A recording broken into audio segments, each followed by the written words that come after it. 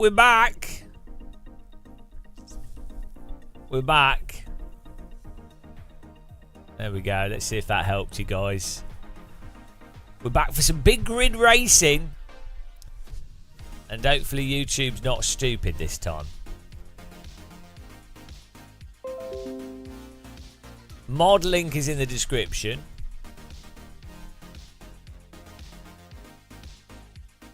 Link to the servers here.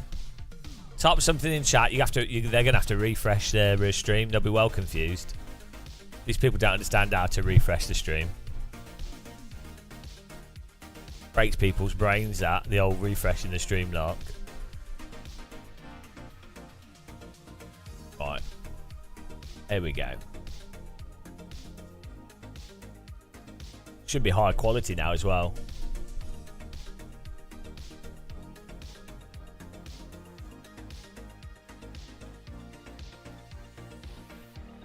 No sound? Oh, there is sound. Shut up. I can...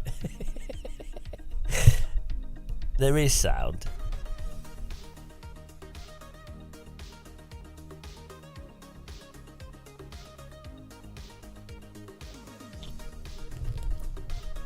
Maybe we should warm up with not the Mini.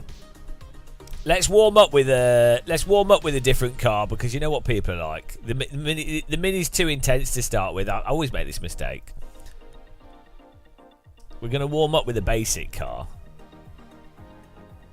And then we'll go to the Mini, because that'll give people time to download it. I always forget this. With AC, you have to take things slowly.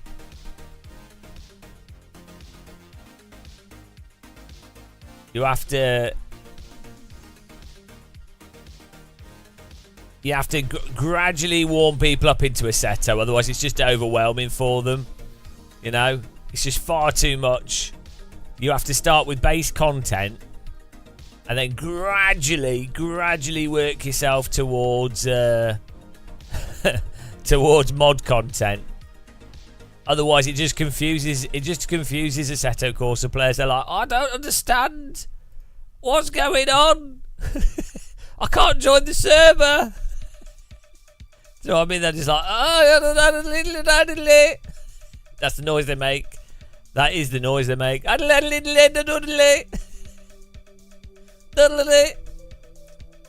Hello, Jared Paul.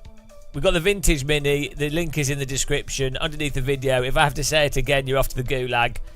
We'll be sending everyone to the gulag. We're going to start with the RSR at Mugello, though, because we have to keep it simple. We have to keep it simple for people, because anything too complicated and the brains break. Zaphonics just subbed. He sent us, but thank you very much. 15 months. 15 months, and what has he got for it? Nothing. Absolutely nothing of value. Just a mild sense of misery. A degree of despair. Right, here we go. Servers up. Porsche RSR at Mugello. That will warm your cockles up. That's how you get going. This is how you start an AC server. This is how you have to do it, guys. I'm an expert at this. I know what I'm doing. Click the like button, guys, if you joined as well and you hate yourself. Where's the Twitch viewers? PooTube. PooTube. Oh, let's put the Formula. See, look at this! Instantly. They're just AC players are very simple people.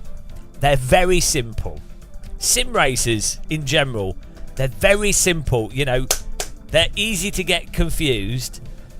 They find it hard. The most basic stuff in life they find very difficult, so you have to ease them into stuff.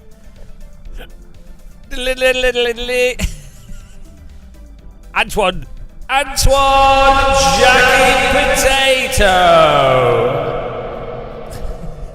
The potato's always in. Antoine, did you do the Mini yesterday? He's in the game now. I'm telling you guys, the Mini is the Project Cars 2 Clio Cup. I'm telling you, it's hilarious. But we have to warm up to it because it's too much. It's just too much for people if you go straight to the Mini. Never go straight to the mod. How do I join the server? How do I join the server, Gamer Muscle? Every time. How do I join? That's all I hear in my head all day long. Is YouTube stuttering or is it working well? Should be working well. Fixed setup here. I'm obviously going to win this race, so.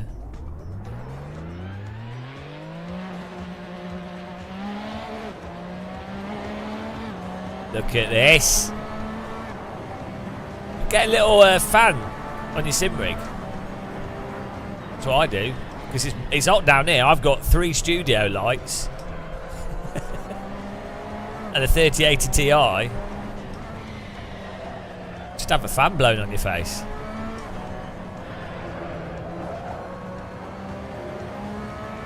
Hello Koala, how's it going? Welcome.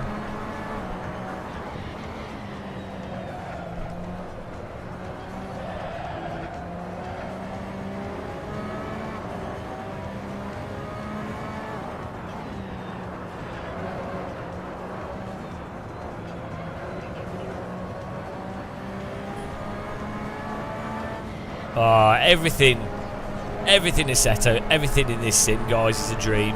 It's all a dream. It's amazing. Pure driving.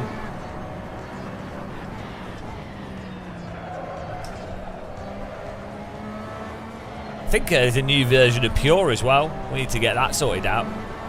That's something we can break. The thing is, if your AC loads and it doesn't crash or have issues, you've done something wrong. You need to always break it. AC actually stands for always cocked up. That's the actual title of the game.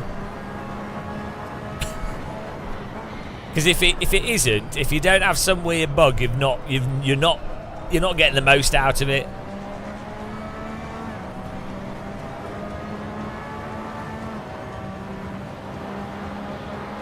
F2 2024 today. Hang on, what's that? It does if you don't go too far, shoot me. But if you take it to the absolute limit, if you take Assetto to the absolute limit, you know, at least 10 apps on the screen, hosting a server at the same time, every mod, every sound mod. You've just not pushed your AC to the limit.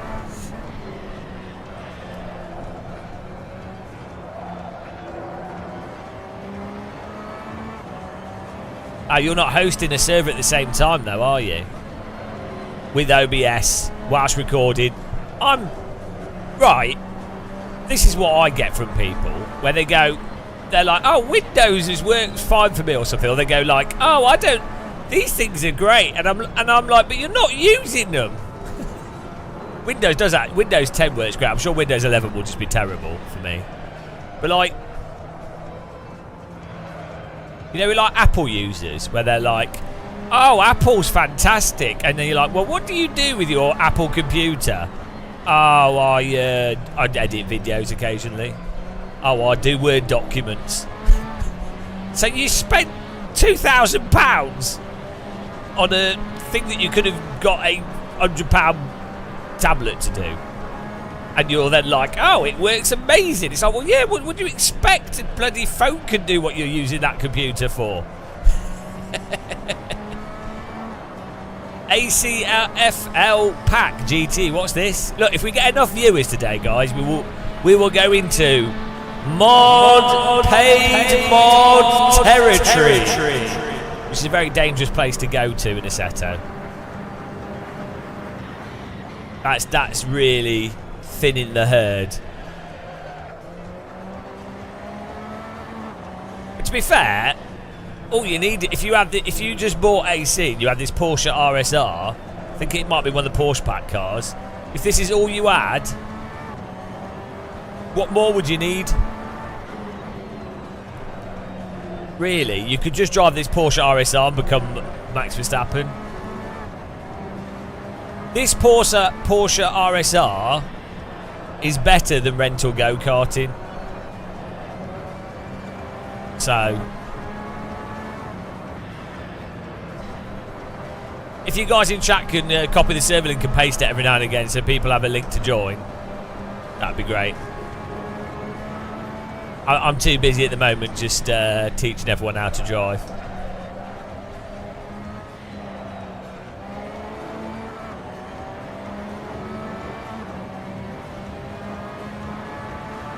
Just a warning for those of you that are picking up AC on sale, do keep in mind that it is a Simcade title, and sadly it's not as good as other sims like iRacing, which is why iRacing is so expensive, because you're paying for realism.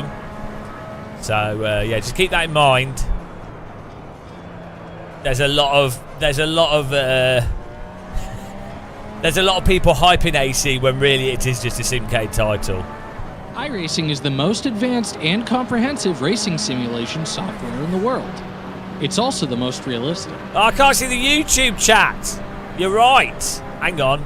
I can, but not on here. I have to reselect it. Huge error. Huge error. Sorry, YouTube chat.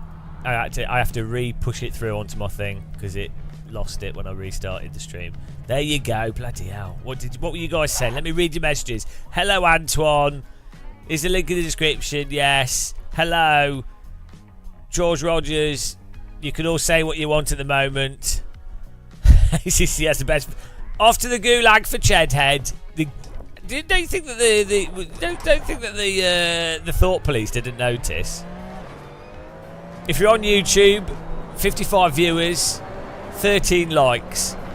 So that means over half of our viewers hate this content, which is probably about correct, to be fair. 80% of Gamer Muscle viewers regret loading the stream.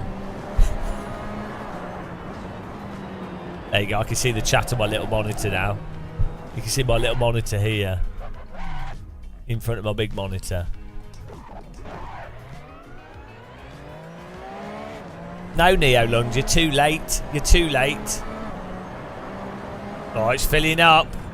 So, the pattern for AC live streams is this. We start streaming, nobody joins for like 15 minutes. Then after about 35, 40 minutes, we have the servers full, and then people are like, I can't get in, I can't join. When can I join? How do I join? And so the moral is you should subscribe and click the bell, but nobody does.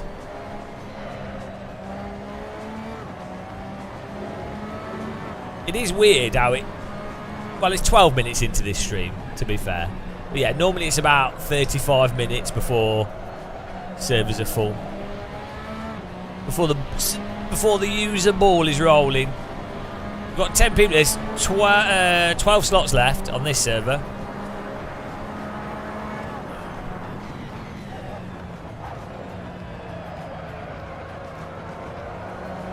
Alright, let me just put a poll lap in here. Easy win. We're gonna do the vintage mini once we get to like 30 people, 25, 30 people. So download that from the description.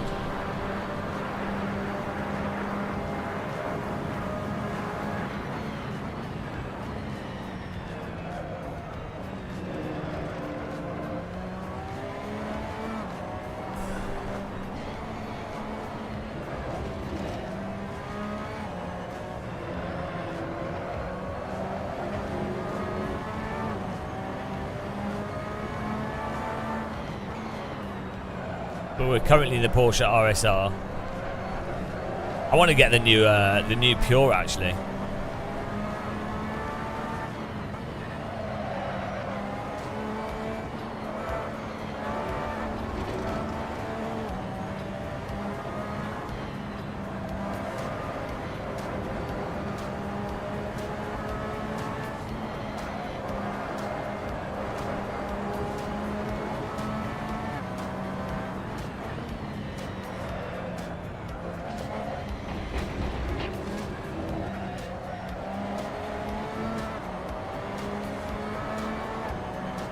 How many laps have I just done? 5. Oh, we're alright. Tyre's going off a bit quick.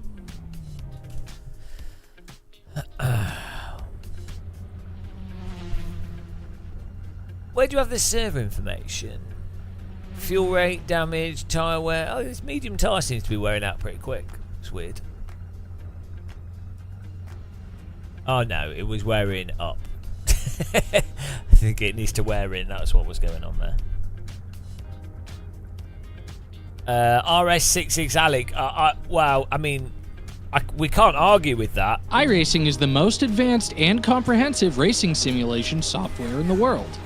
It's also the most realistic. 14 people in the server here. Get in there. We have the legends in here. Antoine Jacket Potato, Mr. Gerard, Paul, Nico. Absolute filthy regs. Chedheads in here. What a time to be alive. What a place to be.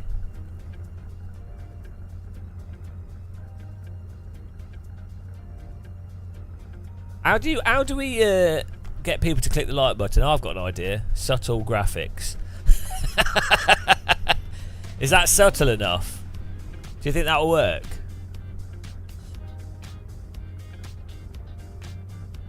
I think that's what's needed.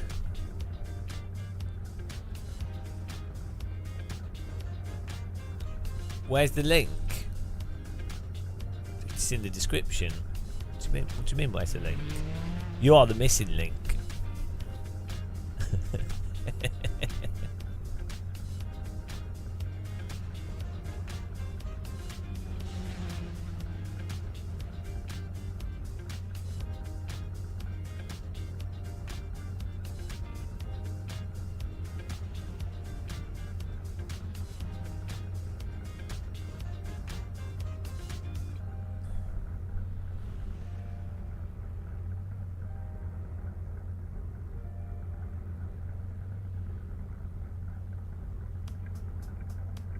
What do you mean the YouTube on-screen chat? No. Well, this is to do with OBS. Like if I restart. No, see, this is probably just broken everything. Because we had to restart the stream. It's probably even a different link because of the.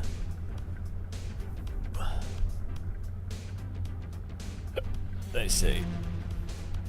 If this doesn't work, then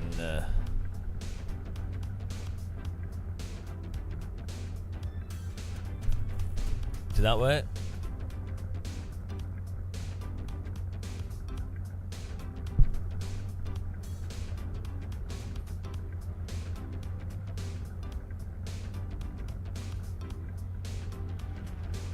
Did I fix it? Yeah, look, I fixed it. I'm so good at what I do. I'm that fast at fixing things. George Rogers, this might sound odd, but the other day I went out in my Porsche to pick up some DIY bits, and I seem to have misplaced a bit of pipe. Has anyone seen it? Oh yeah, it's on the dash. The dash pipe. Yeah, most cars have a dash pipe. It's actually mistaken for a pipe. It's actually a slinky. And what it's for is because drivers get bored driving down the straight on some circuits, they can play with the slinky. It's a levitating slinky. It's just floating there. Zero gravity slinky.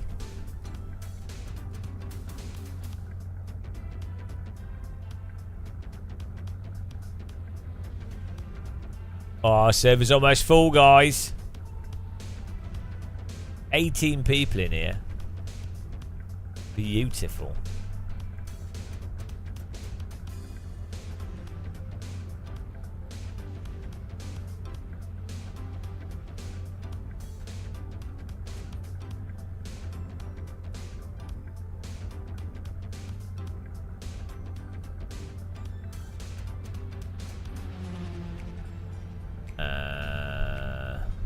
Right. Is new pure? Let's see.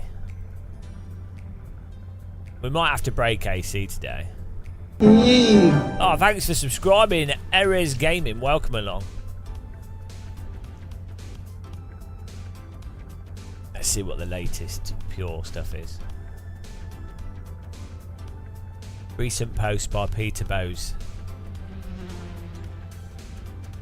The future of Pure.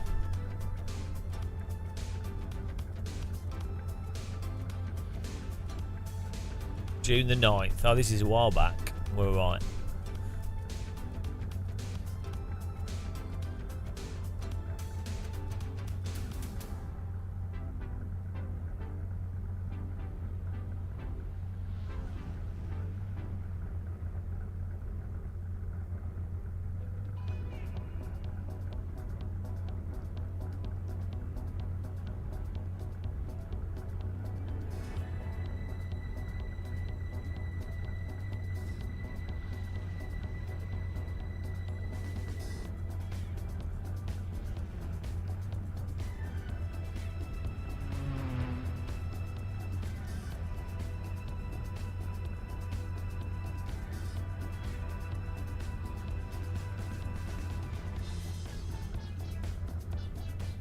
This is getting so confusing. So now he's like, right, okay, you got Pure, but now he's doing a Pure Gamma, and then a pure LCS 1.0. Do programmers not realise just how confusing everything ends up being for the end user? Like, yeah, it's just an announcement, but like, the announcement itself makes things confusing. You just say, oh yeah, the new version will do this. This is the decision, and so people can only know one thing. You have to do everything. Everything has to go to a single point. Like, conceptually, things cannot be subdivided. So people basically have to go Pure. Oh, it's one thing. If I get Pure, it's one thing. And what's the latest version of that one thing? That is all you can do. The moment you like have multiple things, it's even like Assetto Corsa with like the Ultimate Edition versus the Basic Edition. It's just needless confusion. Kunos should ditch the previous versions and only have a single version available. Done. Like they should remove off Steam the previous version. It should just be Assetto Corsa. That's it. I know licensing and stuff makes it difficult, but like, that's what you have to do conceptually for all ideas. You have to reduce stuff into a single thing, otherwise it's confusing, because people have lots of single things to pay attention to.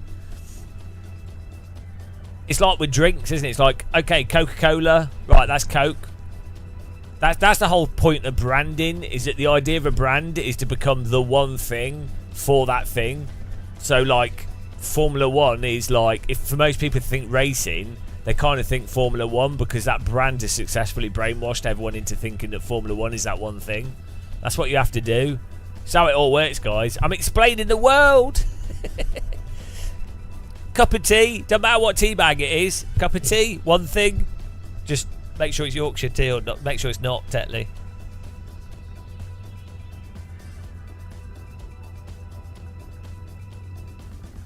Hello, Gitmeister. What's very bad for a brand? Cup of tea's bad for a brand. RSR at Magello seems for everything at Magello's great. We've got 18 cars in here. This is filling up. No, this is why.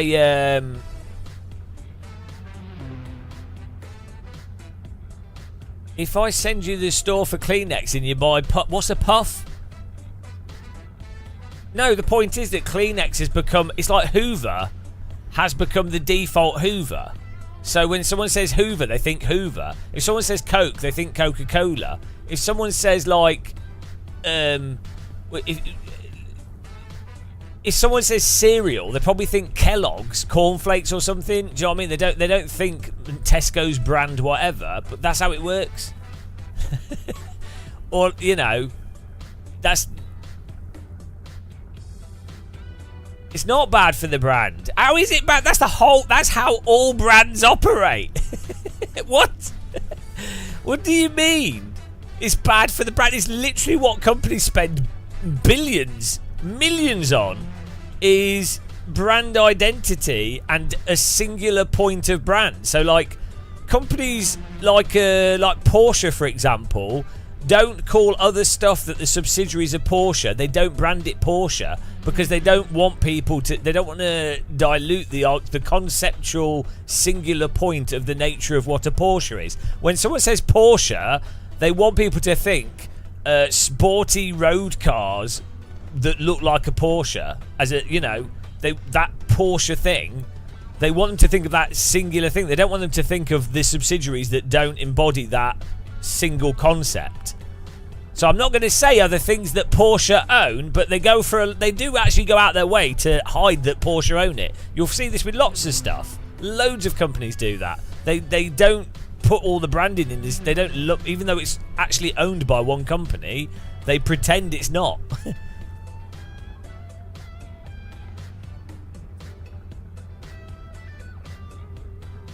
Yeah, but so Volkswagen is a separate brand. So that's the whole point. They make it so that conceptually you only think of one thing when it comes to a brand. I don't know why you're struggling with this.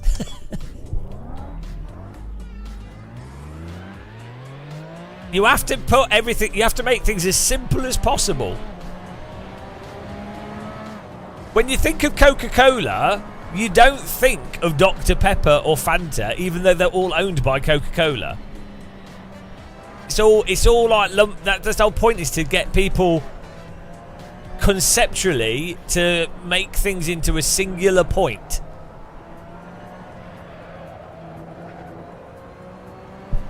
And then not to dilute that singular point, which is what if Coca-Cola marketed Fanta, for example, combined with Coca-Cola, so conceptually you would to in your brain think of Coca-Cola as Fanta, it would devalue the nature of Coca-Cola as the ubiquitous default fizzy drink.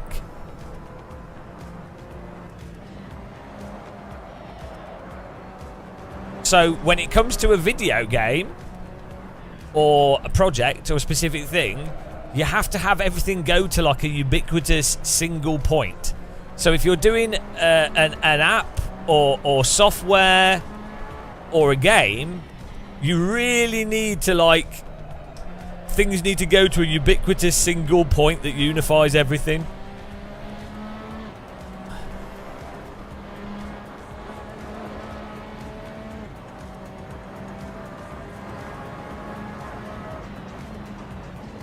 Artero Drives, advertising at companies. Yeah, it's all association. Car adverts are hilarious. car adverts are so funny because it's always like the new Duster, bibbidi bobbidi, and then it's a shot of the car driving down like Iceland motorways or something. I don't know, like some countryside, some Scottish hill road or something, and it's like it's trying to imply like freedom and comfort and warmth and safety, right? And it's like 95% of people buying a car in the UK are buying it to drive to their job that they hate on a motorway, probably a motorway that goes to London or something. So it's so funny how they and then the adverts try and imply that owning a car is like not a burden. Like you have to, well, first you've got to buy insurance for it. You then have to get it MOT'd. Then you have to service it all the time. Then you have to make sure the tyres are at the right pressure. And then you have to, just all this stuff. Or something, inevitably some annoying system on it is going to break at some point. Inevitably something doesn't work properly with it because it's a complex thing. So you then also have to understand all the ins and outs of that specific car, which is a total mental pain in the arse. Like, it's actually better. It's better to not own things generally.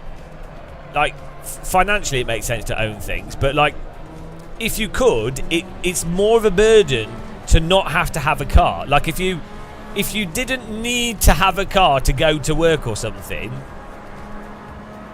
it would be better. Like, if you could teleport to places, it would be better not to have it. Like, it's crap that you have to have a car. Like, it's not really a fun thing, especially given that roads have speed limits and stuff, and how expensive it is. It's not a good thing, really.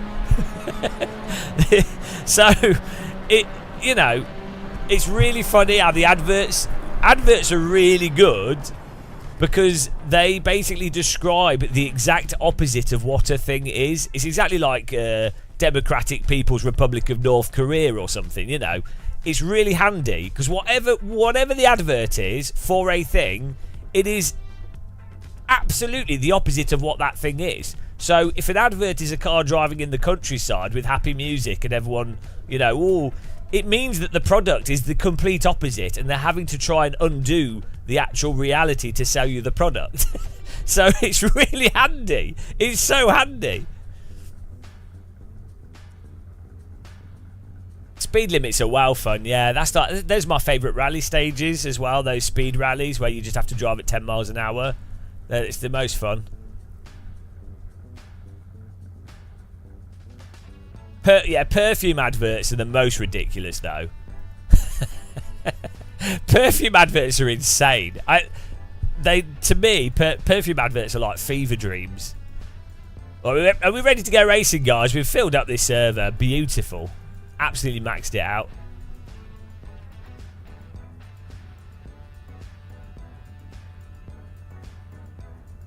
Okay, let's go. Click the like button on YouTube, guys, if you want to.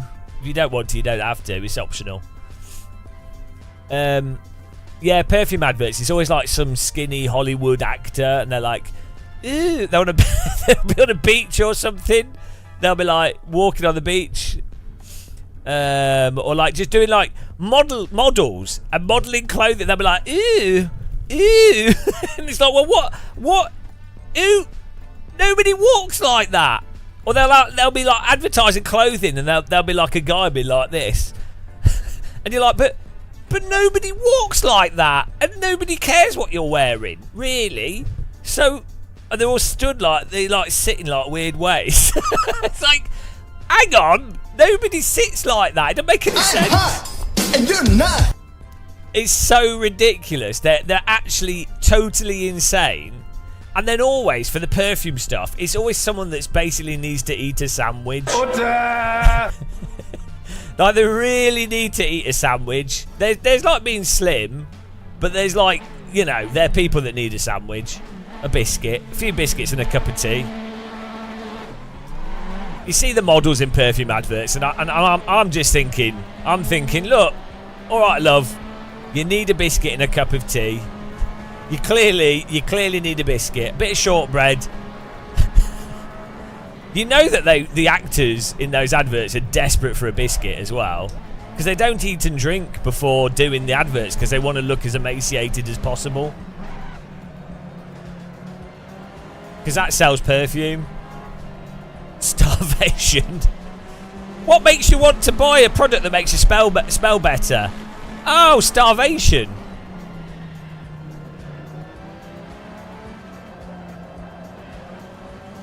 Okay, there's a very easy joke to make. I'm not going to make it, but you can guess where we could go with perfume and starvation and people looking emaciated. Let's not go there.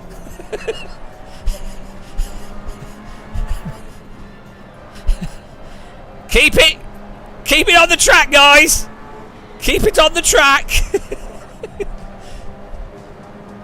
Mayday, Mayday, cancelled territory. People without dark humour will not understand. Mayday. Right, we're in 8th place here.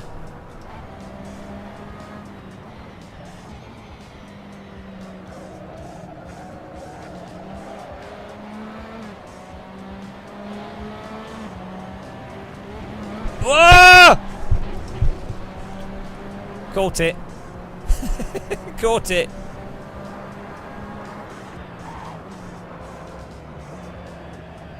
Oh, no! Oh, I was trying to save my penalty without pushing the brake pedal. Oh, my God.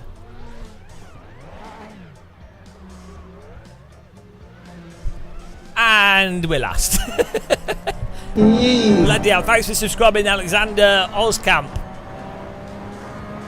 Appreciate the sub, welcome. Hang on, why does it... Is it just not refreshed? We're still on 32 likes on YouTube. Why do you guys not click the like button? You do know that YouTubers survive off like button clicks. You do realise this. If you don't click the like button, this channel dies. Oh, that's why you're not clicking it.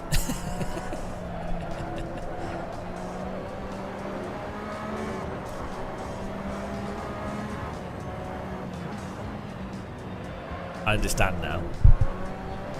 Like 33, like, there must be people that are just lost on the internet and they're just like, oh, I've clicked on this channel, don't know what it is, I don't want to be here.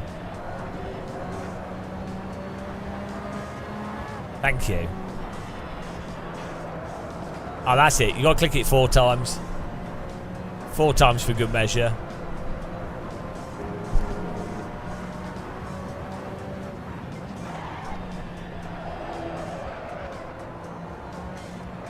We're doing the classic mini race. We're warming up. Jason Murphy, you're late. We've explained this. The way that YouTube works is that you have to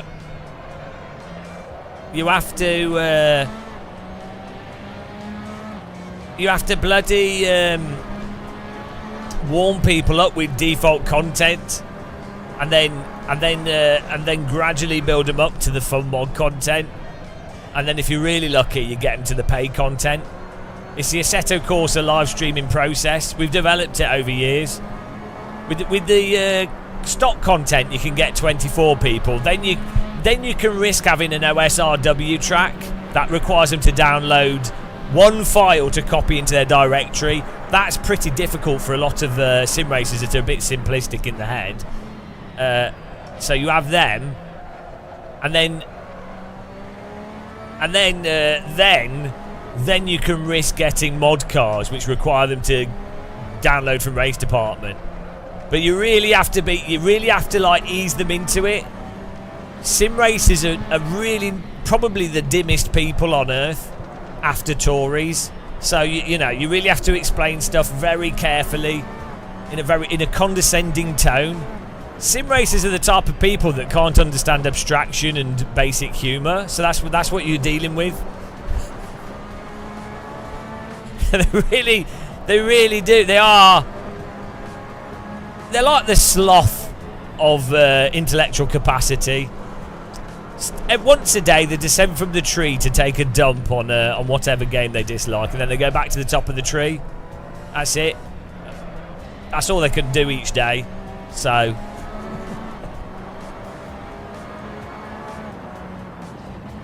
for Cuckoo, I haven't tried that. That sounds good though. Just his name sounds good. Yeah, I think, okay, type in chat sim racers equal dumb if you think so, or sim racers equal bright, and that will also let me know the delay between YouTube and the stream. But let's just get some market data here. I've lost all hope with sim racers because I'm pretty dim with most things. Not everything. I'm like pretty good at some things, but most things I'm super dim. So, if that's the case, you know, you have to wonder. It's only going to get worse. Dim racers. That's my next YouTube video. Are most sim racers dim?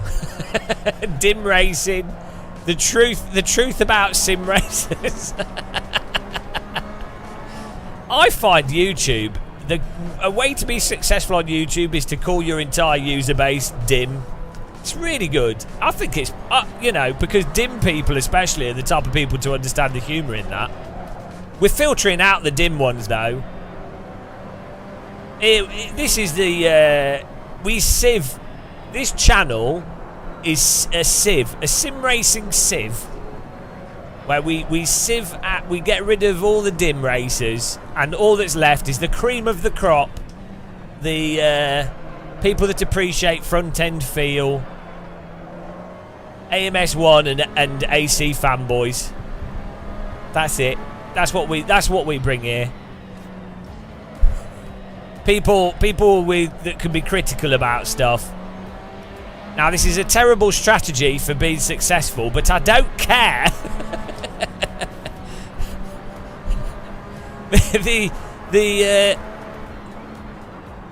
You come here, you know you're going to get sarcastic chat and good shots of counter debate's wife's bottom. So, you know, what more could you want? Rich or horse, you don't need to be a sim racer to appreciate front end feel. Well, you say that, but how would you know what good front end feel is without playing a good game with a 40-back wheel? Yeah, maybe it's backfired, counter debate. Maybe the opposite's happening. Maybe this is the dim zone. It's like an 1800s light bulb. The dim zone.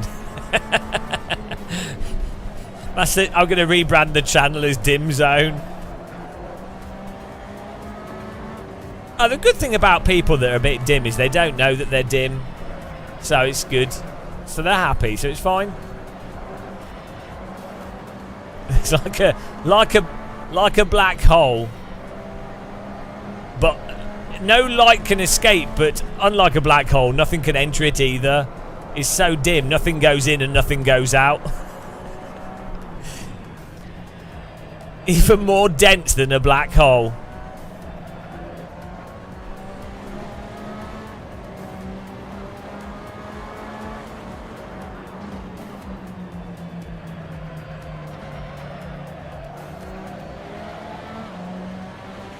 Oh, here we go, look at this. I'm coming back to get some places here after my little accident.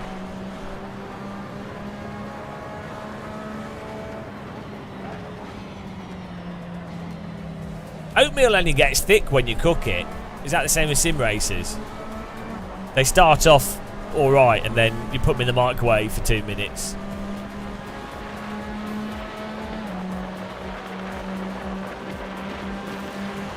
I really wanted to drive down the pit lane then.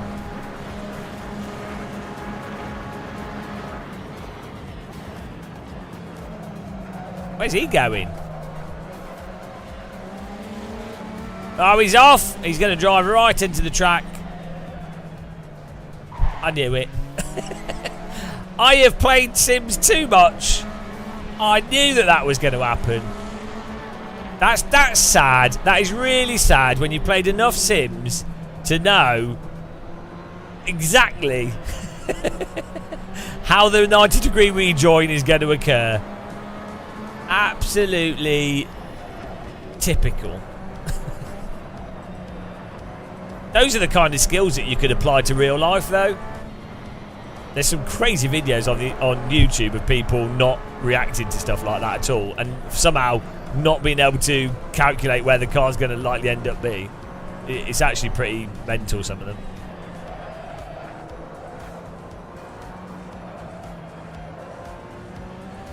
How many sim races does it take to change a light bulb? Go on. Go on. How many sim races does it take to click the like button on a Game of Muscle live stream? 49 out of 93, apparently. Sim dim ding-a-lung dim. You was in second place when first place pony wrecked both of us. I've never gotten so mad at an LFM lobby in F3.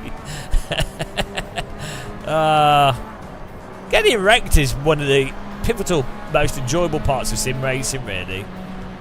You just have to accept it.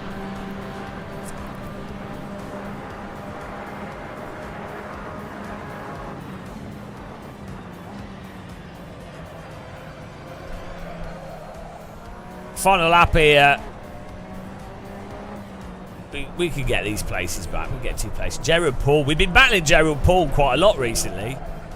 Now, if you want to join the next race, download you need the OSRW extra pit boxes, which are in the description of the YouTube live stream, and you need to put them in your Assetto Corsa folder, and that adds extra pit boxes if you don't have them.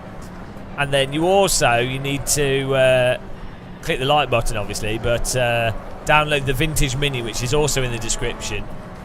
And you should join the Gamer Muscle Discord, which is in the description. And it's too many things. I've made it too complicated. And you should get in the Gamer Muscle Teapot Discord, which hopefully the link still works.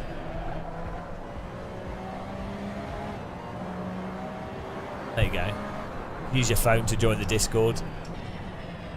Mind you, if you're watching on your phone, that's not going to work, is it? Oh, hang on, it's covered by the logo. Oh, this isn't going to work.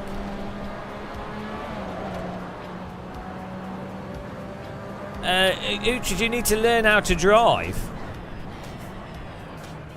It's only understeer if you're a noob. Oh dear, here we go. 11th place after our silly penalty spin. And Nico with the win there. El Guimo second. Sapper third. Alin fourth. Antoine Jacket Potato beat us. D Costa sixth. Moto Russo seventh. Dominado eighth. J. Joe Paul ninth. M Marine 10th. Myself in 11th. D Watson 12th. Jamel 13th. Chedhead 14th. Tim Bob 15th. Good racing, guys. Are you ready? Are you ready for some Vintage Mini action here? This is where it's at. We'll just let these guys finish before we go to the next. Before we do the next server.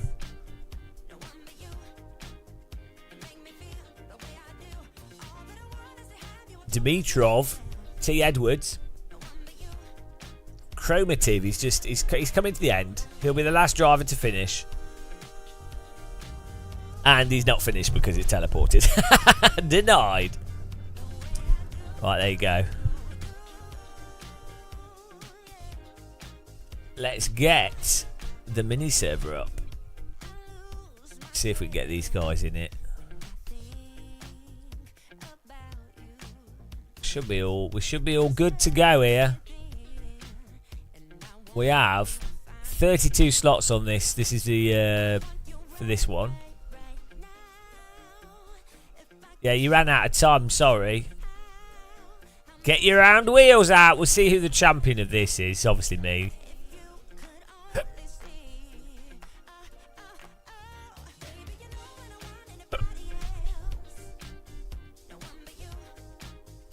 Are you ready?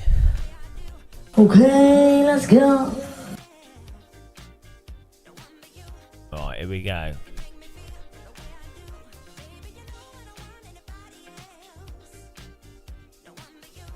Servers up. Game of Muscle Live Mini. Get in there. Hello, Spitfire. How's it going, man?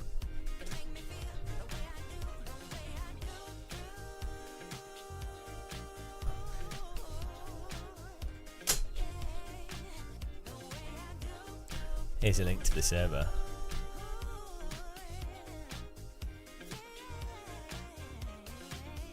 That'd be awesome if we get 35 people in this. I think we will.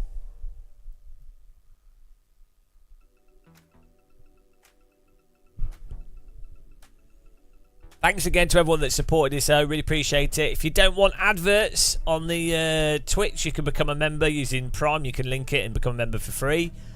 You can become a member on YouTube to summon the DD girl. We have a donation link as well if you want to support us directly, but don't feel like you have to. Clicking the like button and just watching is great. That's all fine. Or suffering adverts as well. So really appreciate it, guys. We've got to let people know we need a capitalist emoji. If you don't say, they don't come out to play.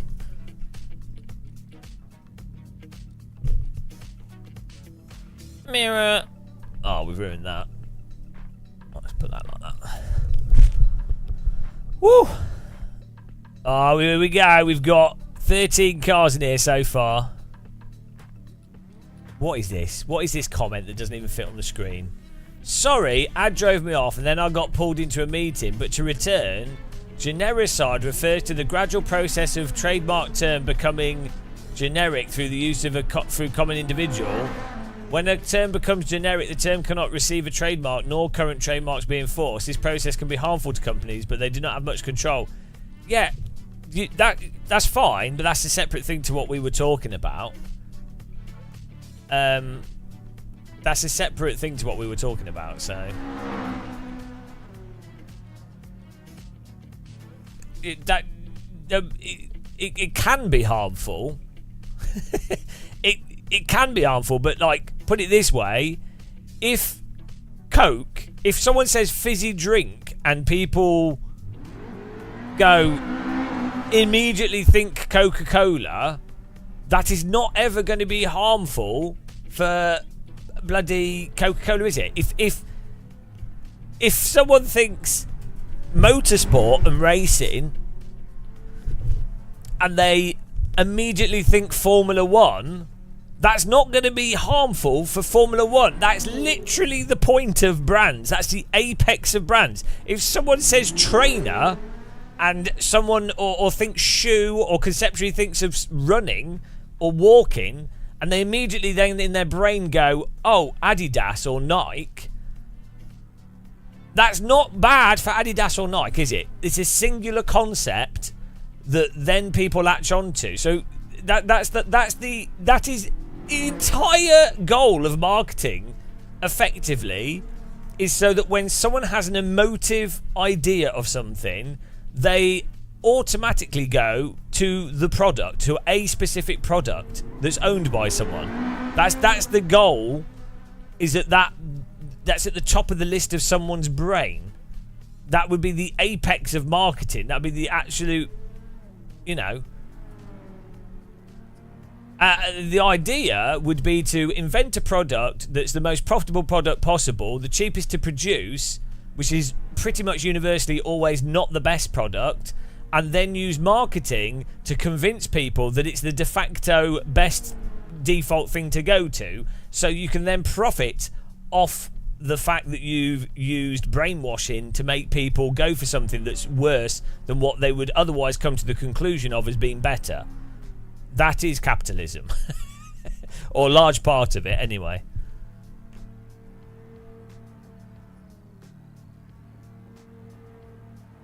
But a large aspect of that, as I say, is having a singular thing with stuff. Like, this is something that a lot of people confuse, and it applies to everything. Like, let's say you're doing a business meeting, right? People think, intuitively, they think, right, I have an idea. To make this idea understood by other people, I'm going to use a lot of words and a lot of images and loads of stuff to try and explain this idea. The reality is that doesn't work. Like, so you have like a short window of attentiveness with people, and you have to like be really selective with what you use to describe an idea, and you have to be really emotively selective, and you also have to be selective in linking pre-existing ideas with that new idea, but it all has to be as narrow and as simplistic as possible to then associate with that new idea. So huge presentations that last an hour long is actually counterproductive to a goal at hand. So like, let's say, I don't know, a company's got a new product and someone wants to justify that product. Generally, they'll be like, well, look, we've got, here's all the market data, here's all this, here's all that, this is all this, this is all that, this all goes together here, this all goes together there, this is blah, blah, blah, here's all the justifications.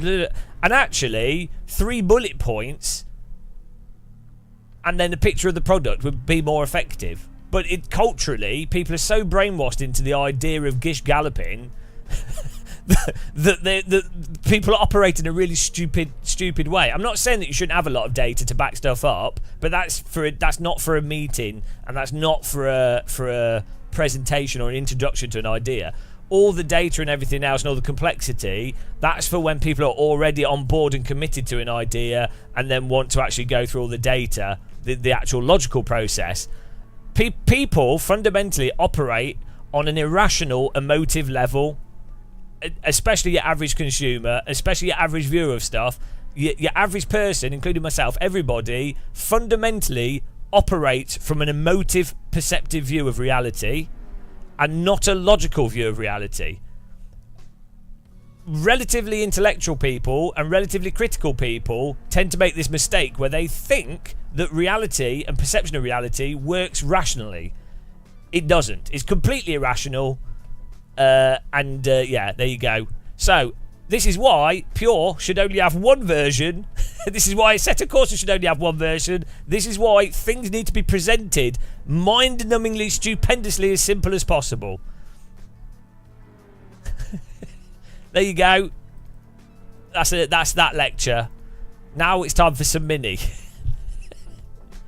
This is why people like Trump or something can be successful, because they just say the most mind-numbingly, stupendously populist rubbish, but they say it over and over and over again, and so it's easy to latch onto, and then people are like, oh yes, I'd like America to be great. The word great means good, so they latch onto it. It's the same as like when Theresa May would be like, magic money tree, magic money tree, magic money tree, or now it's when they go, crash the economy. Crash the economy. They crash the economy. People on the left and the right go, crash the economy. We haven't got any money. We haven't got any money. We haven't got any money. It's like, it's all a lie. It's all completely made up. You can invent money. It doesn't make a difference. It's just a token. You can do whatever you want. But from a narrative perspective and emotive perspective, this is how you manipulate people. Right, anyway, let's keep going. Let's go driving. Everybody does. Matt, everybody, fundamentally, humans are emotional creatures, and you basically decide stuff in many ways through emotion, especially entertainment and stuff. Unless you sit down and rationally are in a rational mindset of going through stuff, which most people aren't most of the time. So if someone enjoys a game, they're not going to be critical of it, and then they'll be like, oh, I enjoyed that, and that's where they want to stop their thinking. Even more so for people that that aren't particularly critical people anyway.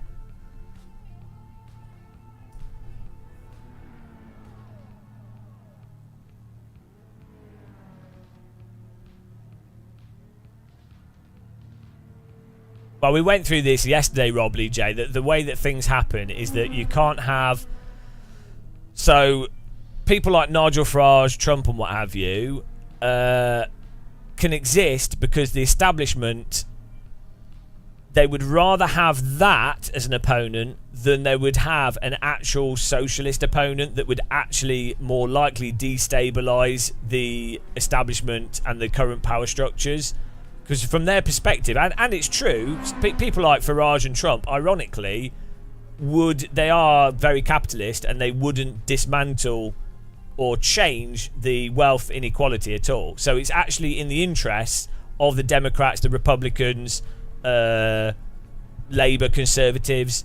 It's actually in their interest for there to be racist, fascist politicians, or like mental politicians, as long as those politicians fundamentally are at their core not pushing for wealth equality. It's actually in their interest. And the problem is, as wealth inequality gets worse and worse and worse, you get to a point where, unfortunately, one of these mental fascist racist groups gets into power because the incumbent people misjudge the degree to which the population is fed up of wealth inequality, and the degree to which the population will just resort to racism and go, oh yeah, okay, or resort to irrational nationalism, and then that's how you end up with fascists in power. We've been through this in the 1930s, and the exact same thing is happening again.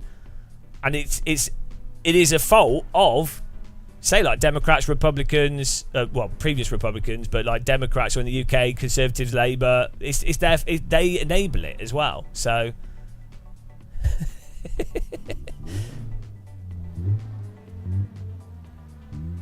I like escaped goats. I like goat's cheese. Right, we're going driving here. We've got 24 people in here. It's not intentional. It is, and it's not necessarily deliberate. It's an inevitability that occurs from individuals wanting to protect what they've got, and on aggregate, that ends up being a sort of establishment, and also people protect their interests. So it's not like a centrally planned process. It's to do with, as I say, individuals protecting their interests and the inevitability of what happens with certain forms of capitalism. Not all forms of capitalism, but that's what happens. That gradual.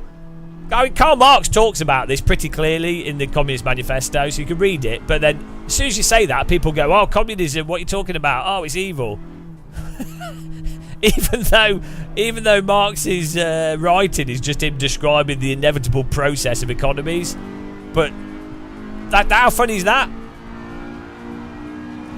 Karl Marx was mental. Yeah, two of his daughters committed suicide. He cheated on his partner. He was a complete mess. He's insane. He was probably an absolute arse. I get the impression that he also was probably I don't know what was going on, but yeah. But all that doesn't matter. He was just someone in the 1800s writing down with Engels a reasonable, logical explanation as to the progress of economies and how things would generally progress when it comes to unregulated capitalism and wealth inequality. That's all it is.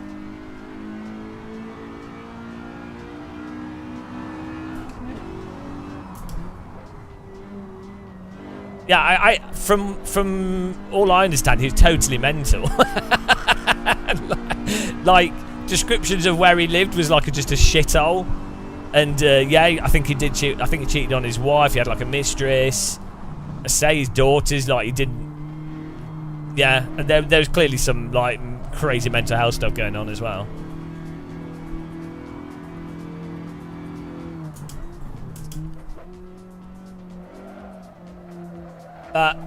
Oh well.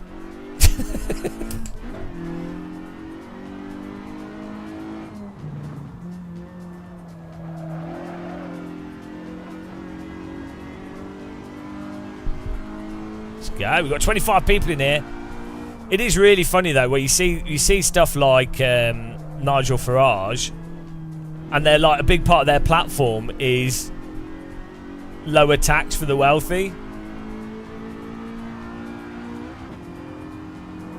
It's like, what more of an indication do you need that they are in the hands of a proportion of the super wealthy? Not all super wealthy people are like this. There's a lot of millionaires and even some billionaires that are actually pushing for. They're not stupid, and they know that we are heading in the same direction. That the exact same stuff is happening that happened in the 1930s. So there's a lot of wealthy people that know that, and they're actually politically pushing for things to not go that direction. But yeah. Oh wow. We've got AC and minis, so it's all good. They didn't have that in the 1930s. Sim racing will save the world, guys.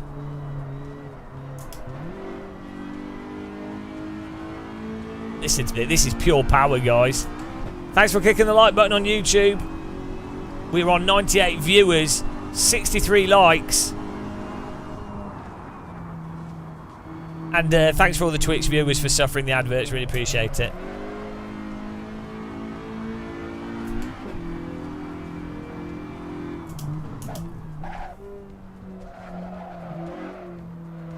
Oh, come on. This mod car is fantastic. Fun to drive. You really have to drive it in the oversteer. What's next? Are you joining, Matt? 26 cars in here. We've got 36 spots. Are you getting in this server for racing? It's going to be great.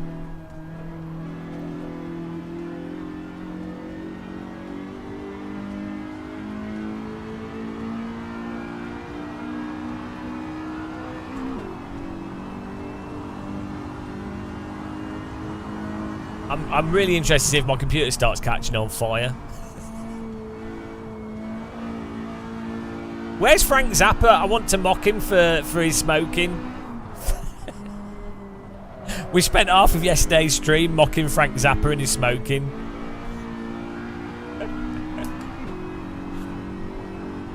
Poor guy.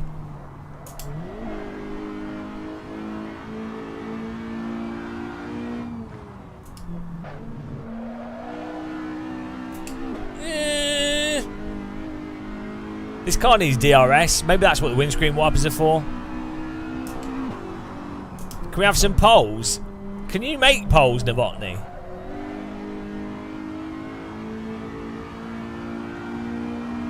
All is well in the world.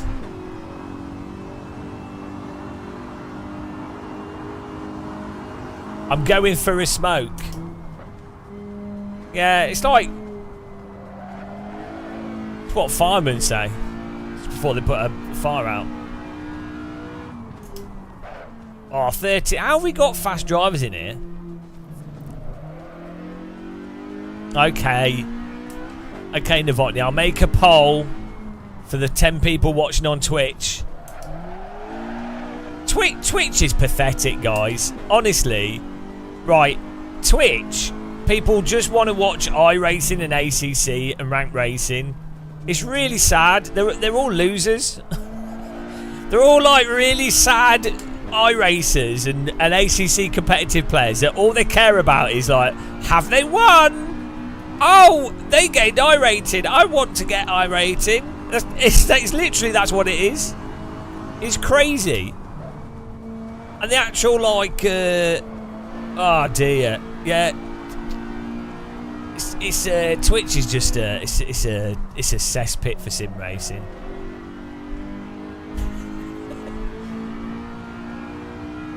Aliens have learnt this car, warning.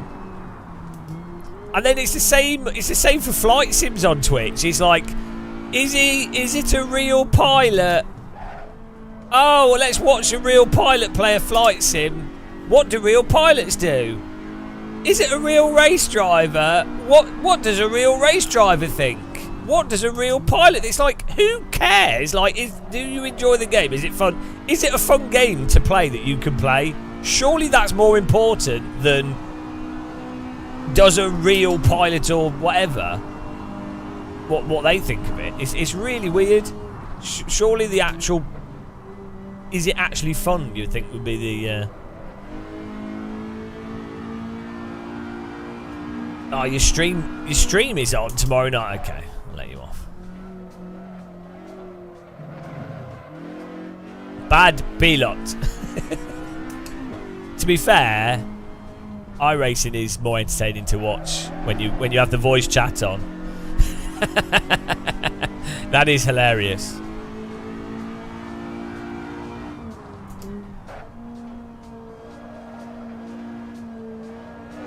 Bad pilot. Oh, here we go. We're getting faster. 28 cars in here. Nice.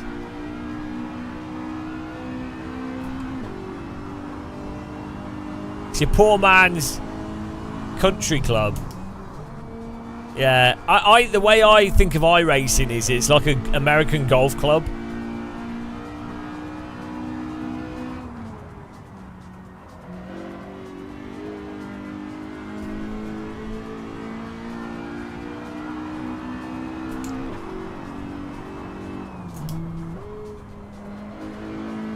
As I say, it's not limited to driving sims. There's the flight sim thing as well. Like, you get it with a lot of games. There's some really entertaining streamers out there. Like, I'm not that good at live streaming. There are like some genuinely really entertaining streamers out there, and they get no views at all when they, because they're not a real pilot or they're not an esports player or something. So it's just like, the authority is more important than the reality for so many things.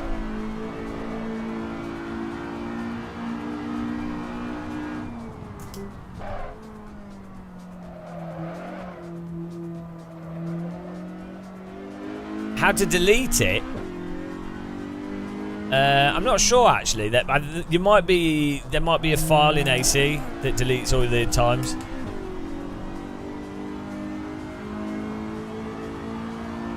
Oh, this is gonna be amazing, guys. 28 cars. Which flight sim? Which is most analogous to AC?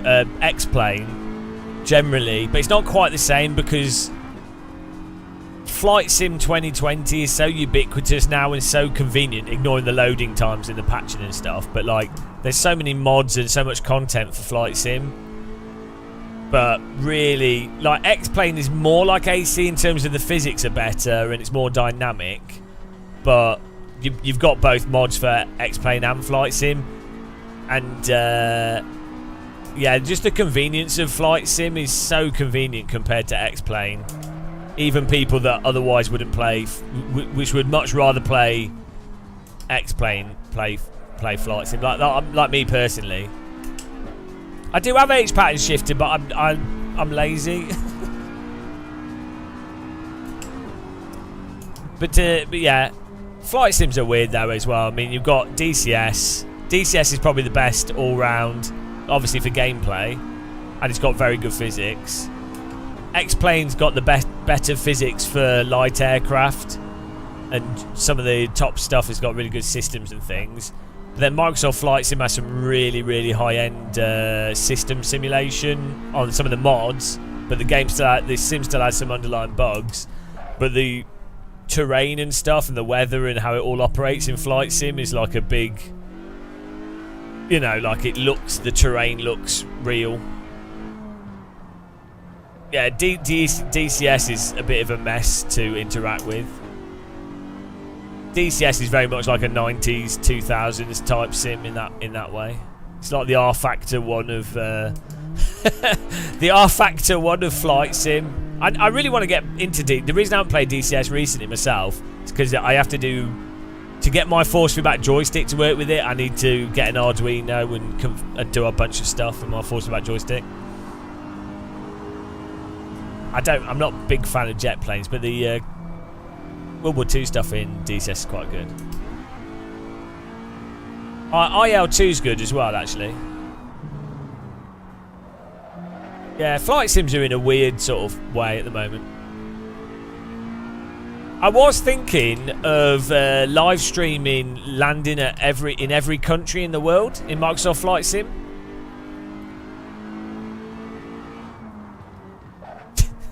I thought that could be a funny challenge to do. There's the software that tracks it as well now.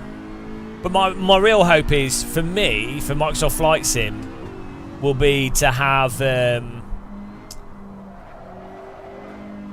career mode. I really hope they just have a basic career mode built into the game, because for me that would be good enough for me to stream and just play. I need like a official in-game tracking objective career, because I think that's what makes it compelling to watch as well. Just gives it a bit of structure.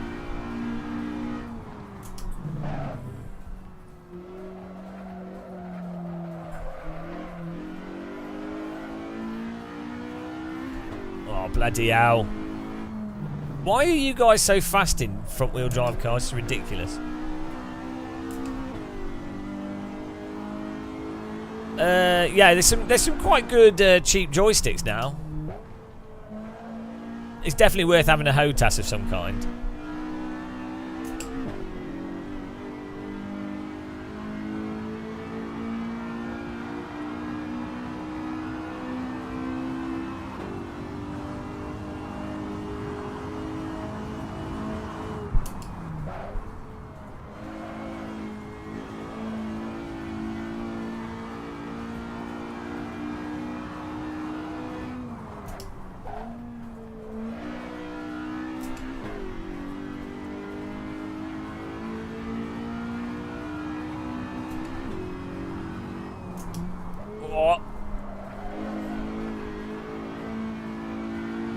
Yeah, I mean, Thrustmaster have a new joy. Like, the problem is, a lot of companies are just a bit lazy with the joysticks.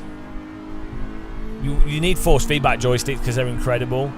There is a Taiwanese company doing a new force feedback yoke, But we need more force feedback joysticks like the Sidewinder, because it's so much better playing these games with force feedback joysticks. Right, if anyone's got a setup for this car, make sure to share it, so we could, because I could do with a fixed setup to apply to everyone. Or are we using a fixed setup and I'm just bad? No, we need share the setup, guys. If you've got a fast time. How is Joss first? This is ridiculous. Absolute getting a ban on this guy. How dare he be in first place? Josh, share your setup. Don't be lame. He's in bloody...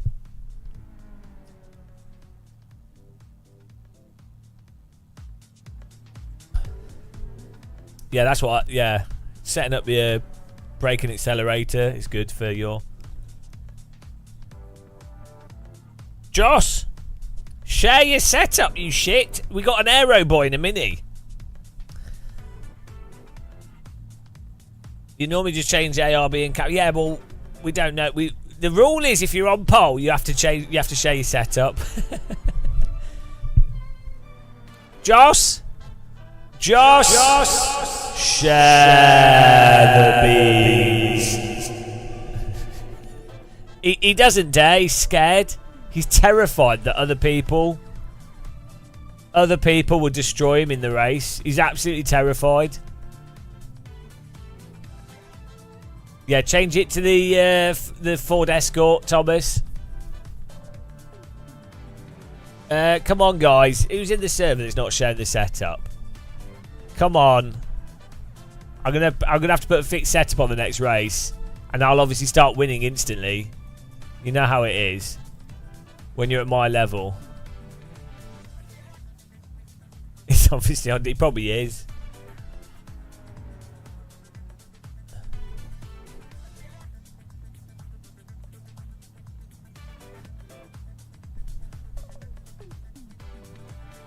What is he doing? We should ban him. We should kick him. It's alright. I'll win anyway because I'm pro.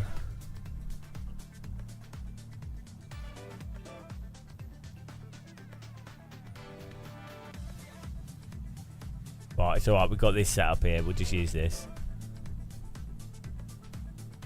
Oh, he just lowered the brake bias a bit. Absolute lies. Lies. I don't trust you. I have trust issues.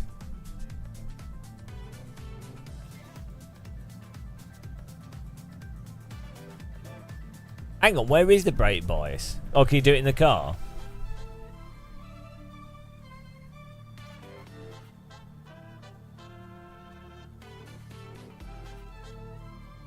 What?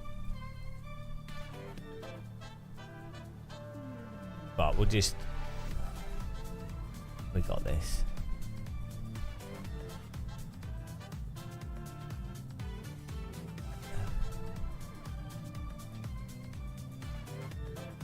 There's no brake bias in this. Are you ready, guys?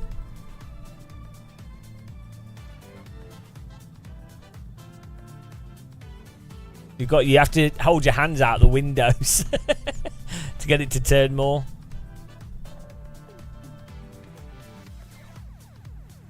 How many people have we got? 28.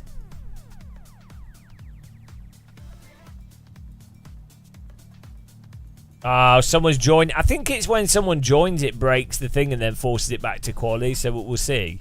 That could be the issue that causes it. It's when it can't go to the next session because someone's joining.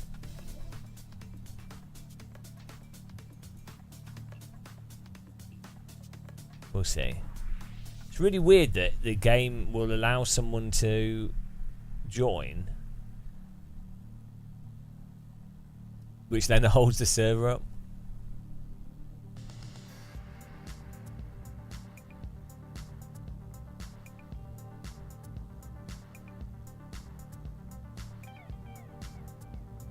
We can't let Josh win, by the way. I think this is an ashtray on the dash. That makes it a dash tray.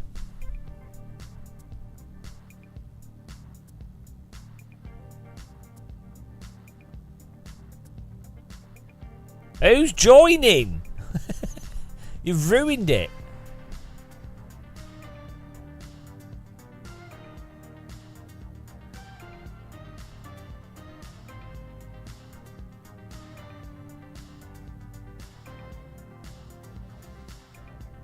Here we go. It's time to go racing in the Mini Cooper 1970s. The peak of motorsport. The pinnacle of front wheel drive. It doesn't get better than this. It doesn't get more exciting than this. It doesn't get more intense than this. We have 28 cars. Only the brightest of drivers take part in this race. No dim races here. It's not fixed setup, so it's quite likely that people will have, will be using elaborate DRS and aerodynamic settings to try and beat us. But that won't stop us because we are masters of Brands Hatch. We've qualified quite far back here. So far back that the cars in front's LODs have not rendered wheels, so they look like hover minis. But don't worry about that. That's actually what happens to cars in real life. As they go off into the distance, the wheels disappear. They look quite cool, hover minis. They look like little gondolas. I'm ready. I'm ready. We've upgraded the engine in this, as you can hear.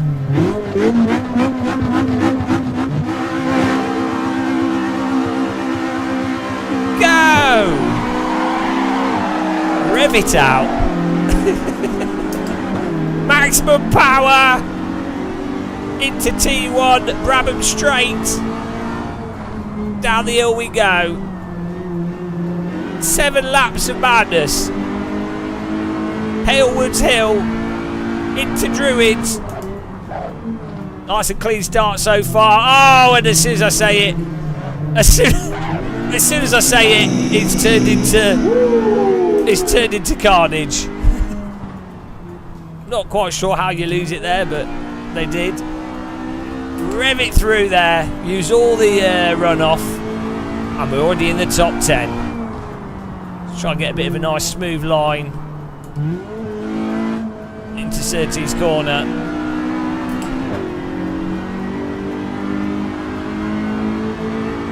Let's go. Alan behind us, Moto Rosso in front.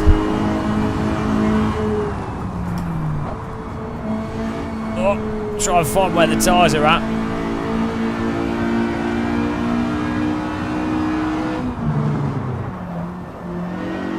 Really listening to the force feedback to turn it in on the limit.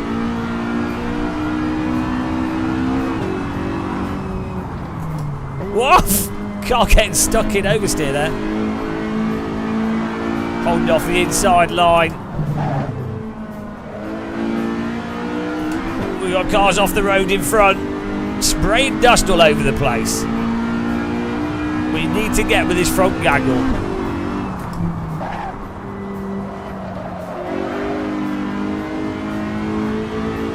This car has a habit of slowly understeering off the track. Just to defend the inside line.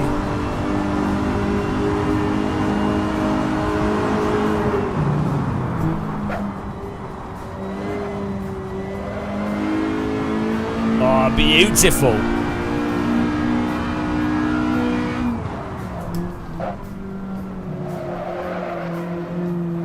Oh, absolutely perfect. Perfect. 33 tenths up. Oh yes, we've got to work with that slip. 5 tenths up.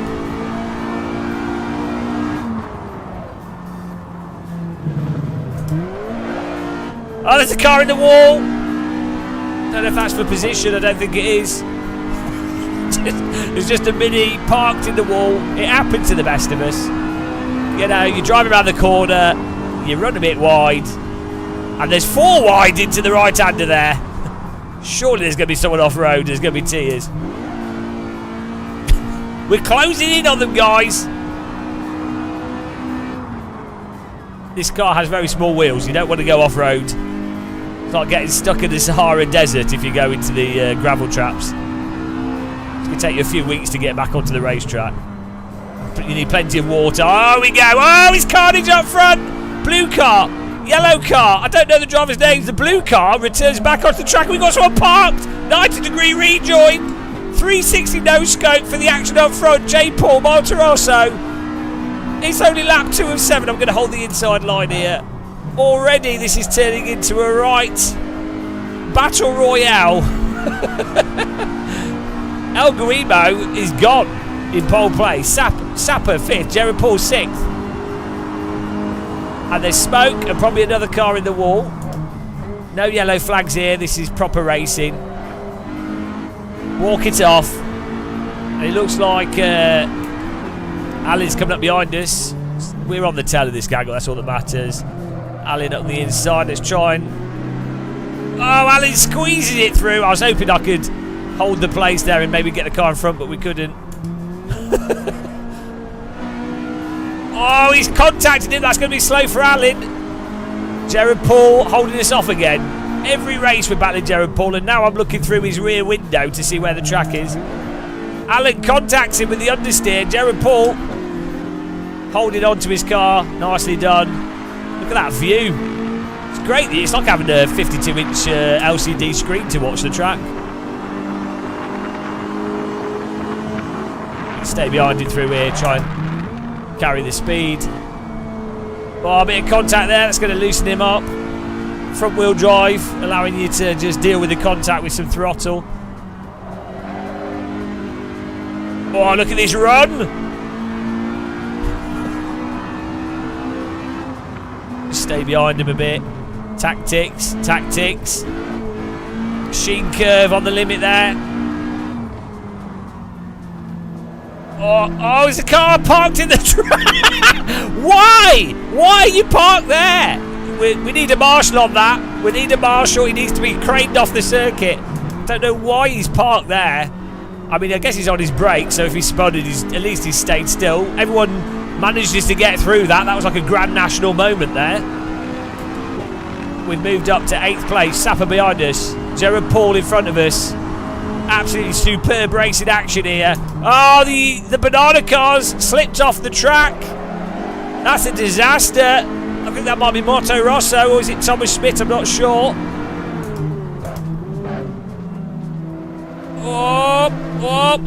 I'm tickling the back of his car. Trying to not lose pace here. But I don't want to punt the car in front either. Oh, look at this. Look at this line. Magic. Absolute magic. We hooked that up. The tyres screaming. Oh. Tight line through 13. He's going to have a car at the bottom there. Just get on the throttle to stabilise it. It's fine. Back into glorious 7th here, guys. This is pure racing. Jared Paul still holding out in front of us. Alan in 4th. The top 3 have gone. They're not in the same race. But everyone knows the real racing's in 7th. It's where all the action really happens. It's where the excitement is. Oh, Jared Paul's run it wide. That's going to slow him down. Runs over an earthworm. And the blue car, Alan's gone really wide there. Somehow manages to keep the car on track, but that's allowed a pass from this car is understeer.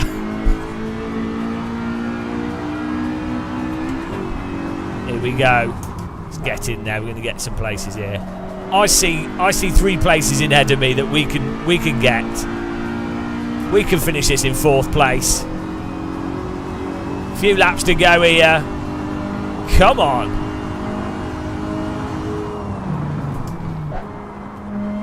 Let's line this up. A bit wide of the apex there.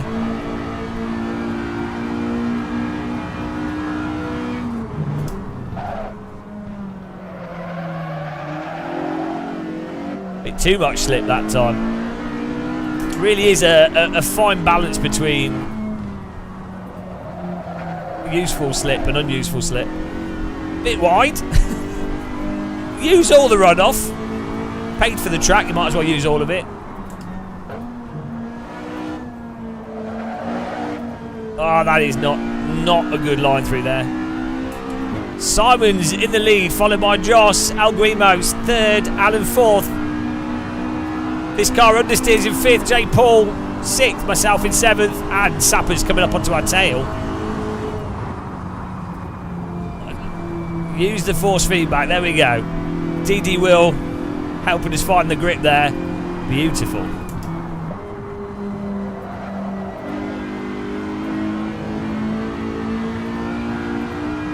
Come on.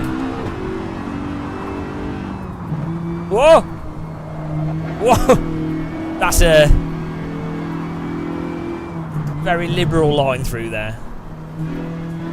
Blessed be the marshal sleeping. Come on, we're out of the draft here. Oh, he's gone for the send up the inside. That's not going to work out well. Surely that'll be contact. That'll slow them both down.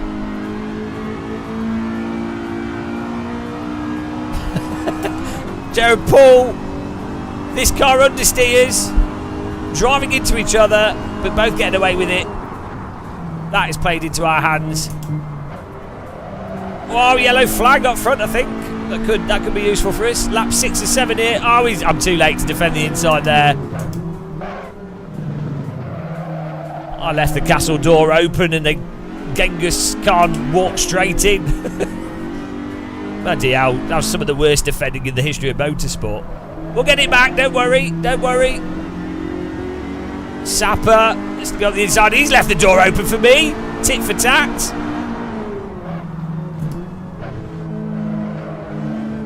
He ninja'd me and I ninja'd him back. What an exit! Here we go. You really want to be on the inside of this corner.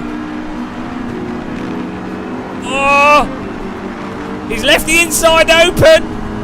You don't want to do that. I'm going to have to brake and not understeer. Oh, I can't. He's driving into me. Oh, there's been a change of places. Oh, my goodness. He's knitting with minis. Lap 6 of 7. There's still another lap to go, guys. It's spicing up. Sapper's come through with the blue car. Jared Paul holding on for dear life. Up the inside. Not enough power, too much slip. Oh, here we go. The battle continues.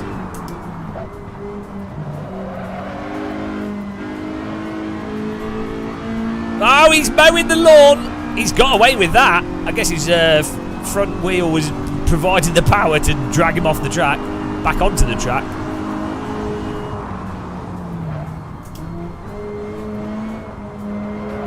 Oh, come on, come on. We've got to get these 2 places. Can't finish in 7th, even though it is the prophecy. He's going for the send. He's going to drive into us. Surely the cars in front have crashed. Oh, no! Why would you not use the throttle, you idiot? You idiot! You idiot! Oh, my God. That's it. What terrible driving. Who was that? All you have to do is put the throttle down and point where you want to go. Oh, dear. Absolute noob driving. Bloody hell. Thanks for subscribing. Welcome to the channel. I think it was the subscriber there, cursed us. How do you not catch a Mini? It's going at like 3 miles an hour. You put a lesson in front wheel drive cars. You put your foot on the accelerator. You point the wheel. You point the wheel where you want to go. If you get hit, you point the wheel. How do you tank slap a Mini? Oh dear, well, that's it. What an anticlimactic finish. That's sim racing, guys. Bloody disaster. Absolute bloody disaster. We're gonna, let's see where we can finish there. We'll try our best. Oh dear. We're gonna have to have a pit lane punch up. Pit lane punch up. And a mandatory lesson in how to catch the rear and front wheel drive cars. As I say, not hard. accelerator. Point where you want to go. Job's a good one. But there you go. It's all right. Oh, he's going for the send up the inside, but he can't make it. I'm going off of my helicopter early. That was it's still good racing. Brands Hatch Vintage Mini. Why isn't everyone racing this? Why isn't Low Fuel Motorsport racing this, guys? What is going on? This is like superb. This is hilarious. And still too hard for some people to catch slides in. Oh dear, right. Not bad. Not bad, guys. That was good fun. Oh, Jared Paul.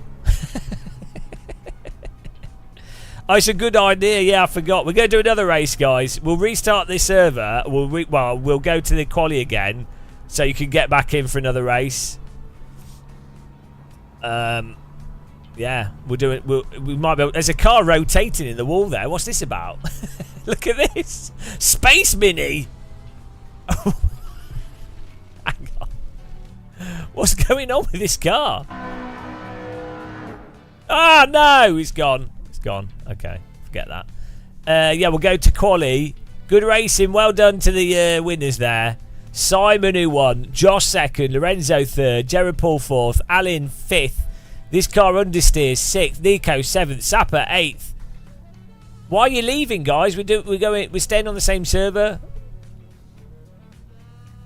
You're breaking the scoreboard.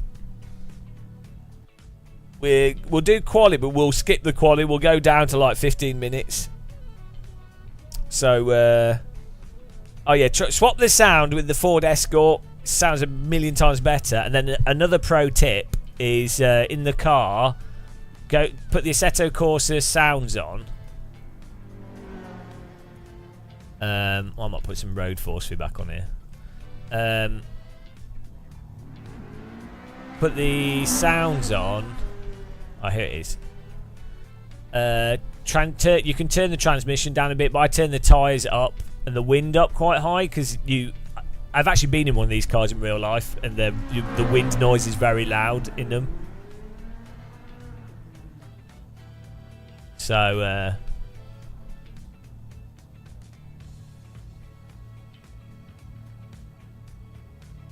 really good. That was good racing, though.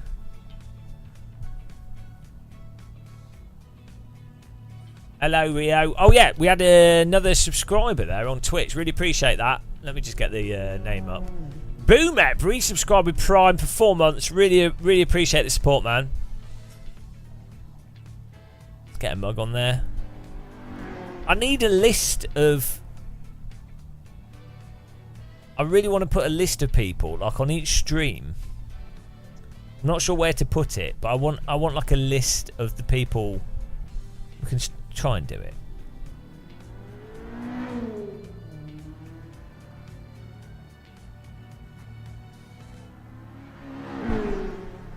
I'm sure I did a graphic, but we had a graphic before.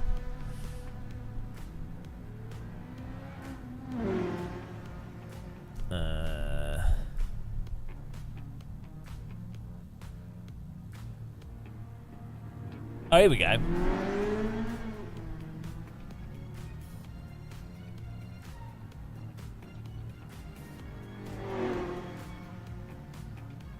Don't need it that big. No, why are we changing car? We're not. What is wrong with Assetto Corsa players? We're driving the Vintage Mini. AC players, I'm telling you, sim racers are all dim. They are all dim.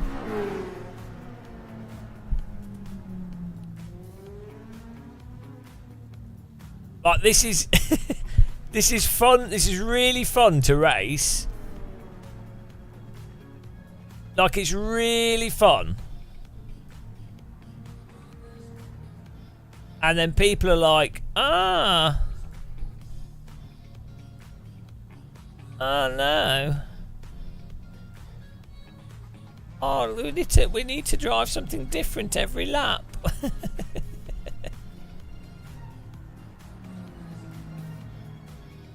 Right, who do we have here? No, we're not doing the full quali.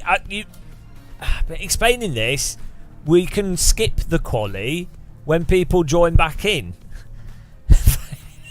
No, it's just like the same every live stream we play Assetto Corsa. It's the same moronic stuff of, the quali's too long. Yeah, we can skip it, but the reason why it's long when it's a mod car is so people can join in.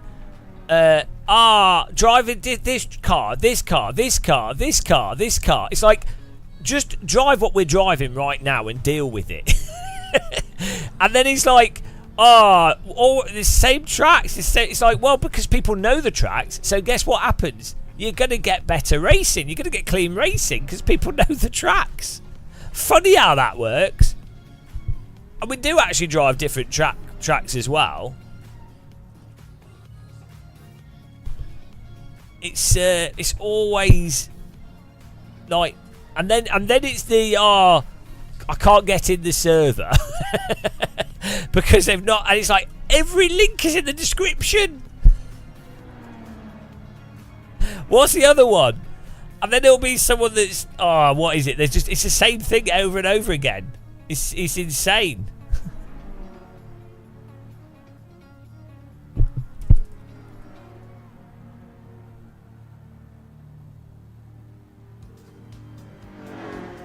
Hang on, what's going on? Oh, there we go. I'm blind. That's what's going on there.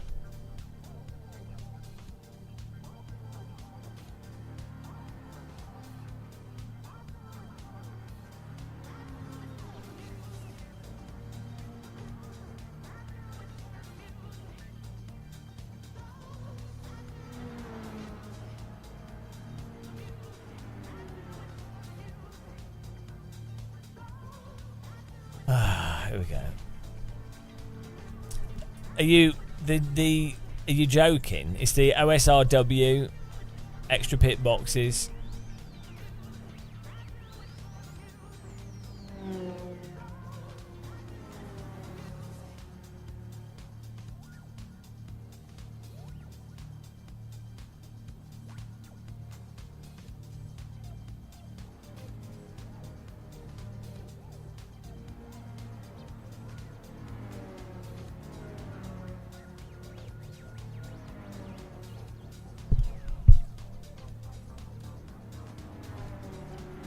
There we go. 27 people. It's filling back up. And then you have the thing with AC. Oh, here we go. This is a good idea. Let's do this. Then you have the thing with AC where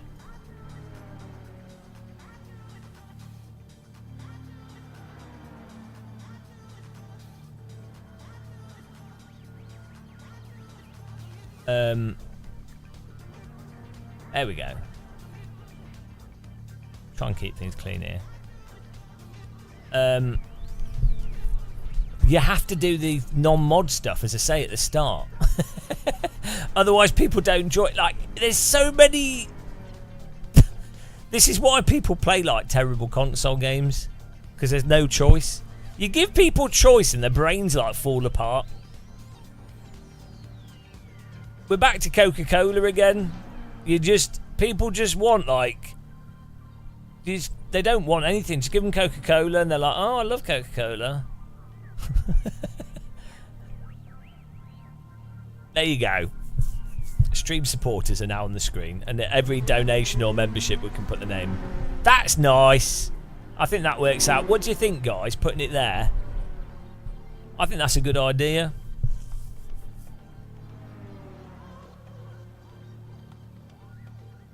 Well, they don't want the choice. They want choices, and then they inevitably make the worst thing with it. That's sim racers. They want the choices, but inevitably the choices, they pick the wrong... They do the worst possible thing with it.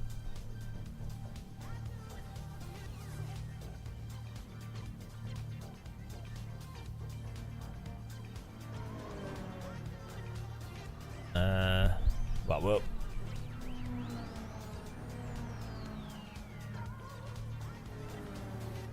there we go.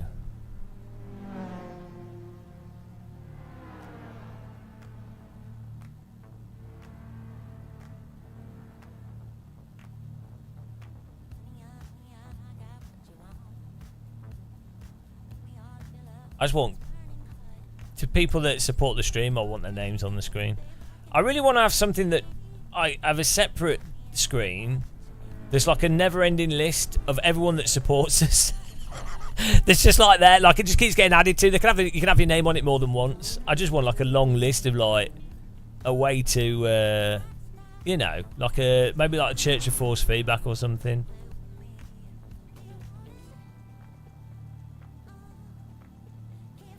A ledger of despair. Right, we're getting back on the track in a minute, guys. We've got 30 people in the server. Well, 15 minutes we'll go to the race. Bloody hell, why can't I move this properly? Oh. Why can you not move stuff by 1 pixel? There we go. Perfect. Exactly, counter debate. Well, so the problem is, let's do a quali lap here. The problem is, sim racers think they know what they want, but they don't. They don't know what they actually want because they don't know until they actually do it. This is the mistake that they make over and over again because they're not really thinking about it properly. Oh my god, we've got 29 cars in here. This is awesome. Again, I genuinely think this could be a game in and of itself. Like, you could just have vintage mini racing like this, 40 car grids, and that's the game with ranking. That is it. Vintage mini, 40 car grids. The game, you load the game up, and it's basically it's like PUBG. The only option is to put you into a ranked server, and that's it. And it's just vintage mini. It has a practice mode with a bunch of medals for each track. We're using the Ford Escort. Content manager deleted it, so it don't really matter. You can just re-download it, BRT, and install it anywhere.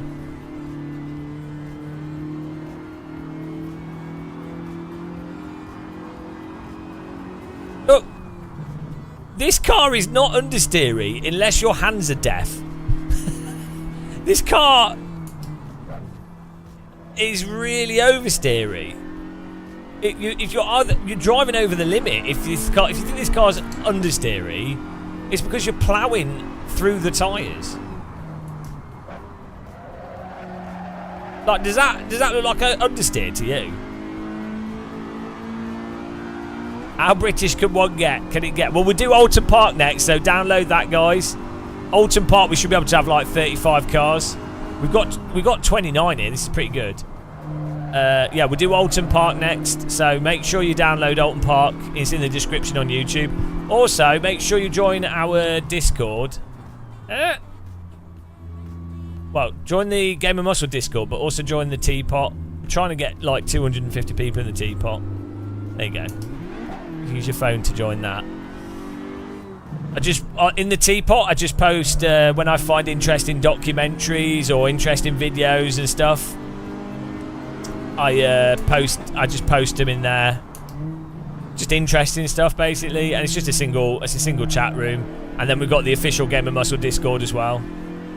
But the Teapot's like an easy place for me to just have a single chat thread to go through. Sort of a general simple thing to follow.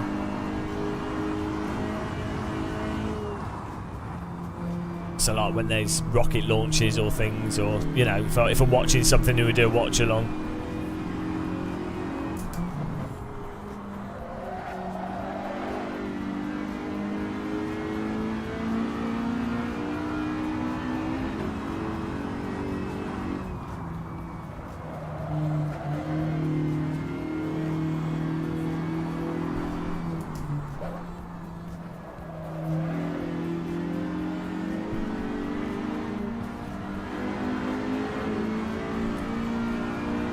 Get a good lap in here.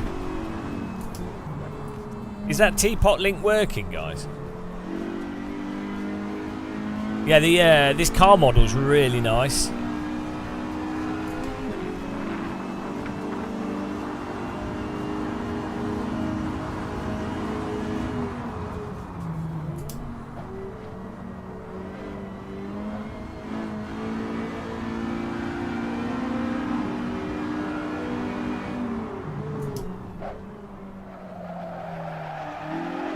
Oh, that's going to cost us a lot of time.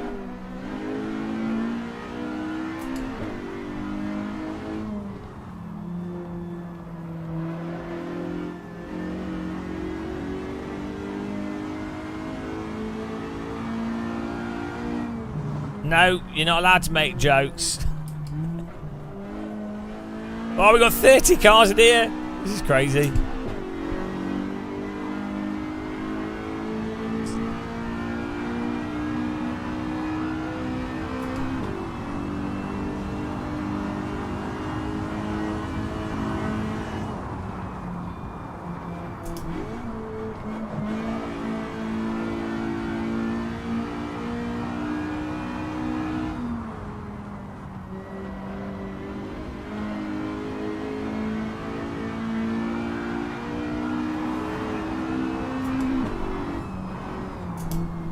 That guy's car looks like loft insulation.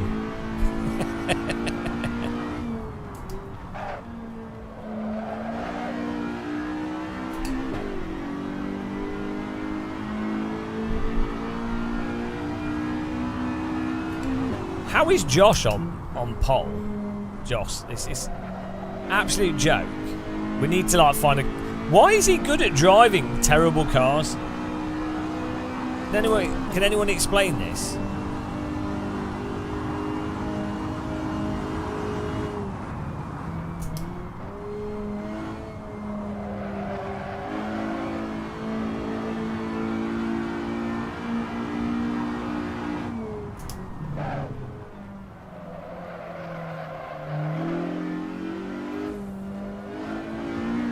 Right, we'll go to quali when there's 10 minutes left. He's not an alien.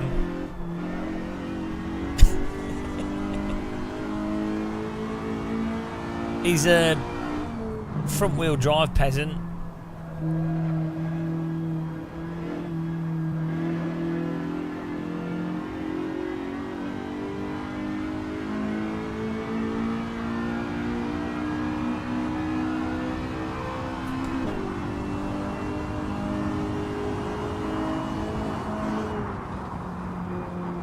Tony, you tried your camera settings. Oh, nice. Was it you that was asking yesterday? Yeah, they're good. It's that plugins is really good. All right, let's go. Let's go to the race, guys. I've skillfully qualified right in the middle for excitement. I did it intentionally, obviously.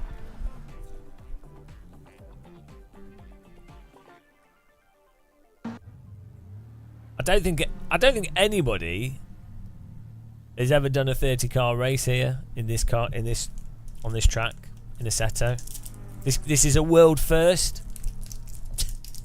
This is the ultimate mini race. Ah, okay. Glad it helped.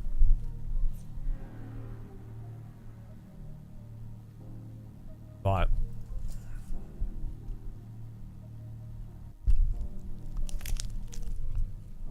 Here we go.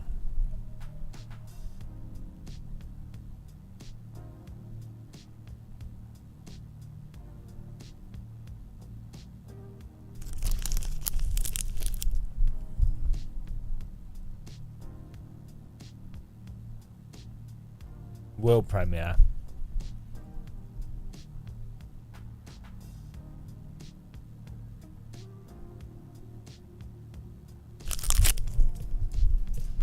Get in there.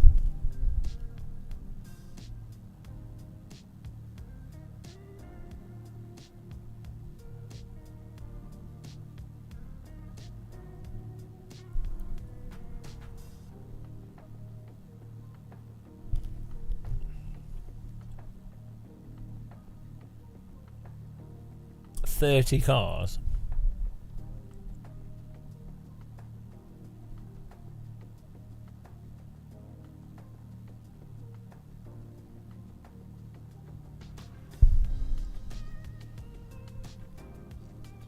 Here we go. 30 minis of the classic variety at Brands Hatch. Fasten your seatbelts. Starting in 16th place. 31 minis. Starting in 16th place.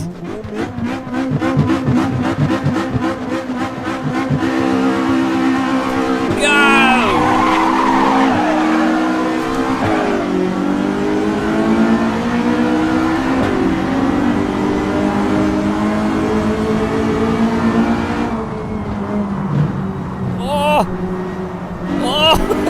Nice and easy. Oh, contact! There's a car off! And he's gone. I don't know who that is, but he's been ramshackled. Already. One death. Take advantage of that. Move up the inside. Whoa! Found an opening. Merry Christmas. Understeer. Understeer. No! That wasn't me! That wasn't me! Innocent. Innocent, guys. Innocent. I did a perfectly clean move there. We can have a court of muscle on that. I'm innocent. I am innocent. That was not me at all, I promise. We'll have a court of muscle. We're up to 11th place. That's how you separate yourself from the rest of the grid. He left the inside open. Oh, we've got some lawn mowing going on here.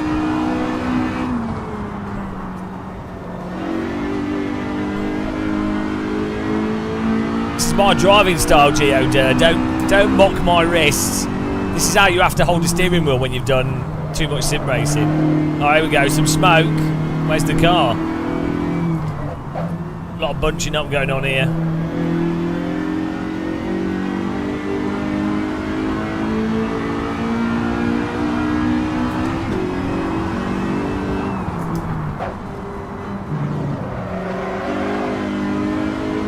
I didn't. I had two wheels on the track. We'll do a replay. Oh, someone's slow there. Not sure. A-Suit's having trouble.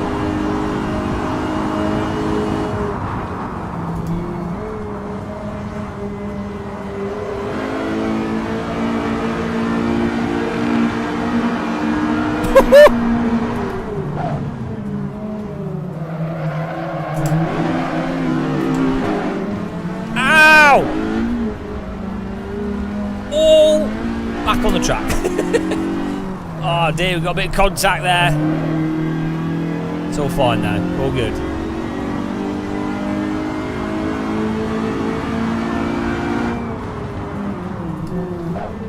Got to be aggressive in the Mini.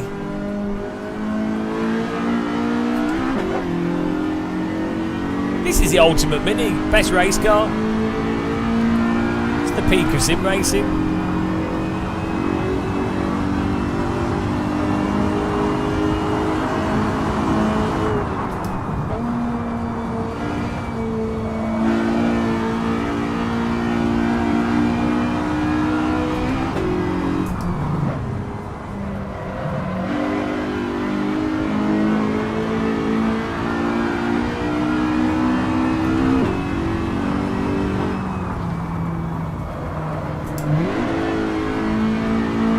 Concentrate here.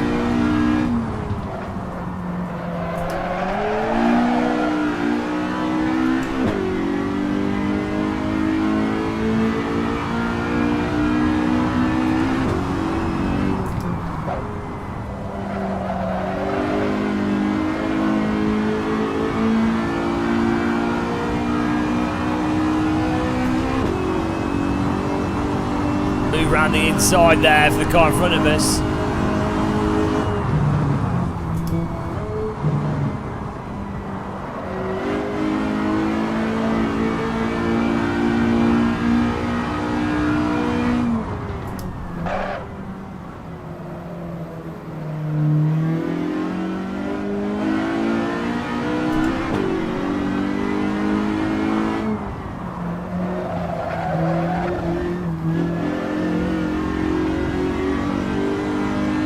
This thing, it drives better than a Formula Ford.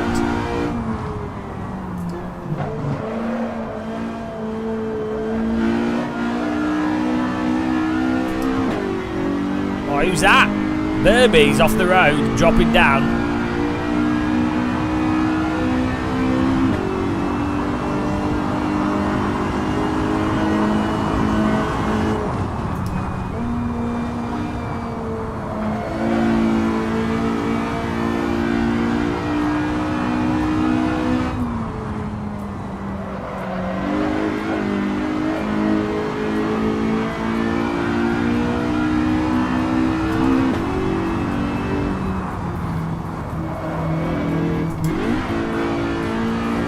Coming back.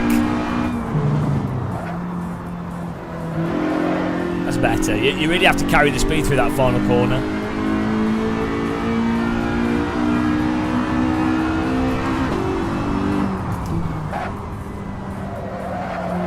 Hello, 07 Buck. You knew we'd be back in this.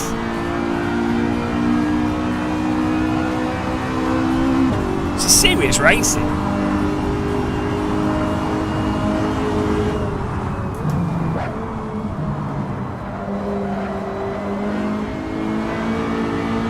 I'm working myself forwards here.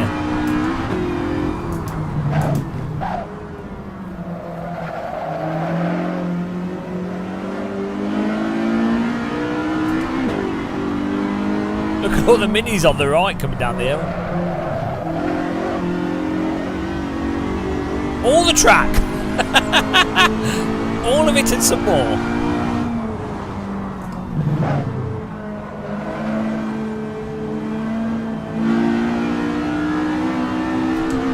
I think it's third through there.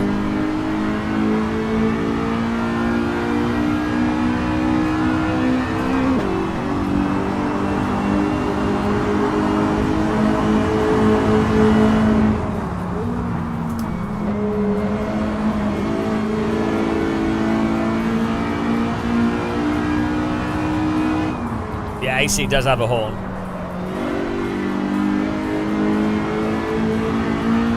Oh, no!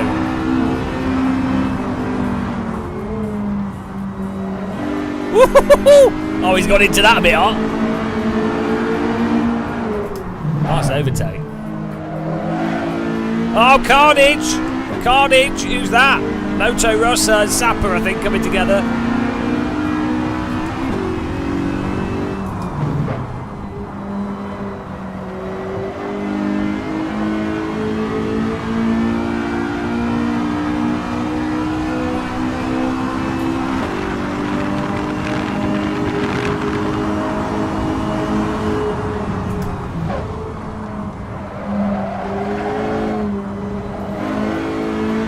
What a battle!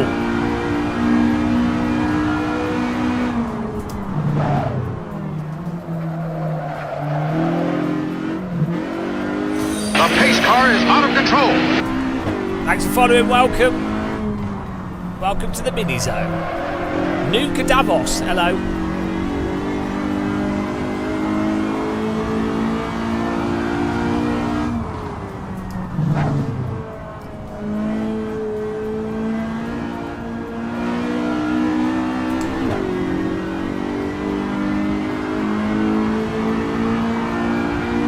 Josh is leading the way. Nico in second. Gino in third. Joe Paul in fourth. I think Josh needs some ballast on his car.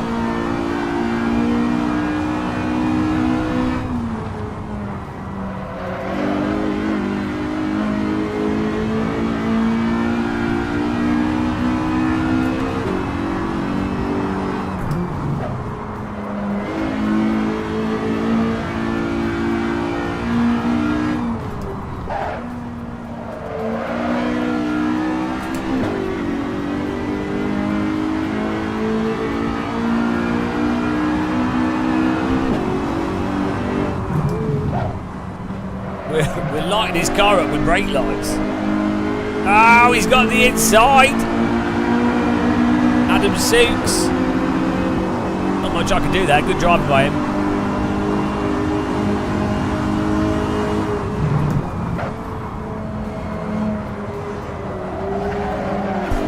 Full send.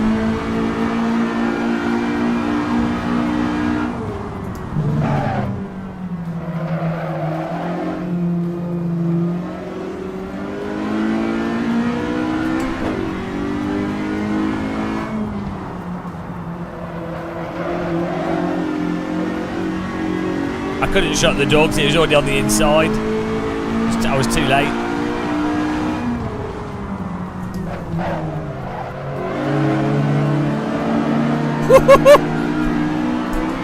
Absolute certitude in there.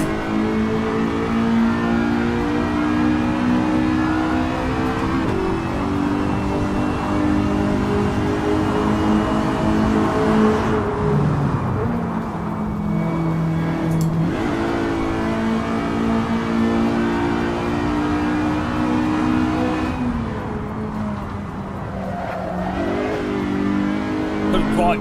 I think I broke a bit too much there. Sorry. I think you can carry more speed through that.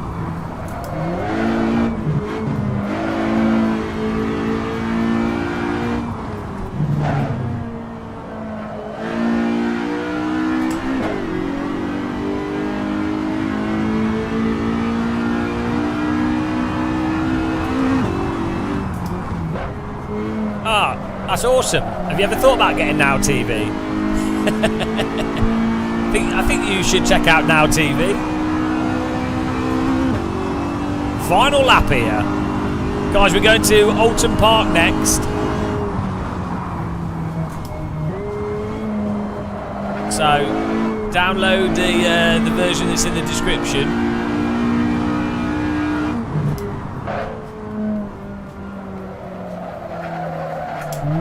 Now TV's just Sky, I think.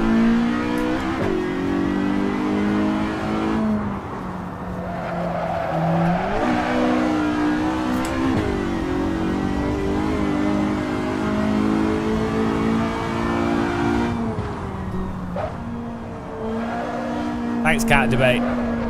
Oh dear, I'm trundling. Trundling in ninth.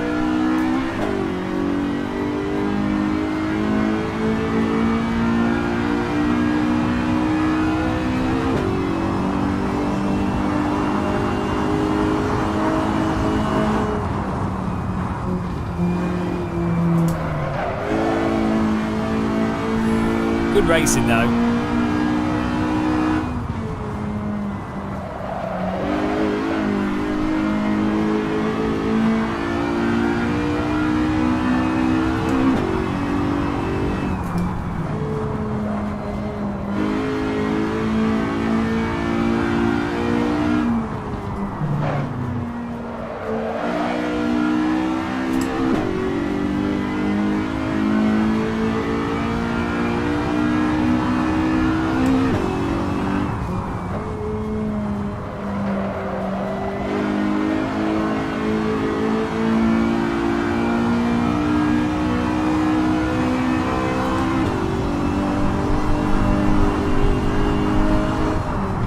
Beautiful. Josh with another win there. Absolute filth. Josh in first, Nico second, Guino third, Paul fourth, Simon fifth. These cars understeer sixth, Alan seventh, Burby eighth, myself in ninth, Adam Sooks with a good battle in 10th, Moto Rosso 11th, Sapper 12th, Alan 13th, Ghost Drifto 14th, Antoine Jacket Potato miserable 15th, Chedhead miserable 16th, Stillbart depressing 17th, Jay Morton 18th, Damgam 19th, T. Herberts 20th, Ed Marine 21st, Thomas Schmidt languishing in 22nd, Dean Ito crying himself to sleep in 23rd, T. Edwards in 24th, Chromative 25th, coming across the finish line in 26th, Domi Leonardo.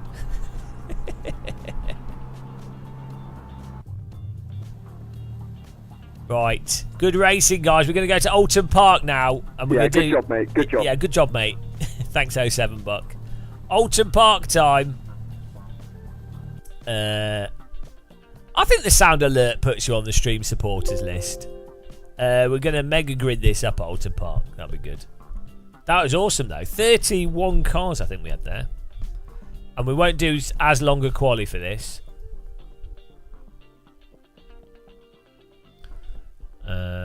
Alton Park. We're using the Assetto version of Alton Park here. You ready? 32. We could have him. Oh, that was full. 34 slots we've got here. I don't like ACC, but I do like the normalist. So that is amazing. So it's probably one of the best. Probably one of the well, one of the or not the best simulation to practice, like even F1 or GT. We want a court of muscle. Okay, I'll start. I don't like ACC, but I do I'll like start the server and then we'll get a court of muscle going. So it's probably one of the right. Well, one of the or not the best simulation to practice, like even F1 or GT mods. It's really good. Right, server's up. Let me know if you can't join it. Let me we'll court of muscle this. Court of muscle.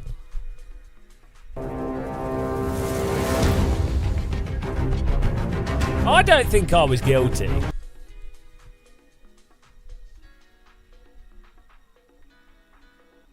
It doesn't understeer. I'm going to ban you for saying understeer. If it does not understeer, it's a front-wheel drive car.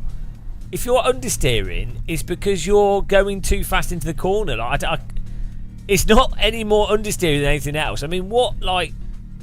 it looks so stupid. Right, here we go. Here's the footage. Here's the war footage. The criminal footage. Bloody hell.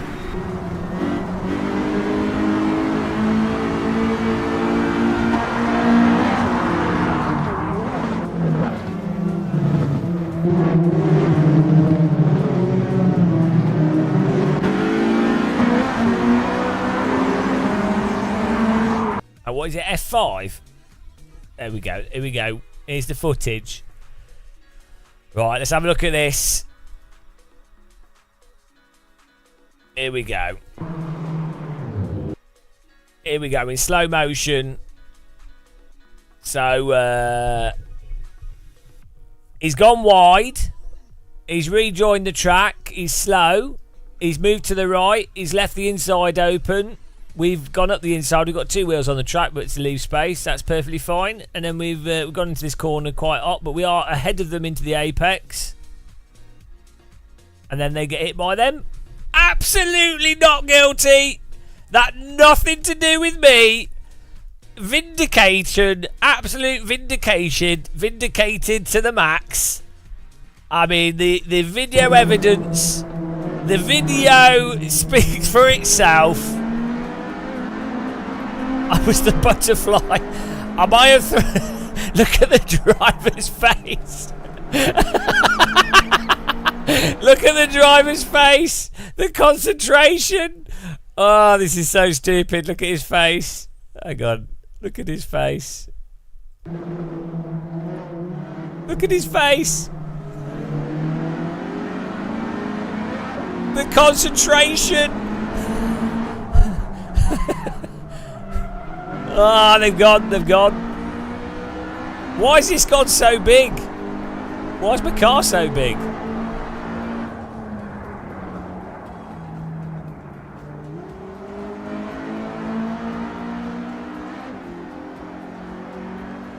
What a drive, guys.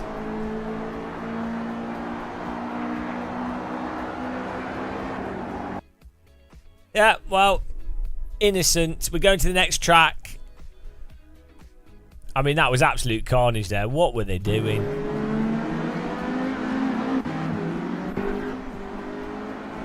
Wow. Wow. Bonk. Bonk, bonk, bonk. Oh, bonk. What are you doing?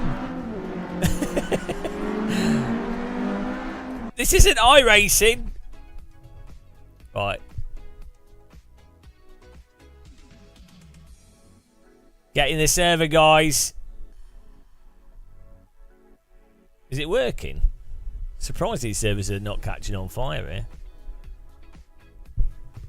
Beautiful stuff.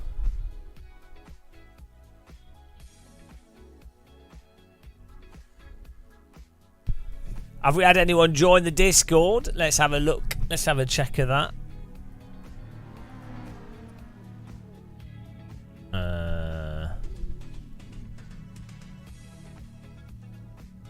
Let's see. Don't think has anyone joined. Oh, we've had Joey Mack has joined the Discord. Follow the teapot to get in the Discord. The teapot Discord. We're trying to get 250 people in that one. It's not the official Game of Muscle Discord. Hang on, what if I link the Discord in the chat? Is that a good idea? Invite people. Copy. Simon's joined. Here we go. How many people will join it if I paste it in the chat? This is a test of how lazy people are. Here's the Discord. Right, let's see. Let's test the laziness of people here. Sim Racer. Kindly, sir, you think maxing out the resolution of Question Flight Sim is a good idea? No, you don't need to max it out. Follow my guide settings.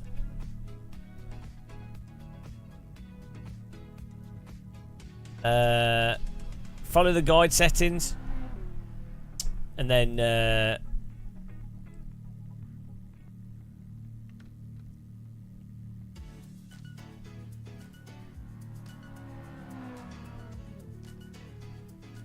Oh, you guys are so lazy. For joining it through the link. How do I add this link to Twitch? Right, let's go racing here, guys. Get in this server if you want to join us for some awesome racing. I need some food in a bit. How do you... it's the Twit bot. It's a bot, isn't it? We need to add some bot commands. The Quest 3 will get warm, yeah. But it's more... It should have a fan in it that blows the heat out.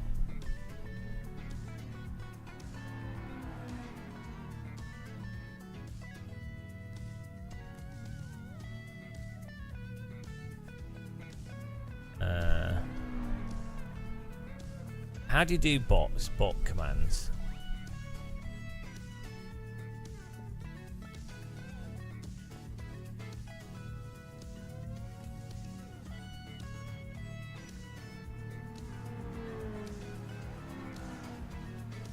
There we go. Commands.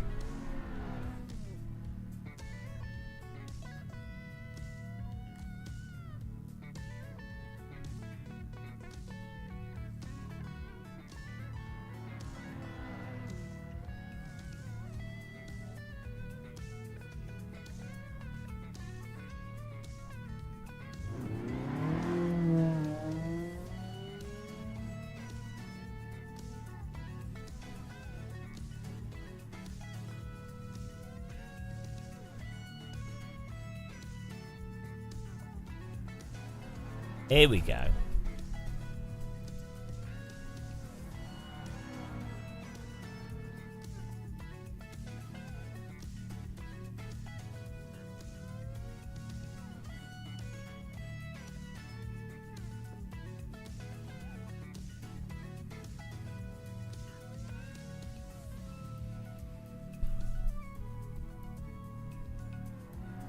Right, if you type in !T, you should... Someone type !T.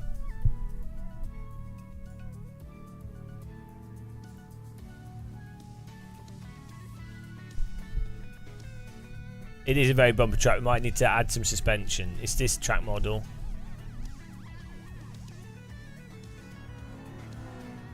No. You knew what you were doing. T. Oh, no. That's not right. It didn't work. Oh dear. Why did nothing ever work?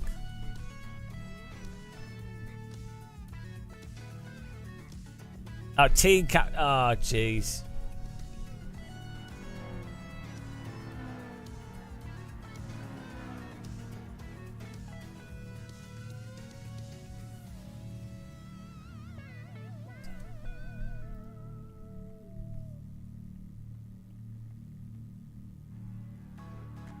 Right, top teapot. Top command teapot.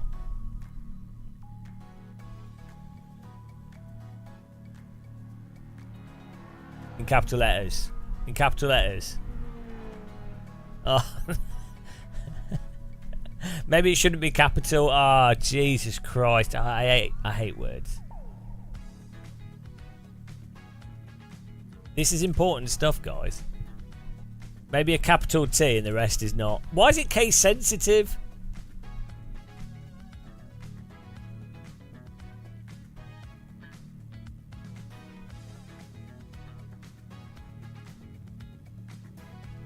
Okay, teapot in capitals. Type teapot in capitals. There you go. That worked. Okay. This is important stuff. Our service filling up here. 26 people. I'm going to get a lap in and we'll start the race not too far away. This is going to be absolute carnage.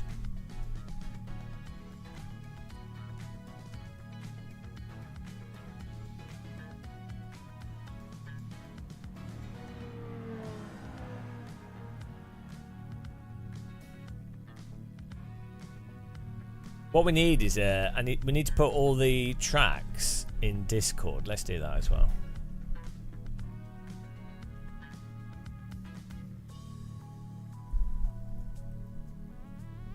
We're just sorting this. Sorry, this is boring, guys, but I'm sorting this out for future streams as well.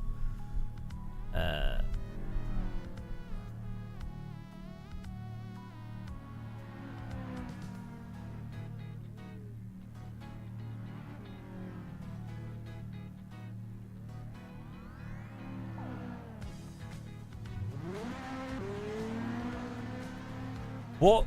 Oh, do we need another bloody room?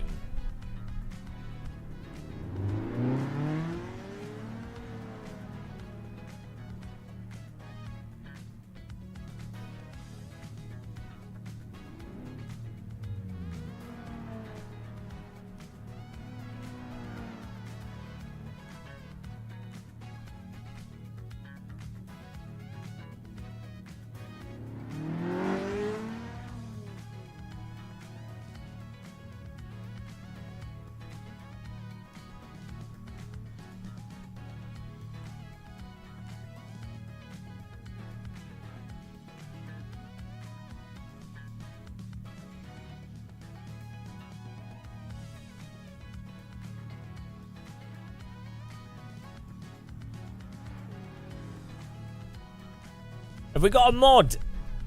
Do we have a mod present? So we can pin, so we can make this Discord view only.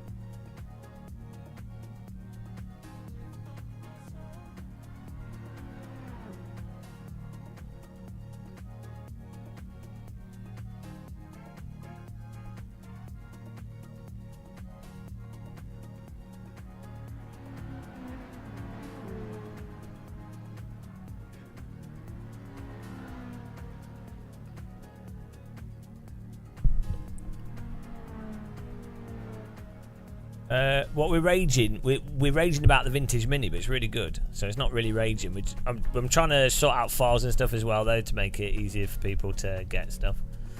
That's why we're in quiet mode this second. Oh, he's always high.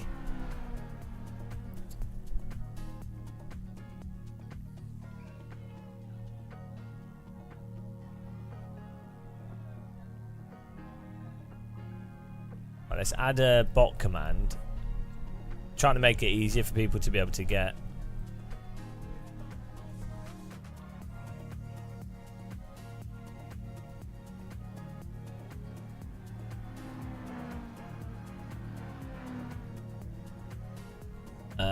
What can the command be? AC mods.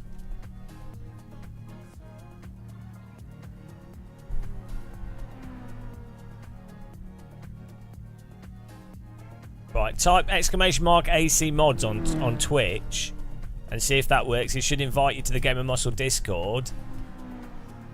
And yeah, well, I'm fixing it.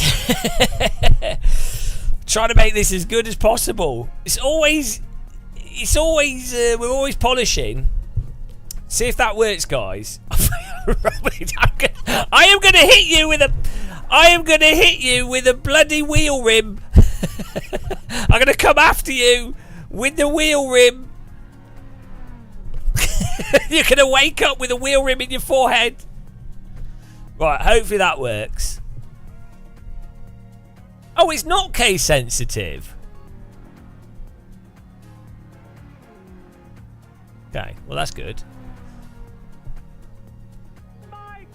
My goodness! Sorry, that's a bit quiet.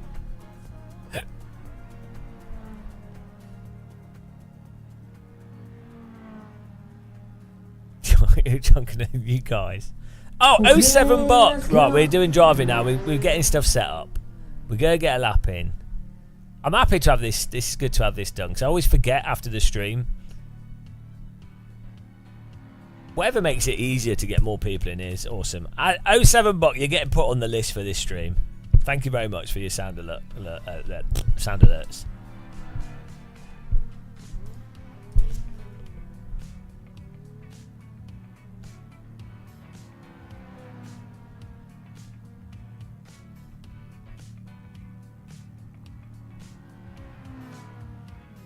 Perfect. Look at this. It's all coming together. Oh, you're welcome. It's all coming together. I don't like ACC, but I do like the normal. The normal. But that is amazing. So it's probably one of the well, one of the or not the best simulation to practice, like even F1 or GT mods. It's not. It's really, AC really mods. It's AC mods. Ah, shall I make the command mod? That's what people will type, isn't it? Obviously, it's too complicated. Jesus Christ! I'll make it just mods. Just try that. Try mods now. Yeah, but this is for Twitch users. On Twitch, guys, type in !mods. You guys are the most insufferable. On Twitch, not on YouTube. YouTube, it's in the description. Twitch doesn't have the same description system, so you have to use stupid commands because Twitch thinks it's like ICQ or something. Right, here we go. Let's get a lap in here. There you go. Now, does that... Honestly... Right, we're going to... after this race, we'll do Ford Escort. Oh my god! This is the audience that I've cultivated. It's like being in hell. Honestly. Can you guys get on that Discord and does it take you... So dumb. Does it get you into that room? Click the fish in the room. If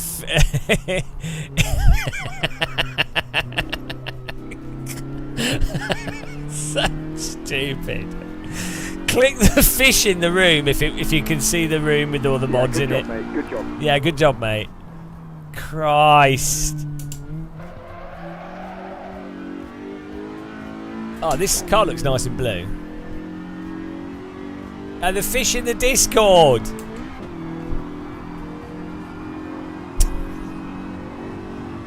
Ah.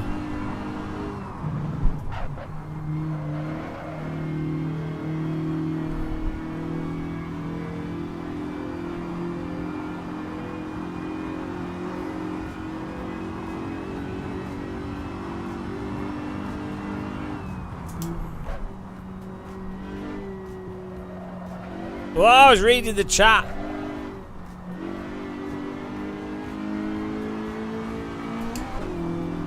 In the room that has all the mod files in it.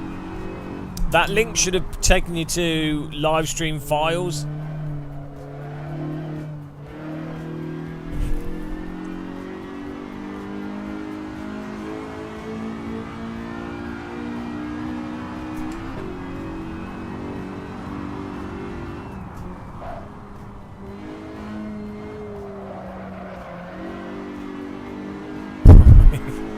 You're going to be doing this for ages. I know what you guys are like, honestly. By the way, I'm winning Alton Park here. I don't care. This is my race. And then I need to have some chicken or something. I'm absolutely starving. I've had half a pizza today and that's it. Half a pizza and a breakfast bar and a banana. Okay, let's go.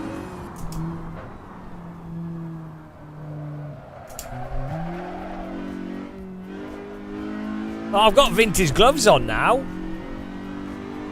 And a vintage jacket. When did that happen?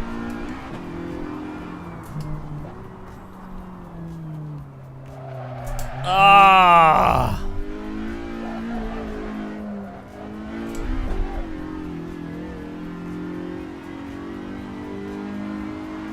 If there's only one fish. The fish has only been clicked once. Unless it only loads it after people have...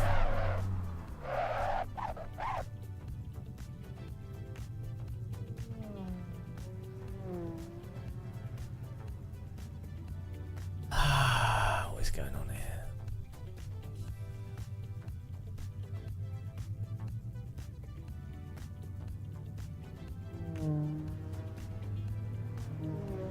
Where's the room gone?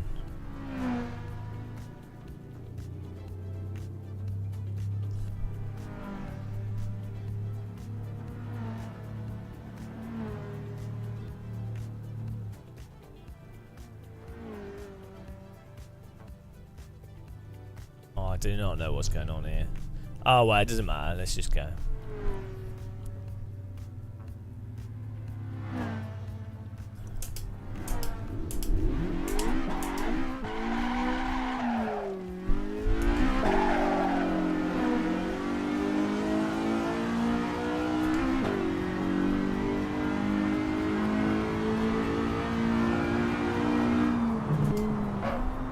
We're going to have one lap here.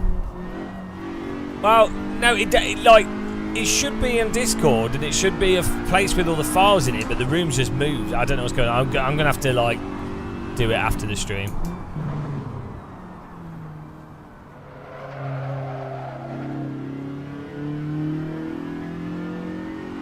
I'll click the fish again. We're gonna do after this race. We'll do a Ford Escort race.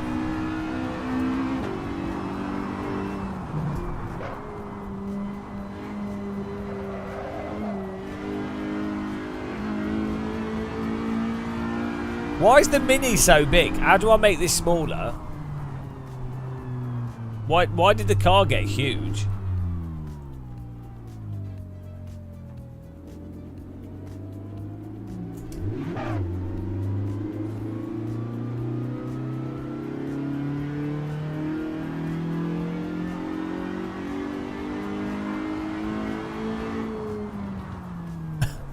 Why has this got so big?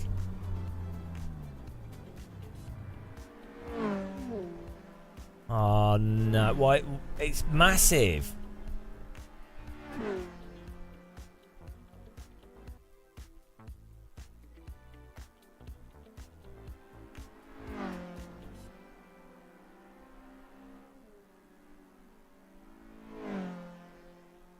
Is it because of this?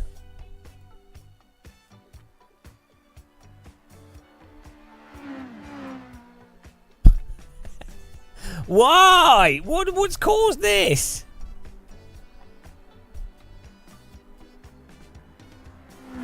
Ah, there we go. It's the app's got bigger.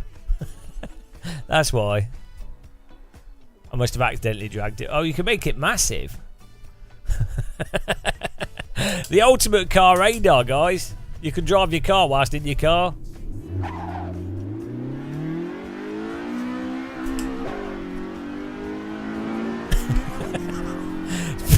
It's the ultimate racing view.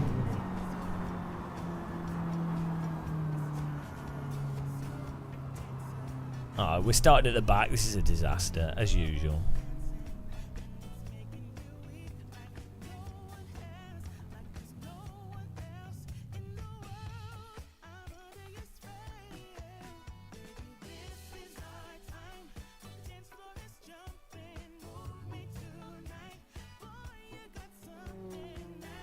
Right, here we go.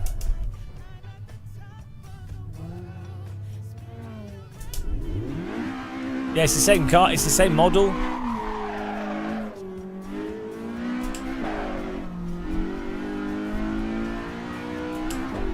It's actually, I think it's 3D.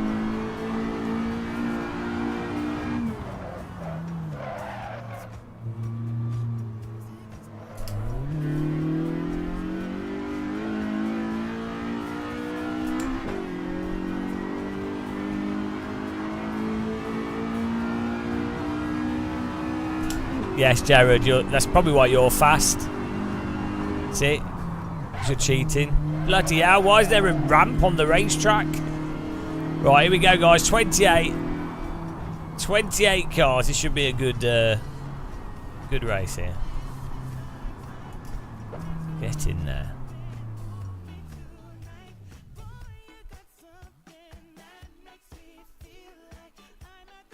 Here we go. I'm starting right at the back here. Bloody hell.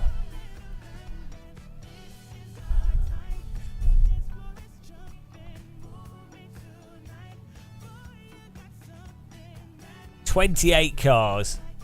Flag's almost as big as the grid. How is he holding that flag with one hand?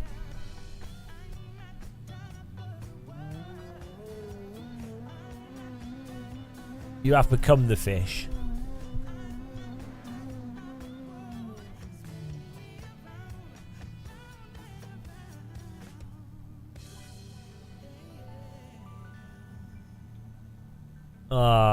Well, you need quite a good PC for VR. But like Quest 3 will only get cheaper. And they're doing a Quest 3 Lite, but I don't think it's got the good lenses. So I think a Quest 3, by next year, a Quest 3 will probably be like $299.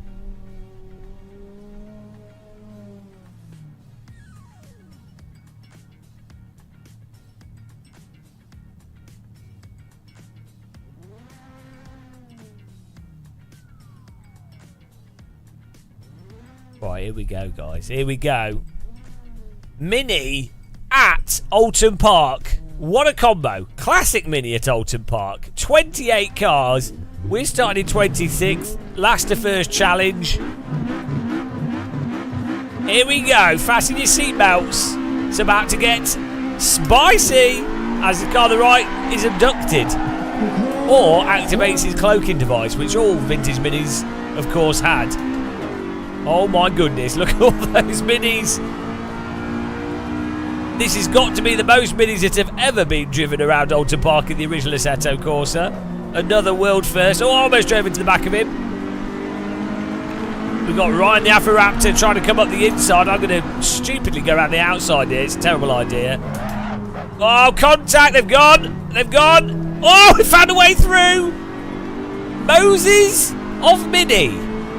The parting of the Alton Park Dead Sea. We survived it. We're in 18th. That went better than I could have hoped for.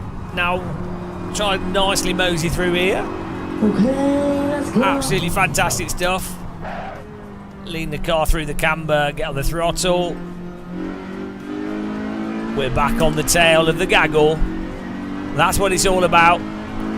Of course, if you do lose it in a front-wheel drive car, you just need to get on the throttle and point where you want to go, or just drive across the track. Is that Chedhead? No, it's Antoine Jacket Potato from the south of France. His windows are broken from when we flew the SR-71 over his house, but he's probably repaired them by now. And he's got the slowdown. He's had to take that whilst eating a croissant. Ghost Drifter in front of us. Side by side for the banana and the lettuce on top of the hill there. Look at that view. These car models are absolutely superb. I was in the wrong gear there, so we're going to be a bit slow. Oh, he's going to drive into us. Let's let him go. Oh, I could not avoid that. You idiot. We're restarting the race. Restart.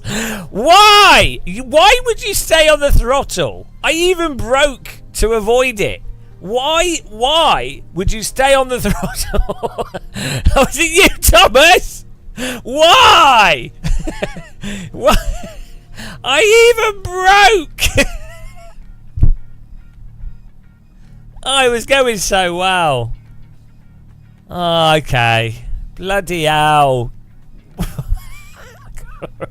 A red missile coming across the lawn. I couldn't do anything. I even broke because I thought you were going to go straight past. Oh, dear. The car just like going like this and across the side. It's on Twitch. Let's try that again. Bloody hell. Absolute disaster, that. Absolute disaster. Right. Guys, try not to crash.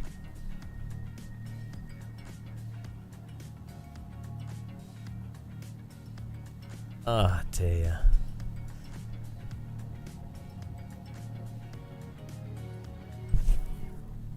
We need like don't know what you could have. What could you have to stop the death by car? You'll never survive lap 1. Well, here we go. Vintage Mini, Alton Park, 26 cars, 7 laps. Sure it'll be clean. Last to first challenge. Away we go.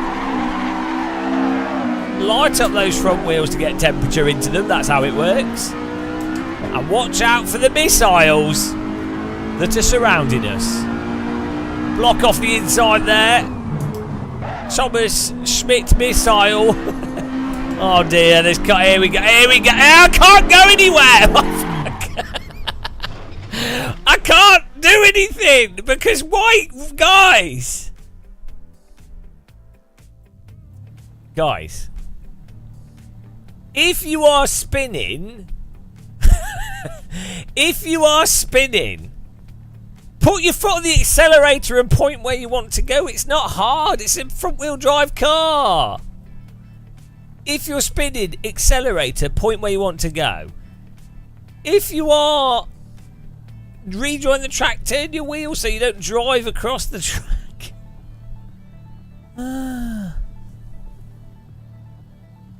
Right, this is the last restart, guys. You can't start over, but we can, turds. We can. We can. Yes, we can. Right. Bloody hell, guys. If you're hit by another car, get on the accelerator. Oh, we need to do a race in this around the Nürburgring. That's a good idea. Yeah, if you're hit by another car, just put your foot on the accelerator so you don't spin.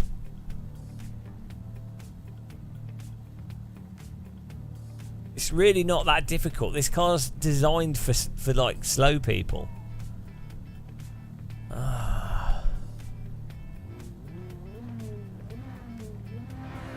Right. Alton Park Vintage Mini, 26 cars starting from the back. I'm sure it will be clean because it always is at this track. Nico on pole. And let's get ready to go. Racing, here we go. Okay, let's go. Got to find a way through the carnage without getting murdered. Look at all those cars. Here we go. Here it is. Here, oh, every time. Oh my God! He's going to drive right across the track. What are you guys doing? Oh my goodness. Oh, here comes Thomas the missile. Oh my God. Bloody hell. Still alive. Still alive. No restarts. Christ almighty.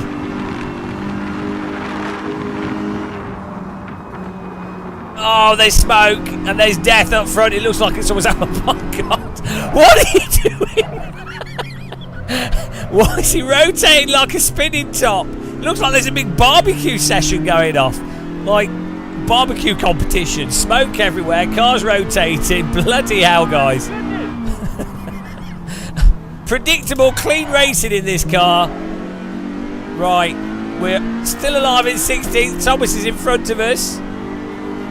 Diamonado in front of us. Nico on pole. Bloody hell. Watch out for the ramp on this track. Bit of sideways through there. Front wheel drive, full throttle, it's fine. It's got the drift ramp installed. Oh dear, we go. Nice and smooth. Lean on the tyres. We need to send people to the gulag that can't drive this. This is like the easiest car on earth.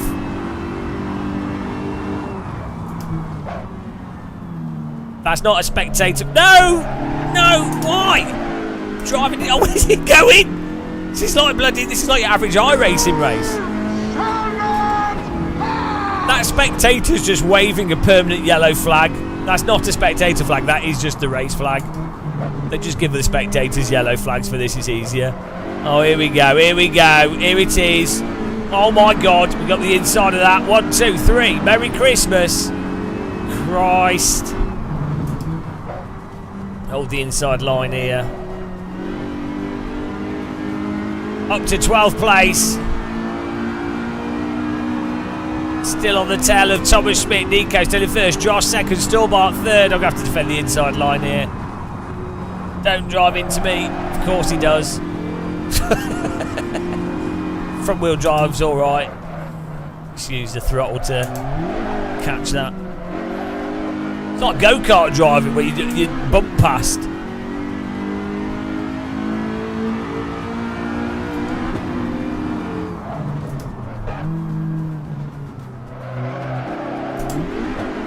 Bloody hell, absolute bomb down side by side. Oh, jeez.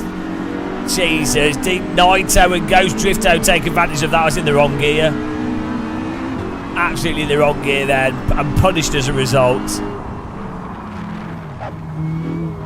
The bump unsettling the cars in front, and they've gone too fast into that. Everybody knows that there's a ramp installed there. This mod version of the track needs to be smoothed out a little bit. It's a little bit bumpy there. Small problem, bit of subsidence. Oh, here we go. Got to get back on the tail here. More yellow flags flashing.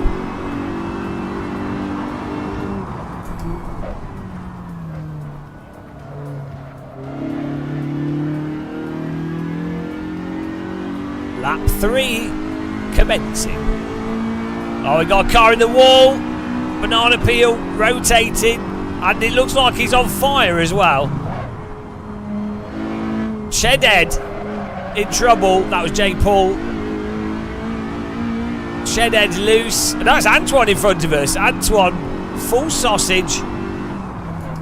It's good for me. We should be able to catch him. My goodness! Up to 10th place here now.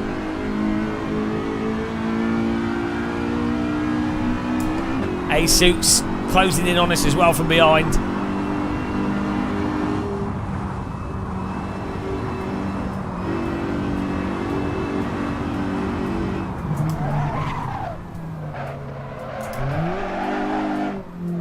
Not the smoothest way of taking that corner. You're meant to hear the tyres make those noises, I promise.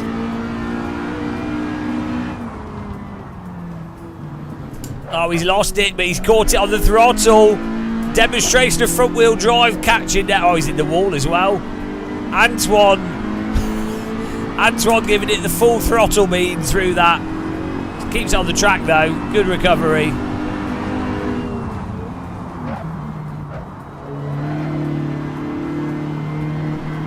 Oh, who's this? Josh is in trouble. There's going to be no way past on the right because Josh is in the way, but he feeds through. And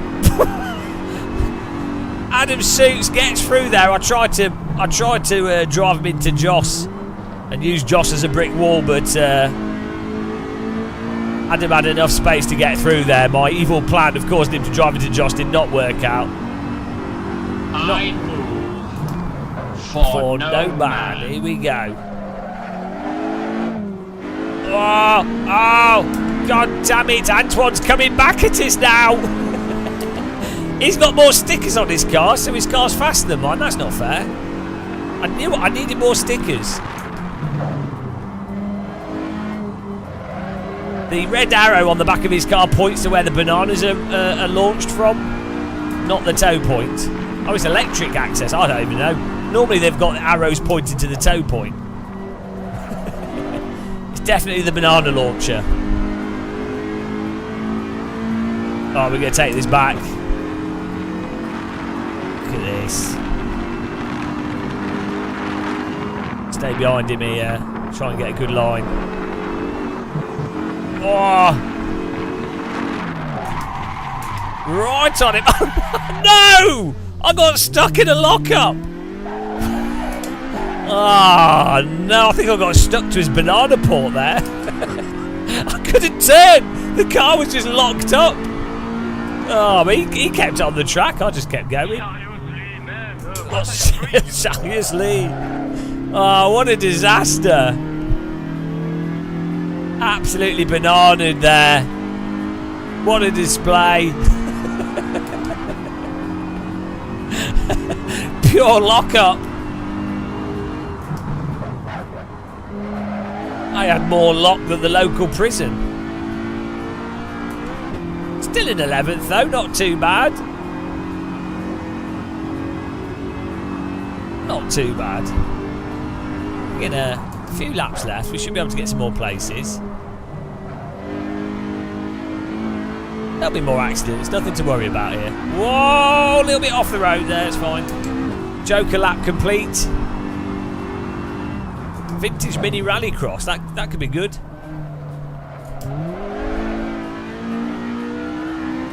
I think we should do a hill climb challenge in this car. Vintage mini race, Pikes Peak vintage mini. I bet he can't even get up the hill.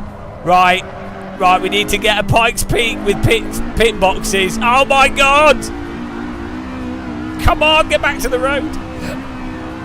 We need a Pikes Peak with pit boxes so we can do a vintage mini Pikes Peak race.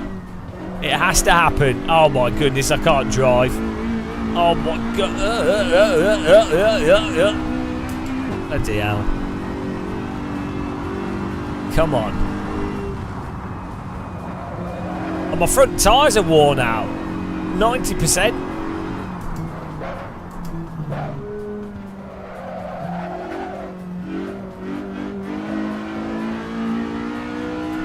Full power.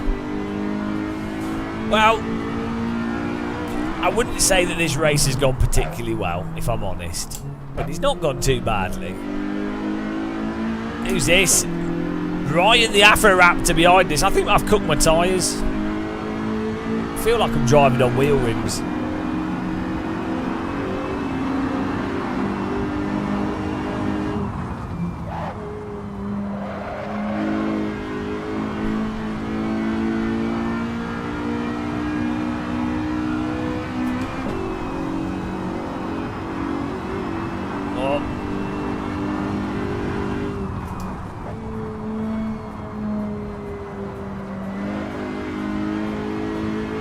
Yellow flags up front. I don't know what's happening. 2 laps to go here.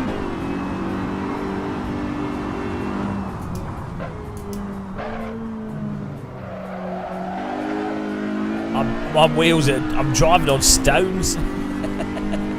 Absolutely noodled.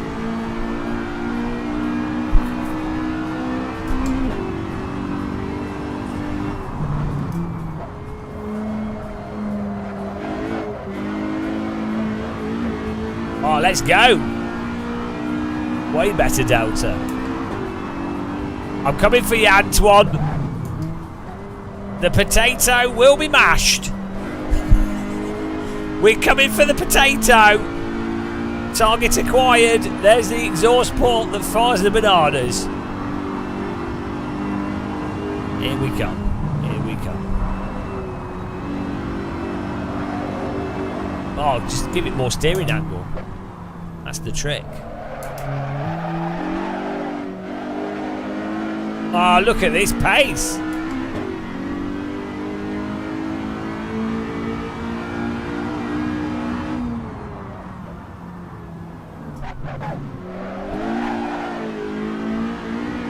Oh, we found magic pace, guys. Just have to give it some steering angle and some welly. Oh dear. No, that's not a good place to overtake.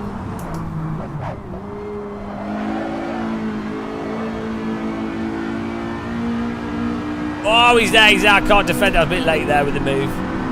Sadama Sadadu! You do not want to be on the outside of this corner. This never works out well. We might be able to come back though up the inside. We gotta run.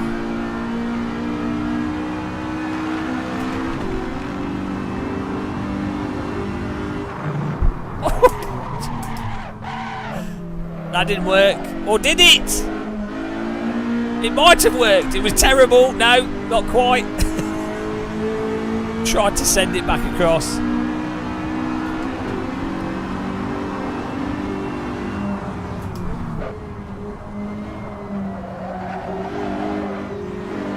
Ah.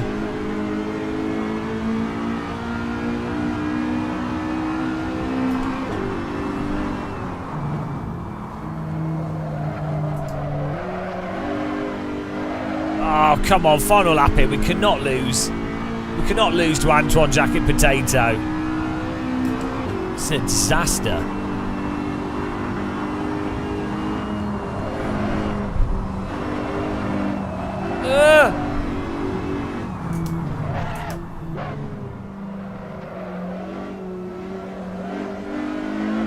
Oh, get in there. Get in there. Come on.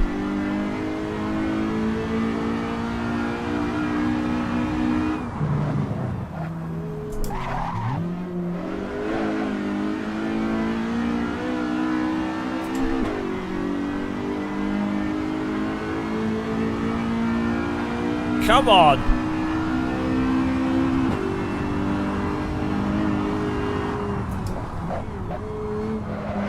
Oh, I want to send. Come on. Full power. There's a car off the road. Is it Thomas in his red car? There's another car. Come on. It's T-Cat.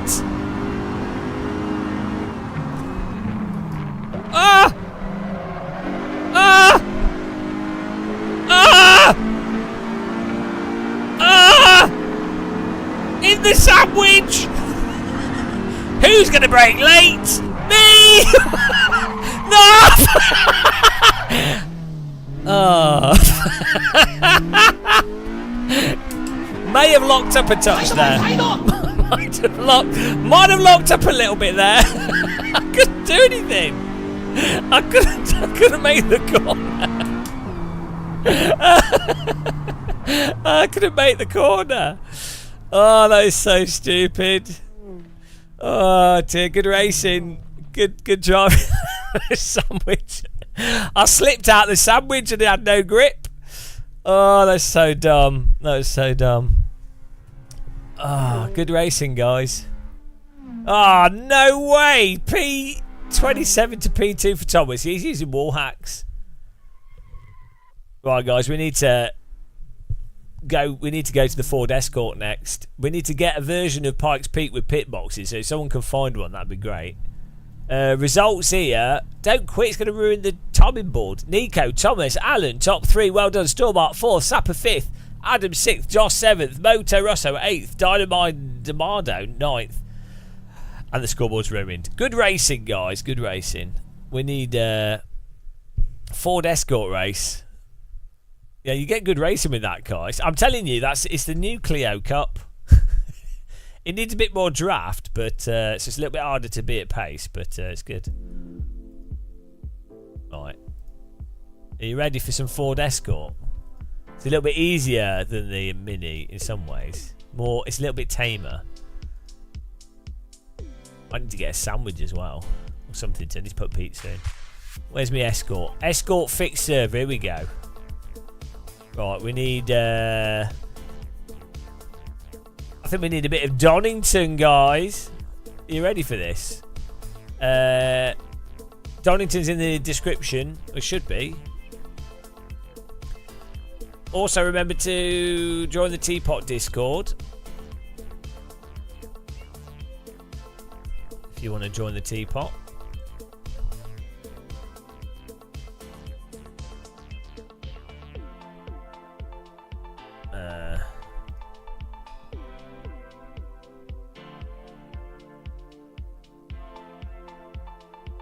Right.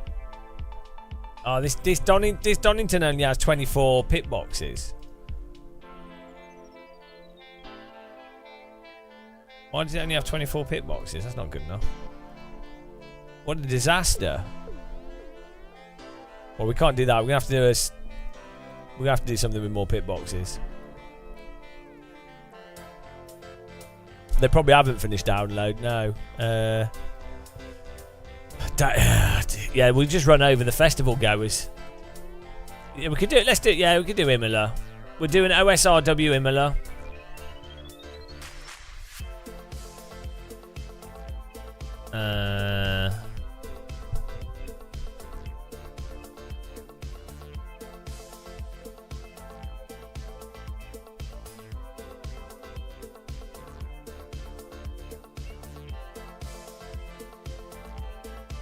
Thanks for joining the Discord, guys.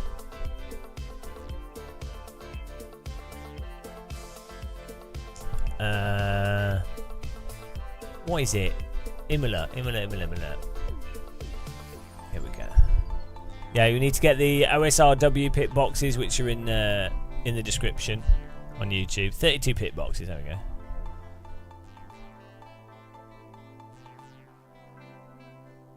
Oh yeah, we might do it. We're doing. I think a mini Nürburgring would be good as well.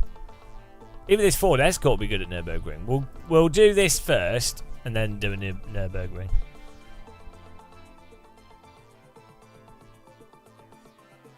Okay. Get this server up. We have a bunch of servers mostly set up, so it shouldn't take too long. Just get the time of day right though.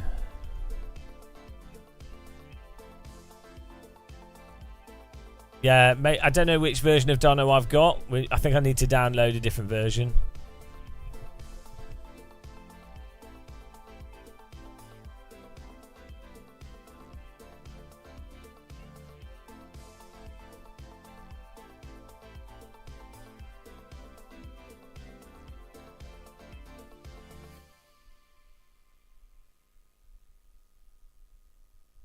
Right, server... Just save these settings. Server's up. Get in there.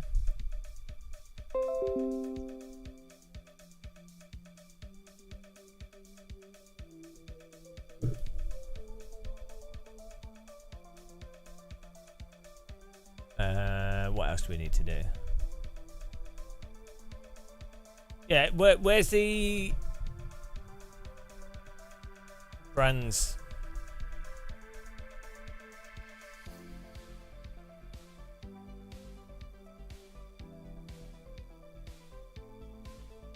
Donington. Where's the Donington link that has the extra?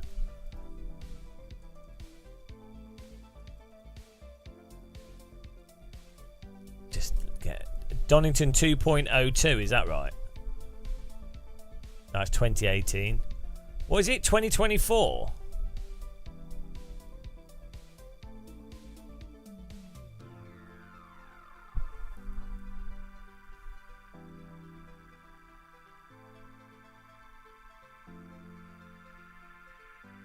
(2023). Where's this from?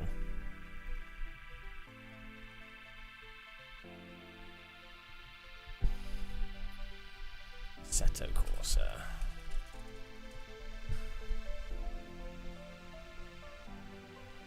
Where's this download link?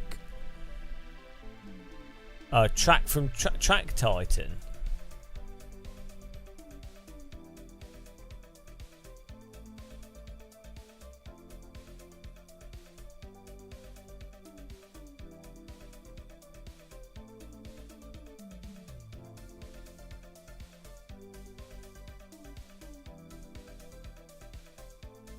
Does anyone have a link to this Donington version?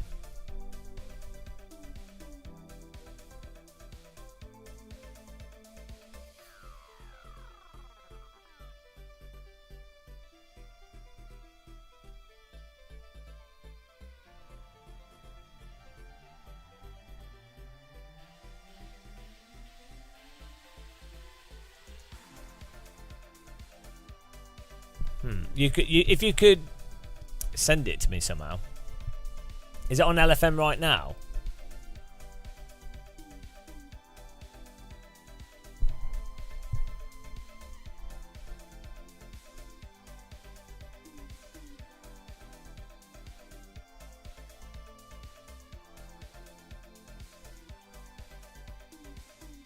No. Oh well, let's join this Ford Escort. We'll work it out.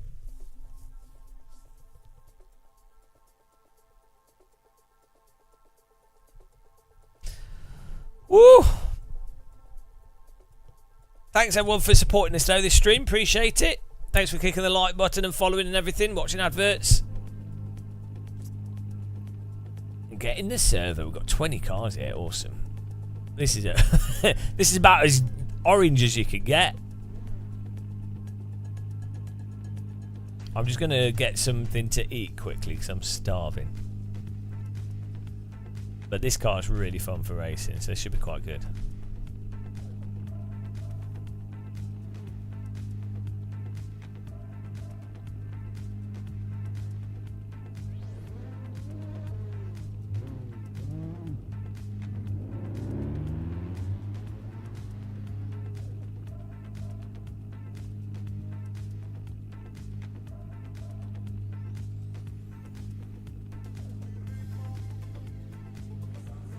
We're not going to do the full...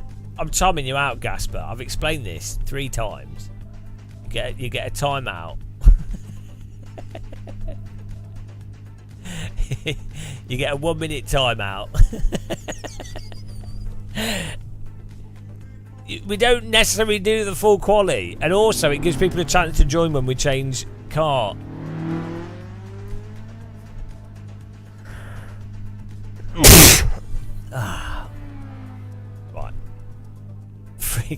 He's got 30-second timeout, 1 minute timeout. He could have 1 minute in the sim bin. He's off to the gulag. 1 minute gulag. Right, I'll be back in a second, guys.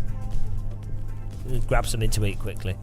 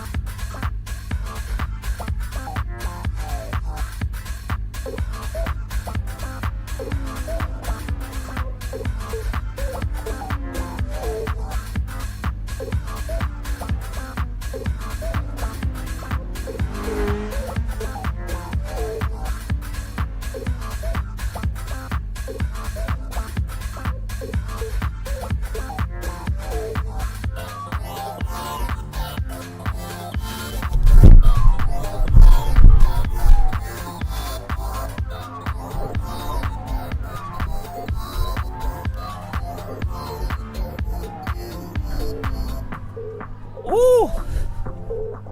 Hello?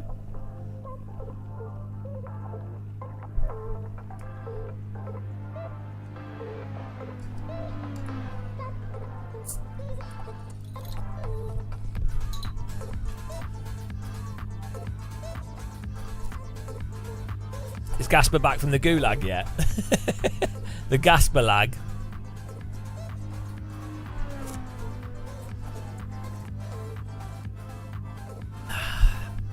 I wonder what he spent his 1 minute holiday doing.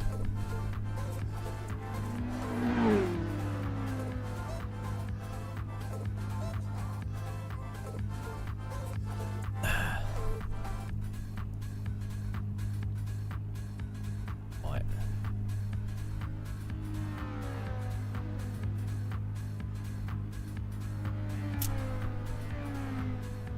He'll be photographing rally cars. He had 1 minute photography session. There we go. Did someone find their Donington?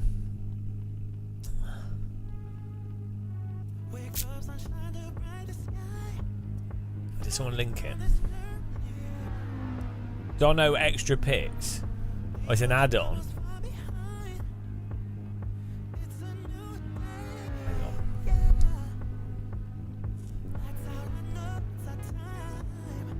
Yeah, that's what we've got. So you have to get that track and then also an add-on for it.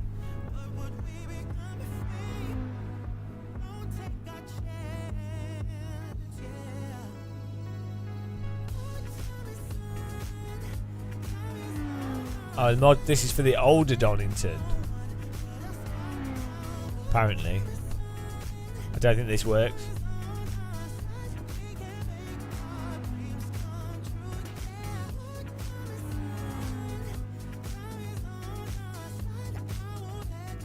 Yeah, I don't think that works. Oh well, let's just drive, it's fine.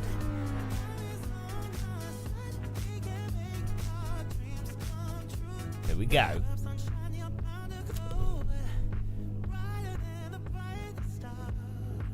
Let's go racing, guys.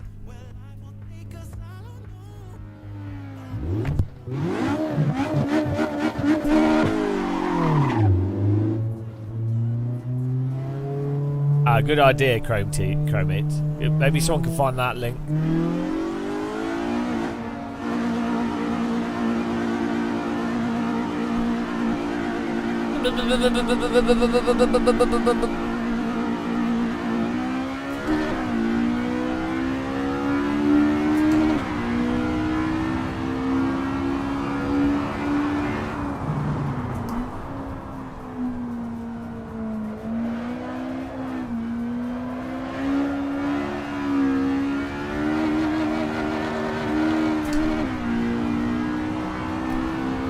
Nice and bright, this track.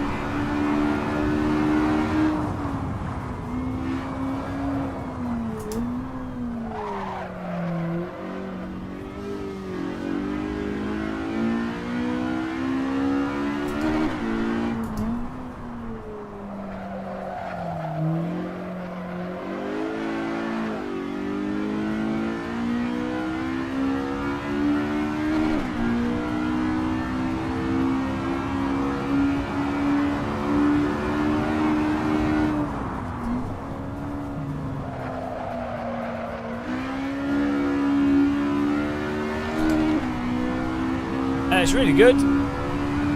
Yeah, the Moser wheels are really good quality.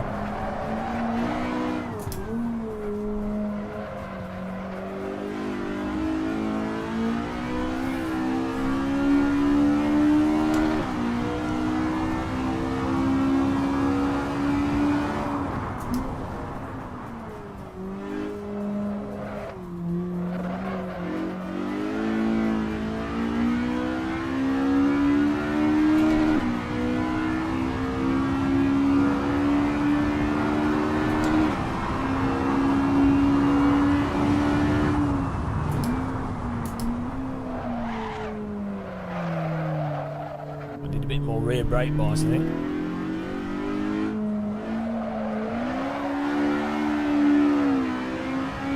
This car's it's just really nice and easy to drive.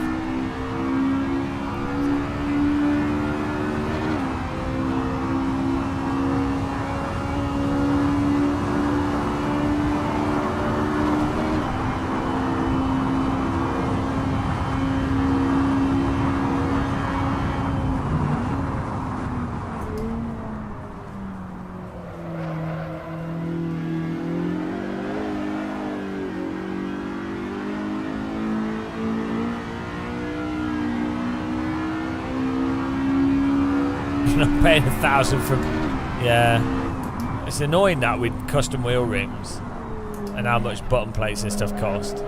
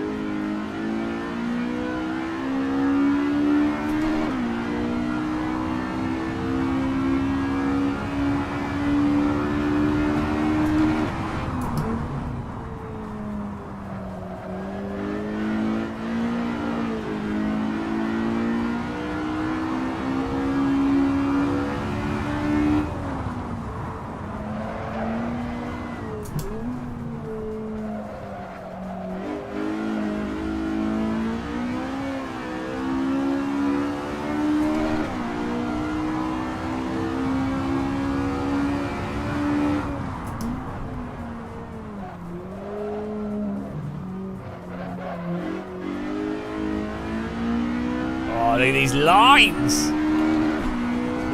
30 people in here. This is sim racing madness. At 10 o'clock at night. AC takeover.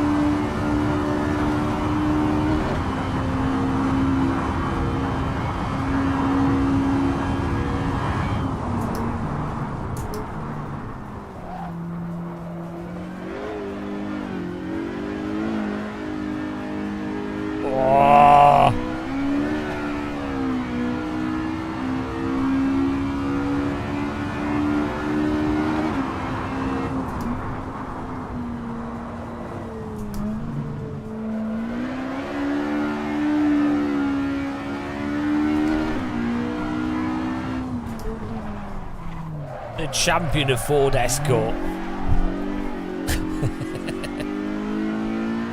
Oh, Gasper's back from the gulag. What was it like in the gulag, Gasper? Did you have to eat floor worms to stay alive?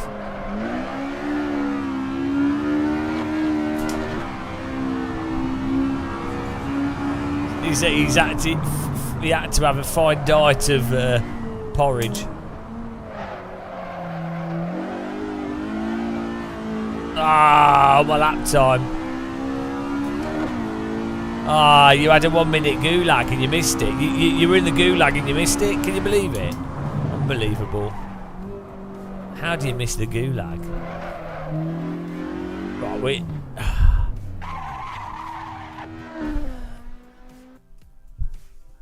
Right.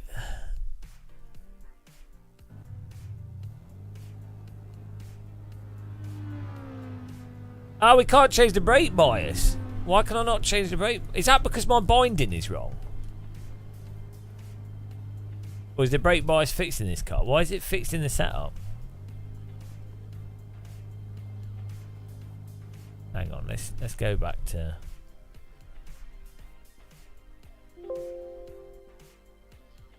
I need to change my graphics settings anyway. We're getting a bit of slowdown.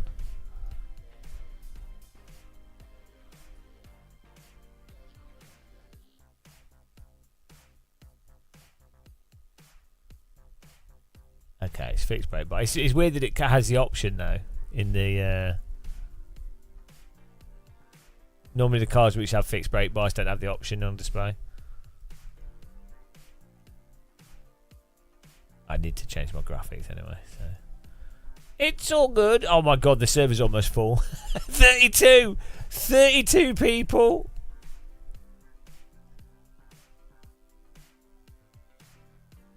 Unbelievable.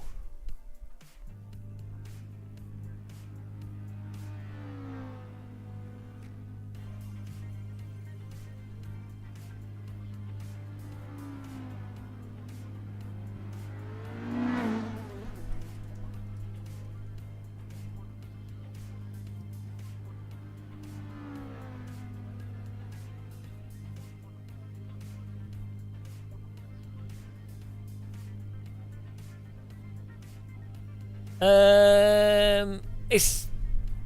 Look, Gerard, we only drive fun cars. We always drive fun cars. This has taken years of chipping away. It brings in the viewers on YouTube, but not on Twitch. Twitch likes boring shit. It's a fine balance. It's a balancing act between fun to actually take part in and fun to watch. So if you've got something that's fun to take part in, then you don't get viewers because it's actually fun. But then the shitter it is to actually do, the more viewers you get, because people are like, oh, I don't want to be doing that. So from a live streamer's perspective, you want to be, I should really be playing the worst shit ever. This is why Fortnite's so popular. It's honestly the worst game ever made. It's not actually, but...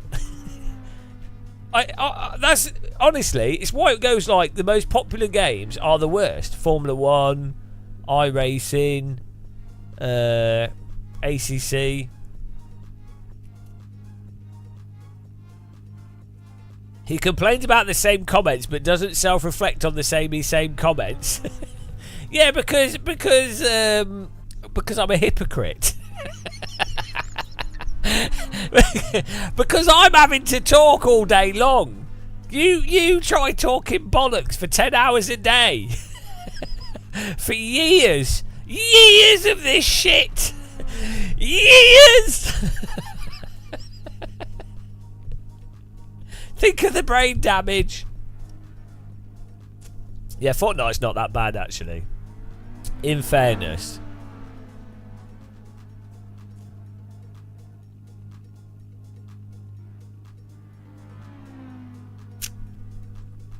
Yeah, this paint is... you could use this as like a clothing to not get run over. A London bus would still find a way to hit you.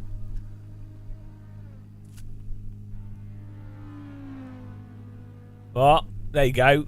He's out dealt. That's it. I'm so glad I've got an OLED monitor so I can experience the true colour of this car.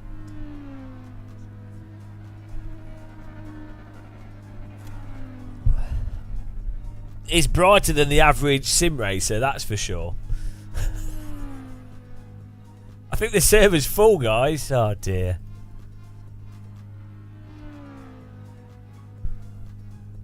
Oh no, yeah, the build. I agree. RS 660, Alec. Like, the building in Fortnite is so stupid and janky, and like, I think the building mechanics quite interesting from the esports perspective in terms of what ended up happening and how people got good at it, and that's how. And like, it's interesting as a meta, but it's really janky, and ultimately when you the way you have to play with the building is really a crappy way to play the game. People mastered it and then that made it interesting, but it obviously is stupid. Like, it's really, it's not like the rocket jumping or other metas that you get in other games that are actually interesting. Like, the building thing was like just spam buildings, and you know, it wasn't really strategic. It was just be really fast, a little bit of strategy, but yeah, so much better without building. Weirdly, I think battle royale games, because they're all effectively based off DayZ, I really do think that nobody's actually made a battle royale game that could be the best, in the sense that I think if you actually stayed more true to DayZ, so the objective isn't last person standing, it is stay alive for as long as possible. We've talked about that before. And then it's more of like a continuous thing with unlocks and stuff. But also, even forgetting that, I think if you had a game where you drop into a map, small map, big map, doesn't matter, but you already start with a perfectly good weapon,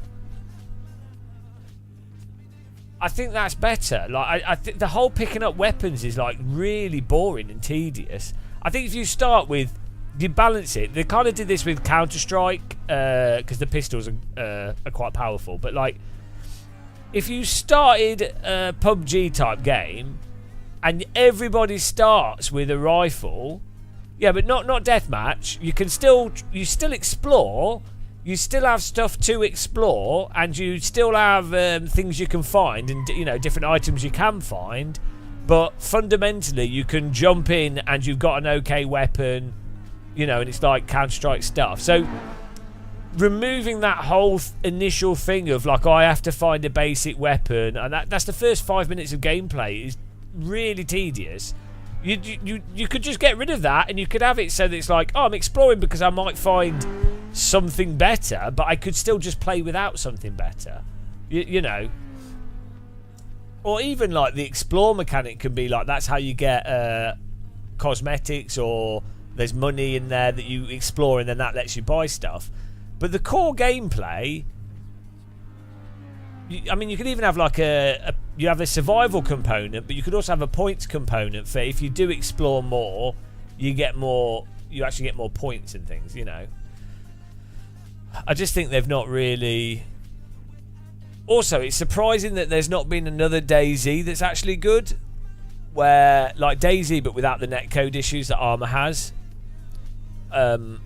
So you have a big island with zombies and stuff, and then you just spawn in, and you just have to stay alive and survive. It's like you have like the forest and you have Rust and things, but they've all missed the point of the original DayZ, where it was like, oh, you spawned, you don't have to build shit, it's just but you need to find food and things. But the map's immersive, the weapons are realistic, and then you kind of work with other people. It's just the netcode was terrible. Yeah, the early betas of DayZ were so good. Yeah, I have counted debate. I know they've just done an update today, actually, haven't they? Yeah, the early beta of DayZ was amazing. Also, before everyone worked out all the exploits and stuff.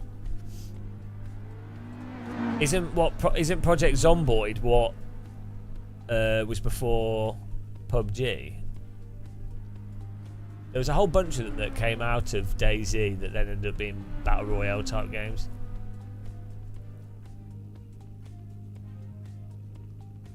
Yeah, the original DayZ mod was hilarious, where you would team up with people. It was just the netcode and bugs of it that ruined it.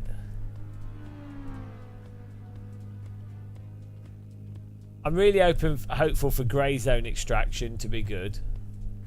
Well, not Grey Zone, whatever it's called, the other extraction game. I know Tarkov's supposed to be okay, but it's just full of cheaters and...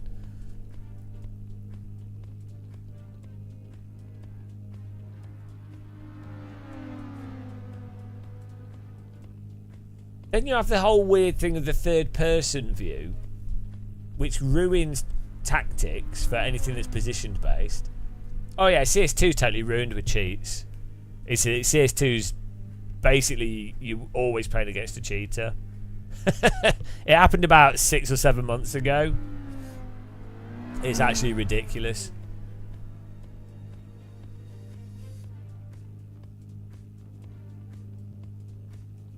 I was thinking it might be fun to do a community CS2 because there's supposedly there might be an anniversary thing coming out soon for Counter-Strike, but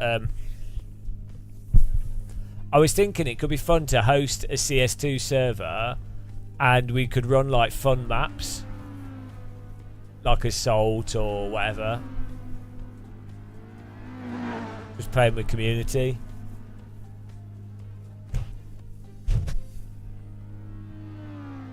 Pong Racing, well, not necessarily. So like Valorant has less cheating than CS because it's got more aggressive cheat protection. PUBG's got less cheating than CS. CS is mental, like it's really mental. Every game's got cheating in it for sure, but CS is like ridiculous now. And like I've thousands of hours in CS, so you can really notice when people are cheating versus not cheating. Right, we're going to the race, guys. Here we go. 32 Ford Escorts. 32 Ford Escorts at Imola, and I'm wearing the safety colour so that I'm easy to avoid. Fixed setup, guys. This is going to be absolutely mental. I don't think anybody in the history of Assetto Corsa has done a race this big. As big as this. No, it's never been as big as this. This is the biggest Ford Escort race in the history of Ford Escort. If you want to join in with us, make sure to click that subscribe button and like and all that lark. But let's get into the car and let's grid up for 7 laps. In the sunshine. That's why my car's glowing. 7 laps in the sunshine. Absolute madness. My frame rate's holding on here, which is surprising. You normally, when you get above like 28 cars at 4K, we normally struggle a little bit to hit the magic 120 that we go for. I am ready for this, guys. I'm quite happy with 9th place. I think we could get a podium out of this. Joss on pole, Nico 2nd, Adam 3rd, Gasper's in 4th, TCAT 5th, MOC in 6th. And the lights are on the screen. Let's get ready.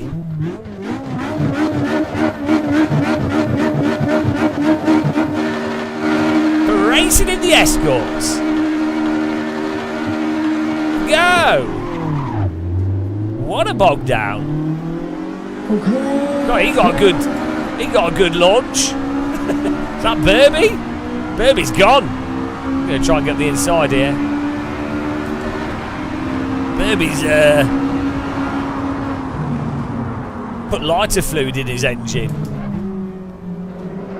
Oh, but he's lost it. He gained places and then he lost them. We managed to hold on to the inside there, not bad. A-Suits in 1st, Joss in 2nd now, Gasper in 3rd. Shedhead's going backwards somehow. Don't want to be doing that.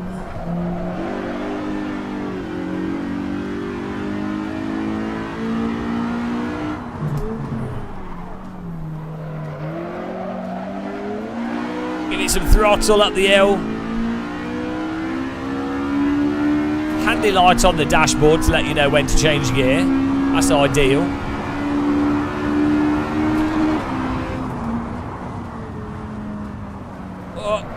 Oh, struggling for grip. Thomas Smith, Mark, Nico in front of us.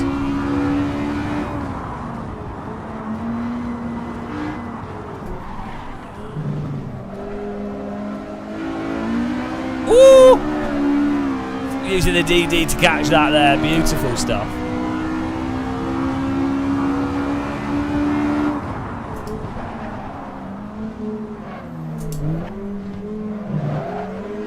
Dukes of Hazzard over the bumps there for Mock.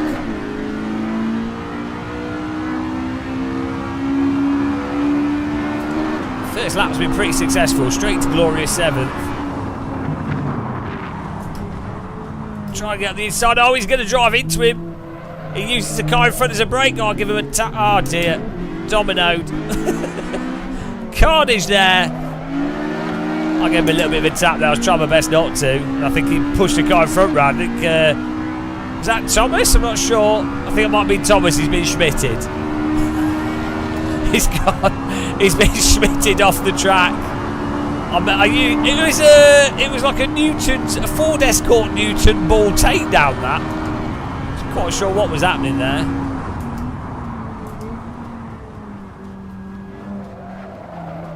What?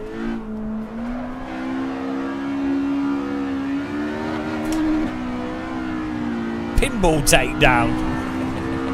Tactical pinball takedown. I'm going to defend the inside a bit late here. Timor Cat coming around the outside. He's got good pace, but not enough. I'm sure he'll come back at us. Oh, a bit of opposite lock there. Beautiful stuff. Beautiful stuff. This car has really weird power delivery. Like it bogs down and then it kicks in and you're good.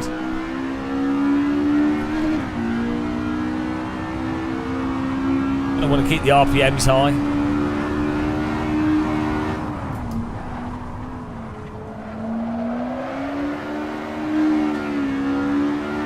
Hold it in the slide.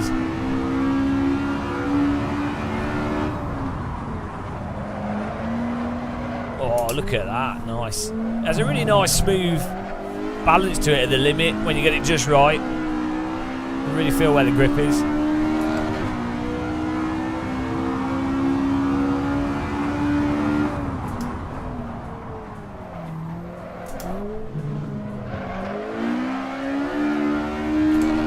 Rev it out. Joss in first, Gasper second, Nico third, A6 fourth, myself in 5th.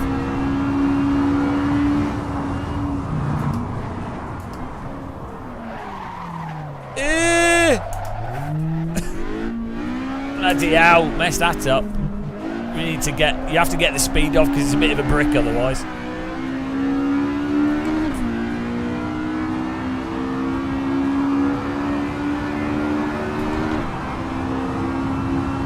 Completely missed the corner.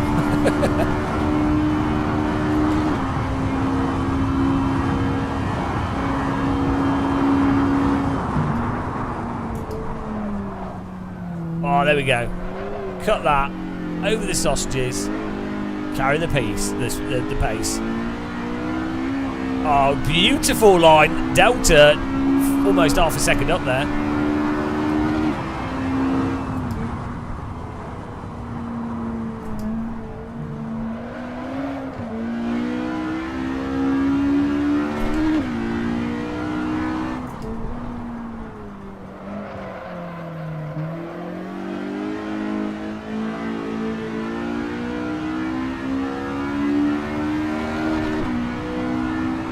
Almost a second up. You really have to work with this car nicely to get the performance out of it. Just the right amount of slide.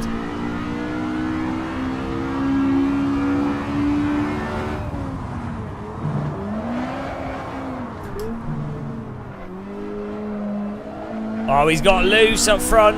Adam is a bit slow.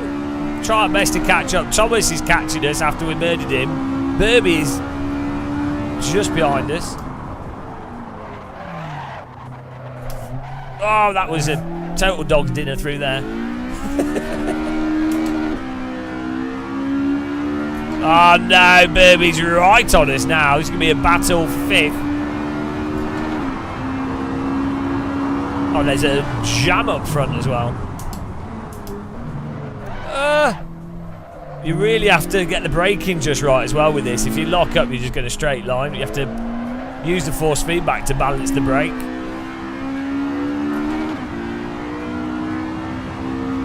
Run away!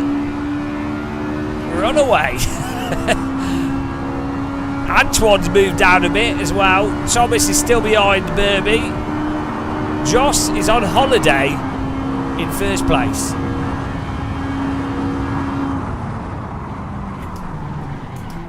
Oh, the rear left locking.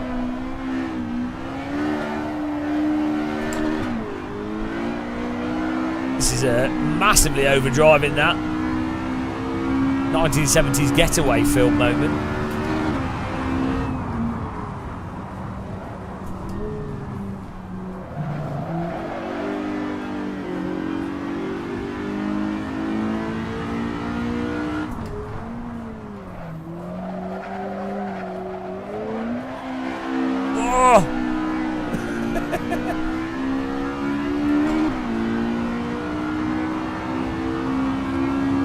Everybody knows that counter steering is Simcade.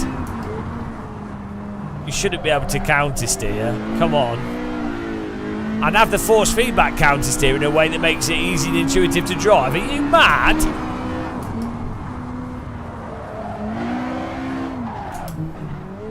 Are you crazy?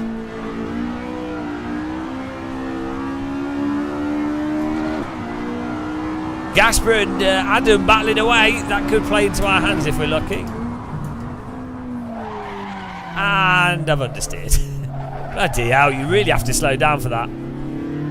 Ah, bog down. Oh, bloody hell. Absolute bog down. Bloody bog down.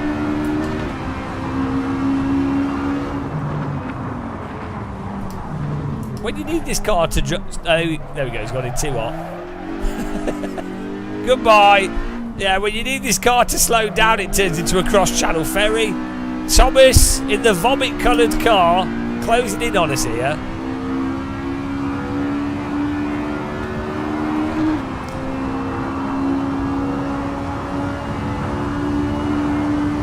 Lap 5 of 7.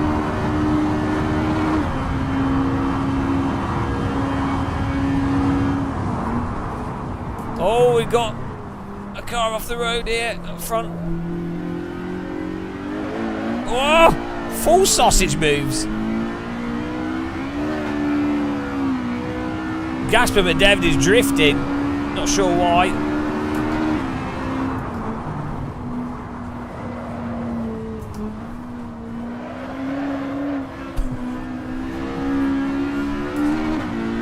'70s getaway film action here. Right, here we go. Oh. Thomas is half a second behind us. I'm happy with 5th place though. Strong and stable.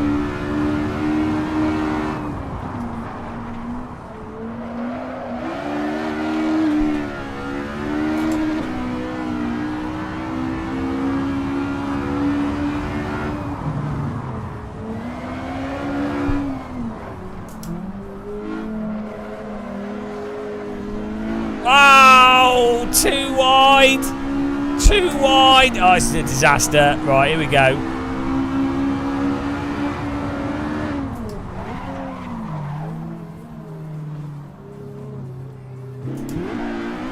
That was probably the best we could get out of that.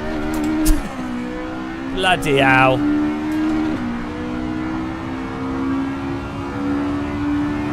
We're going back down to 7th here. This is terrible. Still got some laps to get this back. Come on.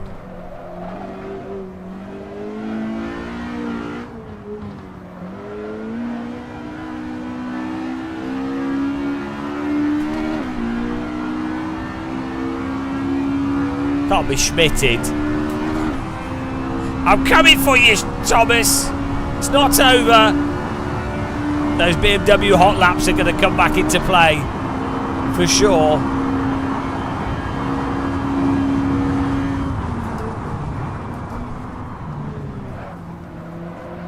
Oh, look at the lines. Power. Third gear rampage.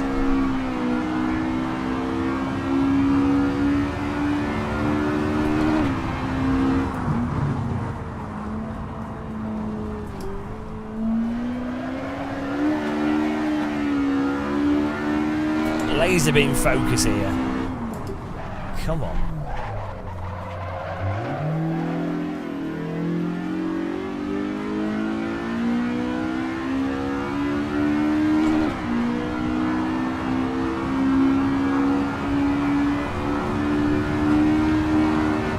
This is the pinnacle of sim racing. Right here. Revving it out of second.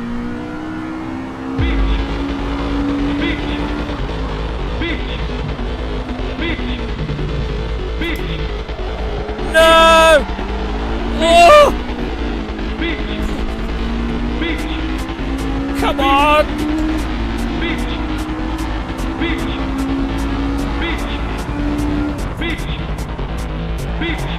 Oh my goodness. Oh my goodness. Oh bloody hell. Oh, it's all over, guys. Son of the beach. Oh dear.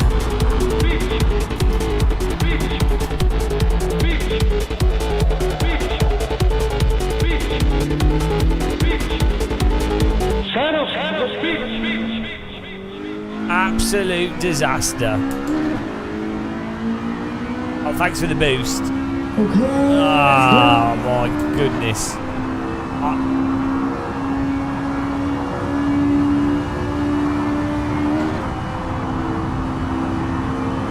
Thank you for the sound alert there. I'll add it to the list. Son of the beach.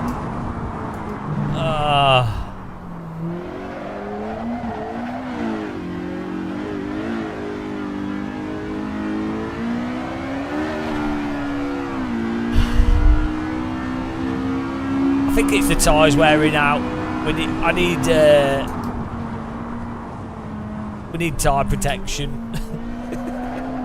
We're not last though. We're still 5th. It could be worse. You know. Still ahead of glorious 7th for now.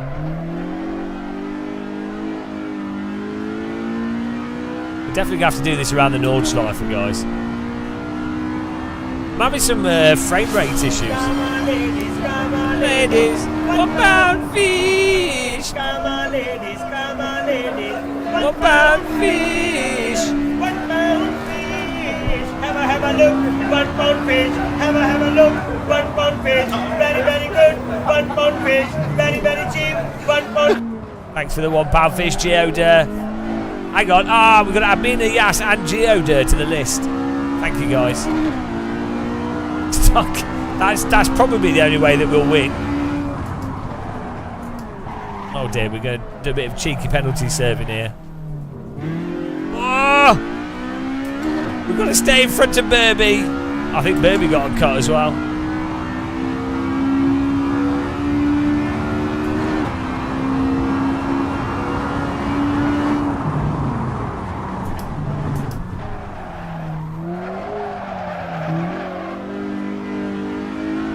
Well, the problem is... Well done to Joss. Joss with the win. Nico second. Adam Suits third. Thomas Schmidt in 4th. Myself in 5th. Burby 6th. Sapper 7th. Skeptical Ant 8th. Azag 9th. Antoine in 10th. Ritual Horse 11th. Oh. Yeah. That didn't go too well. I was having frame rate issues. I don't know if anyone else is. My frame rate on this track, some of the tracks in this, I don't know if it's the car or the track. Maybe we need to create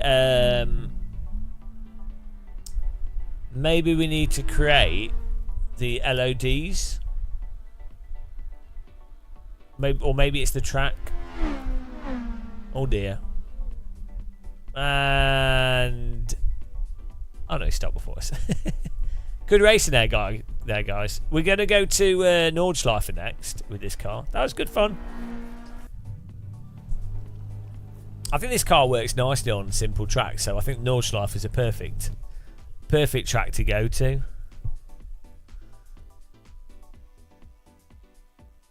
You went down cutting the chicane.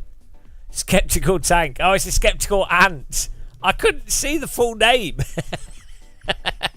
Septic Tank. Septical Tank. Right, let's get this server up here. Yeah, I'm not sure. Did any of you guys have slowdown issues with that track? It's really weird. Like Spa does it as well. I'm not sure if it's a car or the track. I think it might be the. I don't know.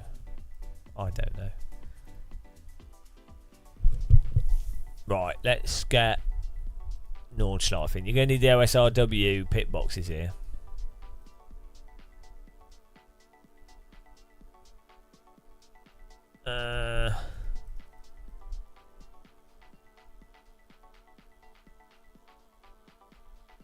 Okay, let's go. Here we go. 34 pit boxes. It's the Ford Escort. We've got a link to it in the description. I'm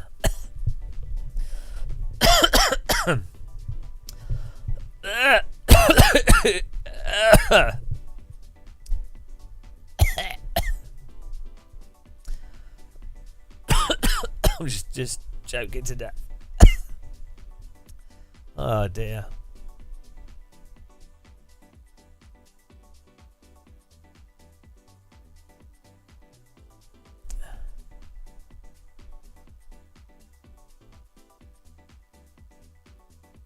Who is it that did the sound alerts? Geodirt and who else was it? Alright, server's up, guys. Alright, let's change the time of day actually a bit. Also,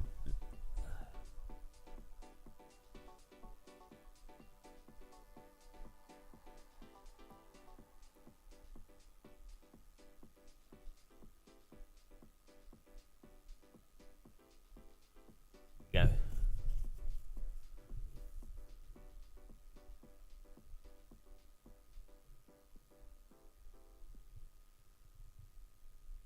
Oh dear. Skyfox, thanks for subscribing. Welcome.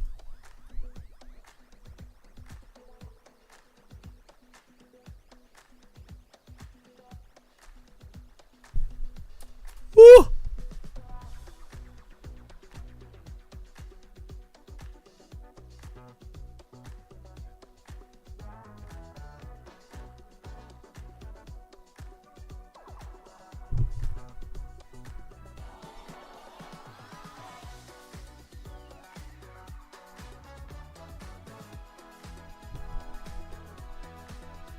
Get in there. You were thinking about vaping? Oh, hang on. Does this car have LODs? Maybe it is worth trying to make them. Like in the content manager, you click on the car and you just click add LODs. But maybe it's the track and not the car.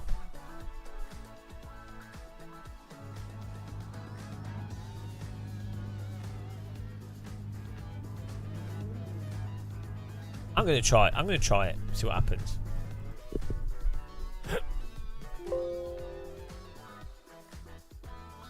Go to the car settings.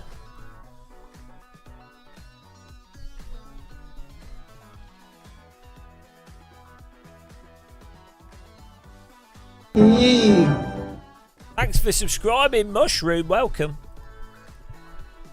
Welcome along. Right, so you've got this here. We can do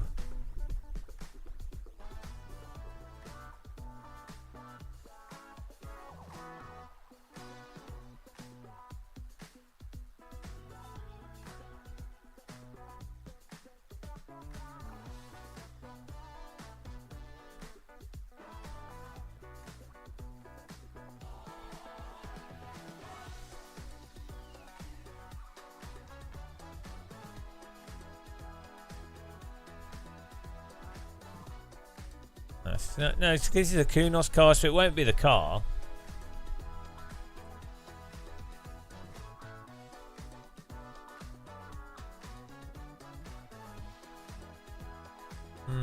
It must be like a weird track thing or shader patch thing.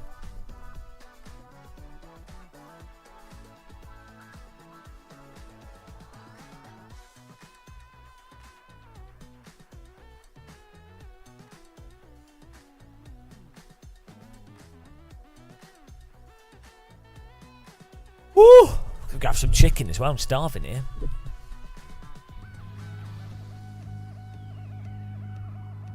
Let's get a lap in. Grab some chicken. See if this track slows down.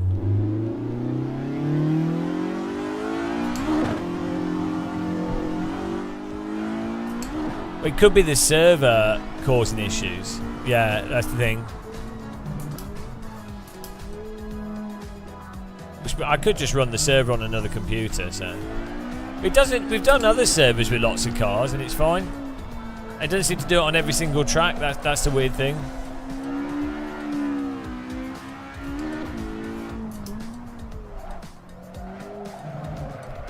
Maybe it's the amount of smoke that the cars are making.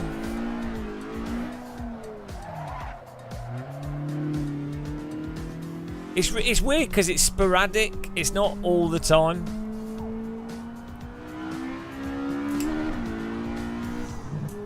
And it's also at weird points in time as well. Yeah, if you want to join the server, it's up. Yeah, see this is slowing down as well.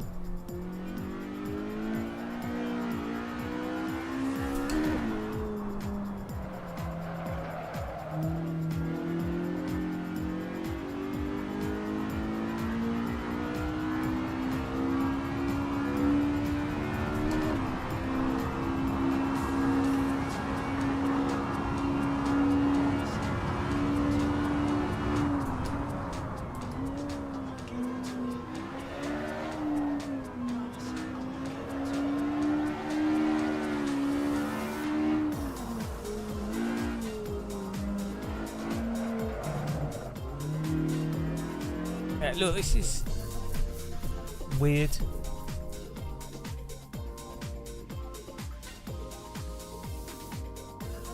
I mean, maybe it's something in Windows.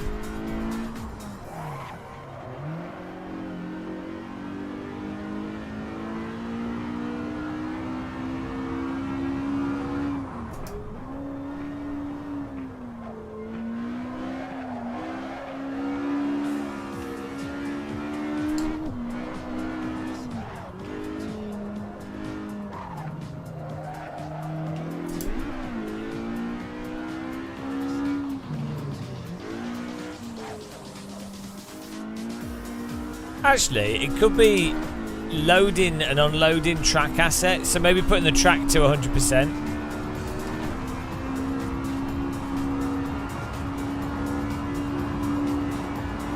Counterintuitively, it could be to do with that.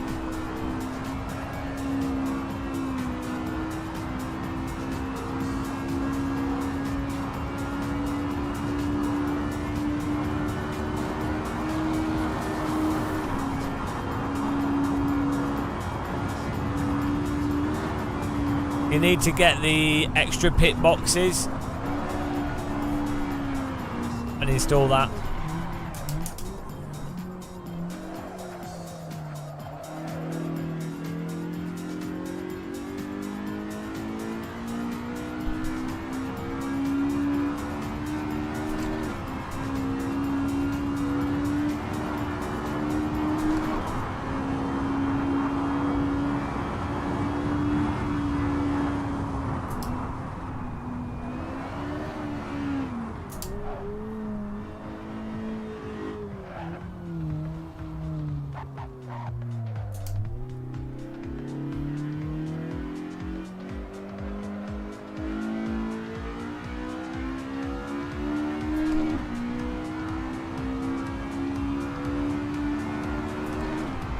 But yeah, the extra pit boxes are in the description. Oh. Sometimes I feel like this car needs a little bit of front wing on it. Just a little bit of front wing. I'm going to try putting the track to 100% detail.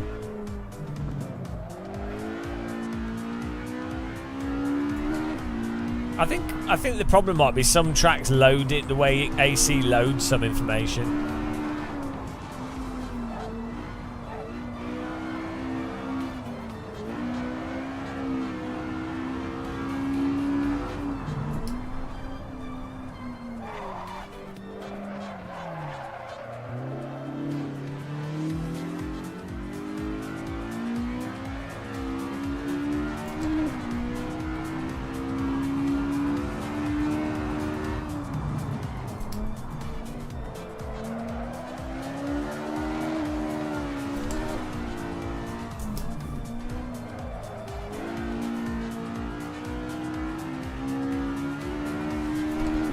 $19 cars in here. Get in there.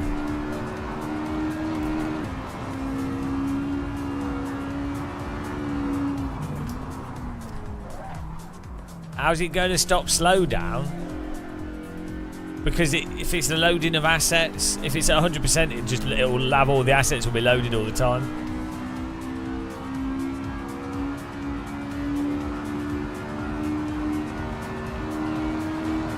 That's a weird thing. Armour has that, and Microsoft Flight Sim. There's some games turning the graphics up in some areas reduces issues.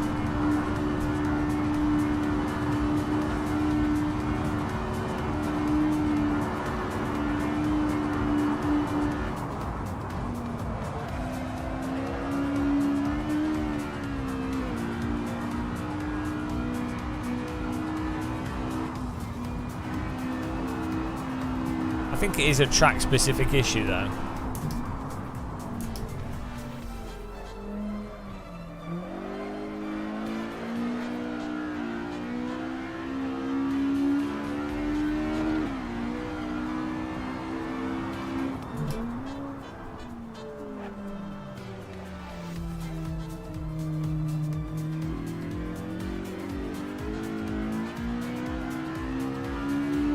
It's running perfect now. Spa always has issues for loads of people as well, which is strange. So there's certain tracks that seem to have problems and others that don't. So you'd think if any track was going to have issues, it'd be Nordschleife because it's huge.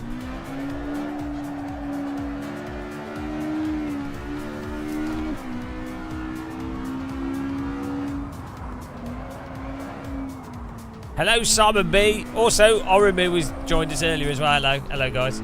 Sorry if I missed your names. 20 people in here.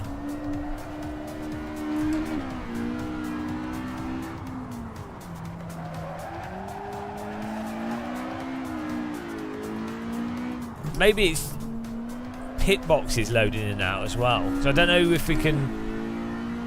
Is a visible pit boxes an option in AC?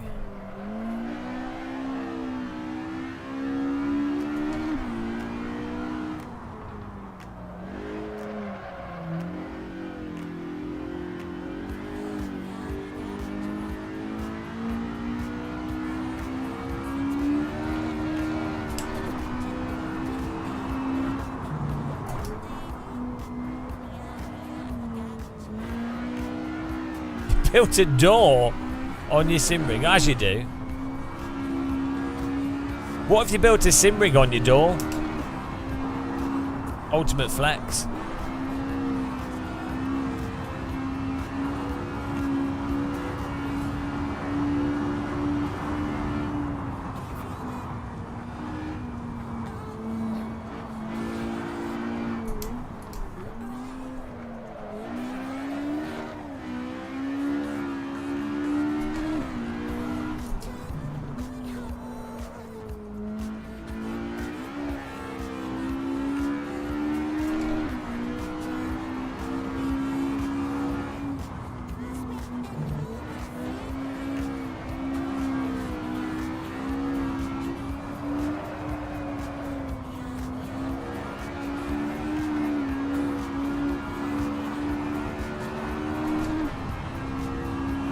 I think it might be the pit boxes, because that's when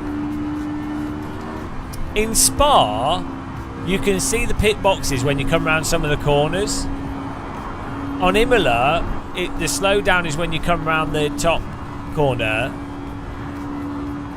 So it could be something to do with the pit boxes. Yeah, because this is now running a little bit less consistent. But it was fine through the rest of the Nordschleife.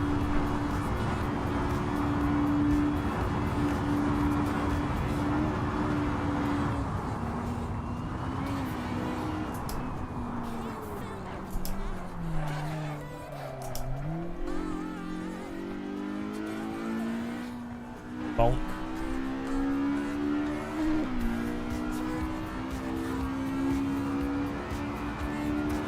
That's a banker lap.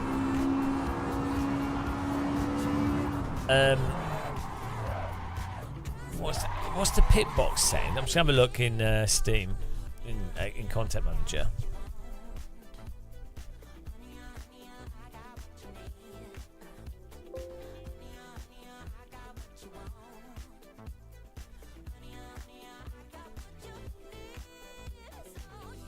So we only have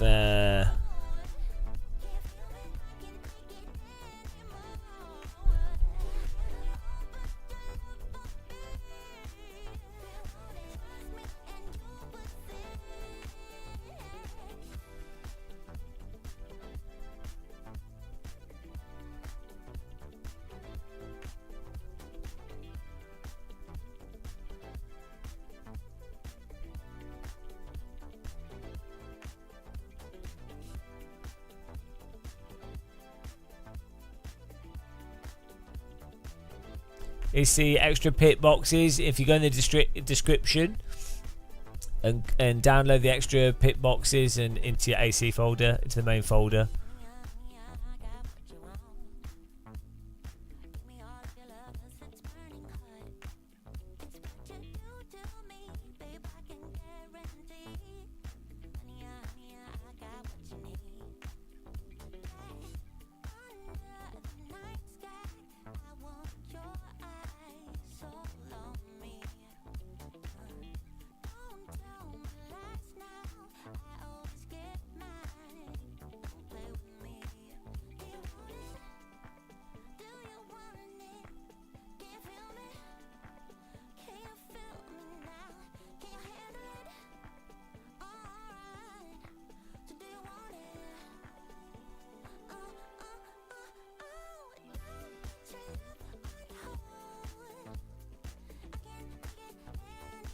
Right, let's try that. Let's just try that.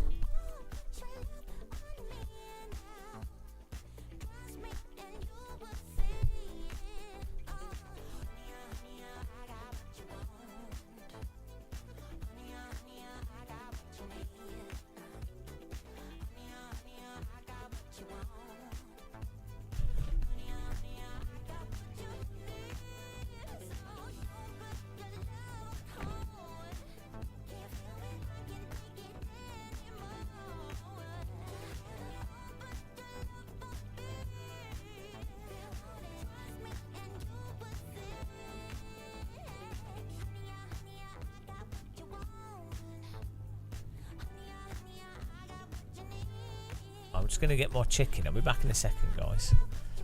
Woo! Yeah. Chicken time!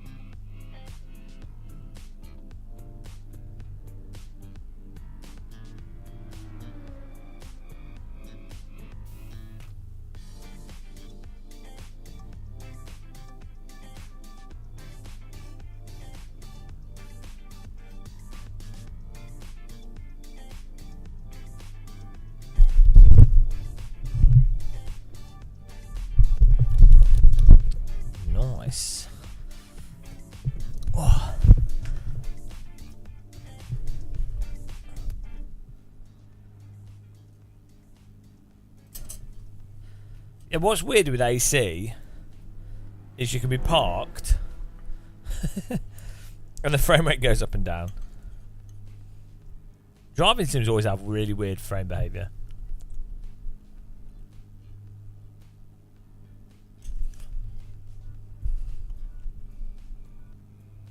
Got some barbecue chicken wings. Well, barbecue chicken.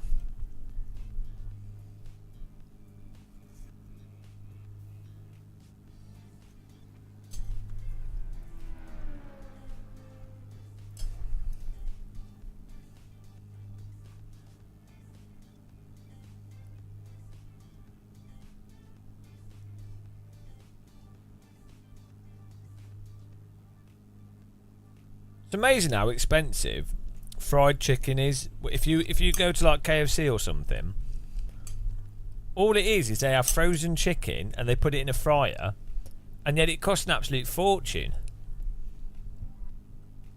It's really weird. It's like it's not fresh, and all they're doing is putting chicken in a fryer. It's like you could go to a supermarket, put a bit of frozen chicken in an air fryer. It's not like you get it any faster either. That's why it's really weird.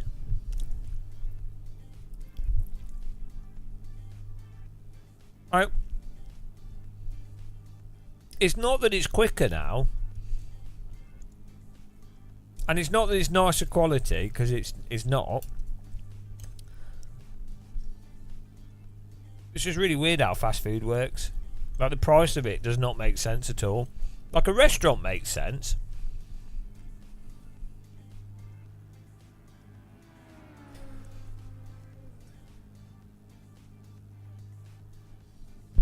Well, I don't know where you did.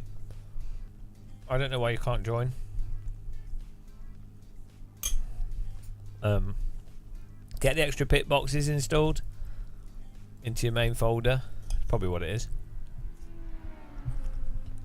Yeah.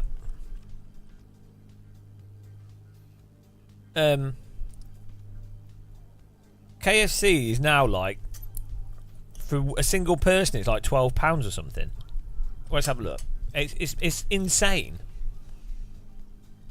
KFC bucket price, or KFC chicken burger price. Is it KFC prices?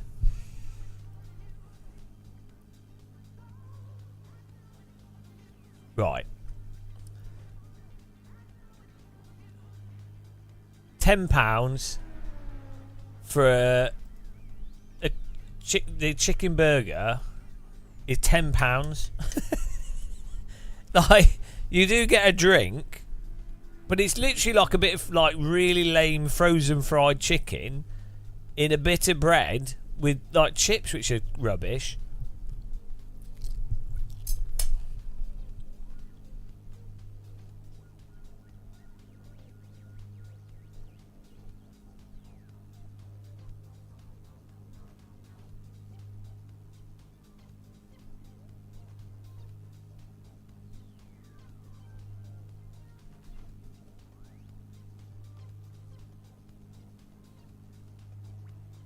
Oh, here we go. 6-piece bargain bucket, $17.99. Like, how does that make any sense? You can buy. I realise they're cooking the food and it's a restaurant and stuff, but most people are buying for takeout anyway. At the point where you could probably buy an air fryer and fill it with chicken. It's insane.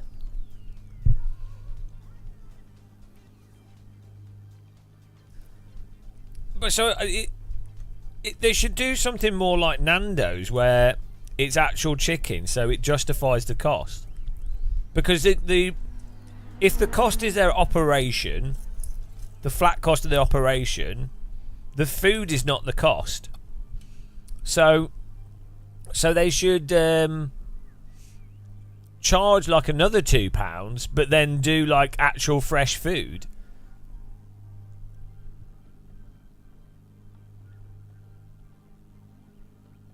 Like if your restaurant has base costs that are quite high, you can't be like, oh, we've saved £1 by using cheapo frozen meat.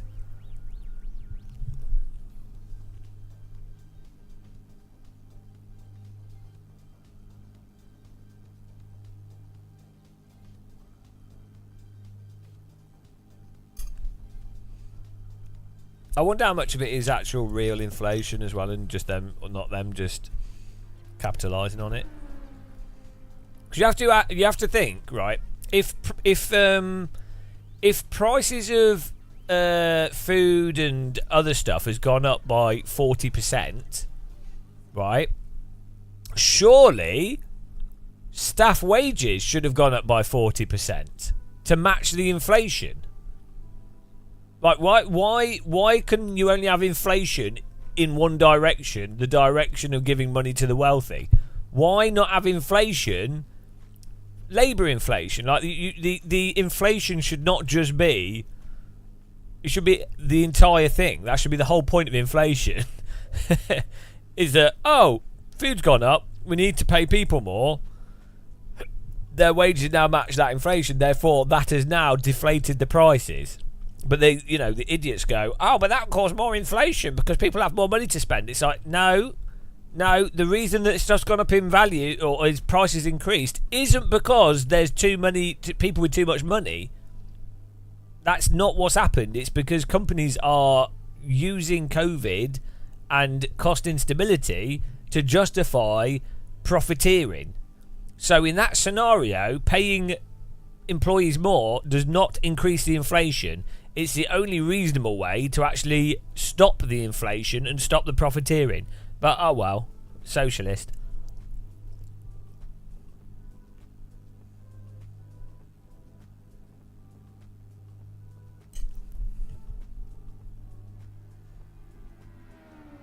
Isn't it weird how mainstream media, they're not allowed to say that?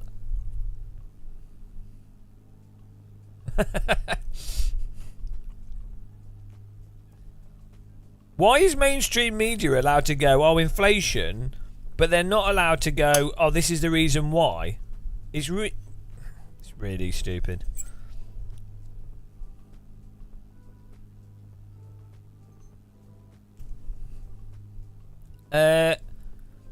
Give everyone 100,000 tomorrow and demand will push the prices up. No, because what would happen was,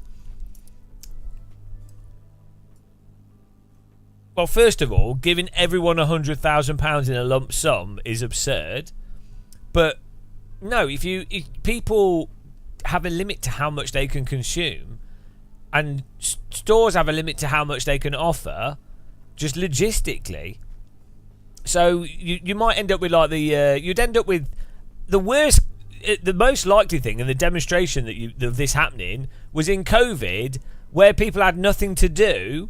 And they're all like, oh, we need to buy all this stuff, or we're bored, so we'll buy things. So the shops can't afford, they can't afford it, they don't have it in stock. So you have stock shortages. So you can't have the inflation because the stock isn't there to sell the stuff at the inflated price. It's all about, there's an equilibrium to it all. But at the moment, the point is, you've got inflation of goods, but not inflation of wages. And also, we've actually given hundreds of thousands with COVID. With COVID, we have given hundreds of thousands of pounds, millions, billions of pounds to a small number of people. So we've done a handout to one group of people, which is what's caused the instability.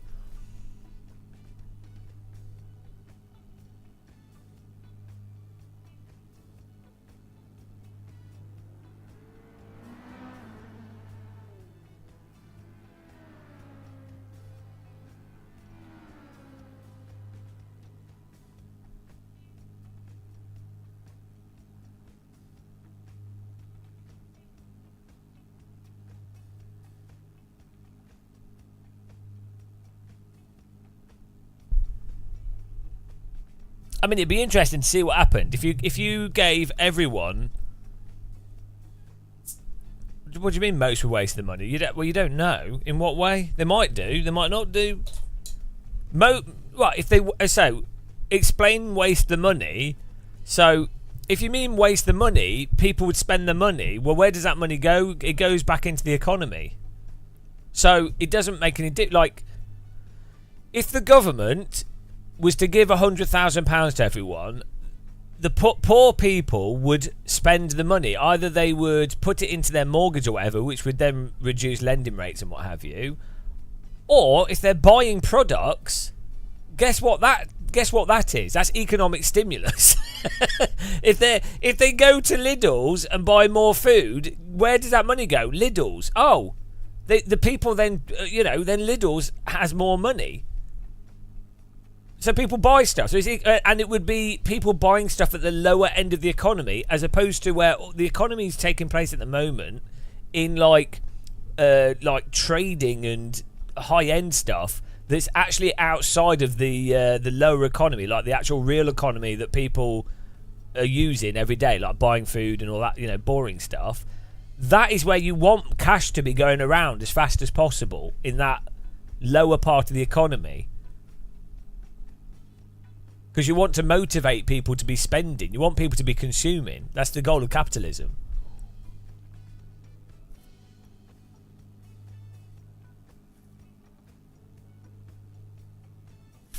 Explain turbo inflation in Zimbabwe. I think you'll find, if you look at like Weimar Republic in Zimbabwe and those situations, I think you'll find their real economy was absolutely completely collapsed. And if you were to look at their money printing relative to the actual real economy wealth, I think you'll find a totally different situation.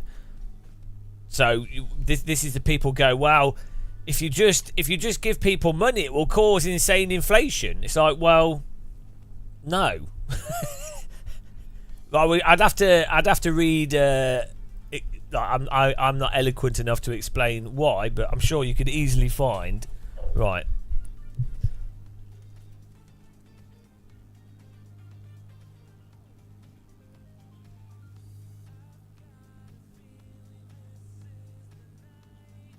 I mean, you have an actual example with COVID where people were given money by the government, right? Everybody was given money, not everyone, but like a lot of people were given money by the government.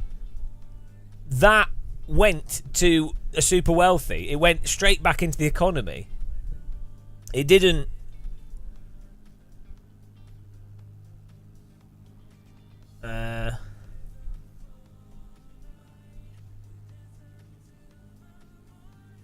Because the mistake is it's not a zero. It depends where you do the investment and what the real economy is. I think that's what the confusion is on.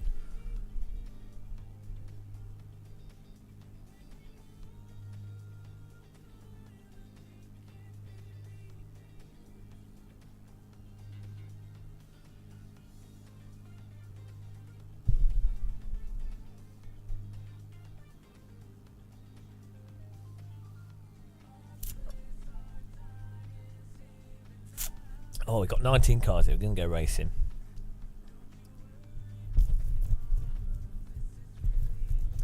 I think another way of thinking about it, there's a difference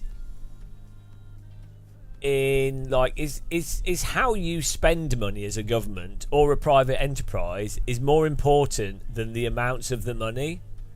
If that makes sense. No, it doesn't matter if it's government or a business.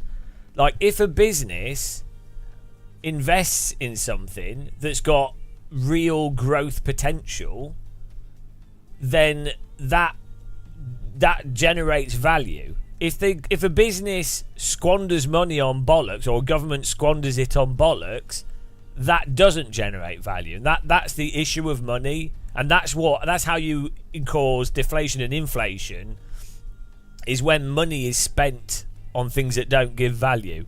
Both the government and both businesses are fully capable of spending money on things that don't actually give value. So if a government builds schools, puts money into schools, puts money into education, puts money into healthcare, bursaries for teachers or health workers, or training.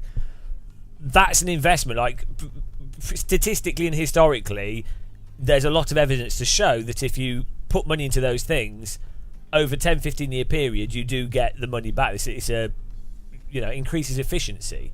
Same as if a business was to invest in like growth technologies or staff training and they have the retention, or they businesses invest in property or something. I don't know, something that holds value or has a very good likelihood of increasing value, R&D and things.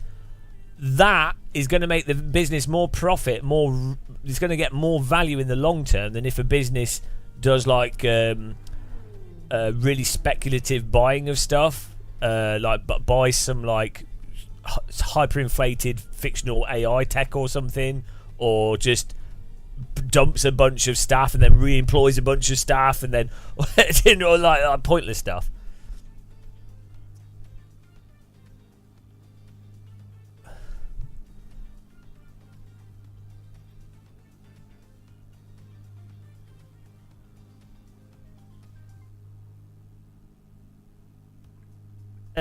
So inflation, often inflation is also more related to just economic shock, and inflation and deflation, and how economies operate.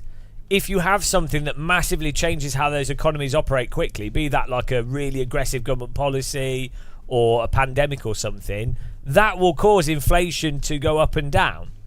That will cause like the market will react to that shock in a really weird, like an immediate way that's slightly unpredictable. But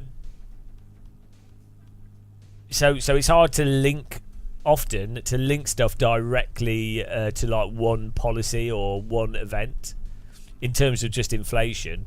What matters is the actual real economy, the real economic output of a country, and the real quality of life. Let's go.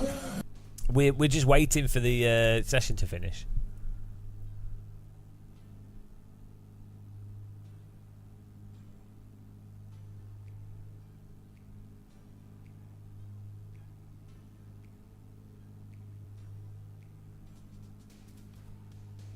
There is a huge amount of profiteering off inflation. Like the gas and electric prices and stuff, is a lot of it is companies going, oh, there's been inflation, oh, that means that we can put the prices up. And it's like, there is profiteering. You any event happens and companies go, oh, hang on, here's an opportunity to put prices up and see what the consumer will put up with. Oh, it was the pandemic, so oh, it's the Ukraine war.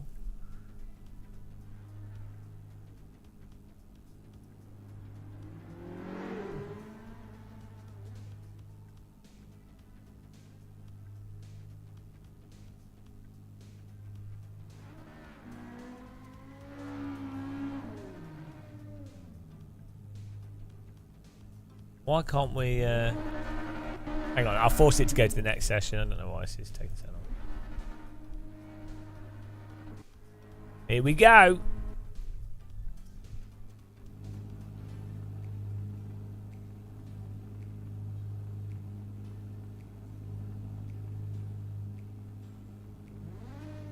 Yeah, well, that's how you can notice if there's profiteering going on. You can look at the profit. If companies are making companies go, we have to put our price up because of inflation. You go, okay, fine. But then if those companies are making record profits, you'd have to go, hang on a minute, you put your price up because you said that you had to for operational costs. Well, you're making profit, therefore you were lying. So that's how you know. Like, if they weren't making profit, you'd be like, oh, fine, that's just the reality. They've had to put prices up to continue their base operations. But by definition, if they are profiting, they are making more money out of people, like additional money. That's what profit is. It's surplus on top of the base.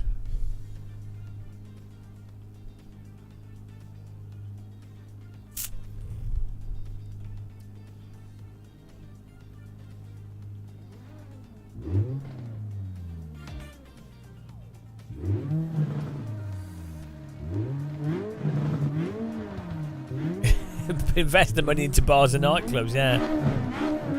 Here we go.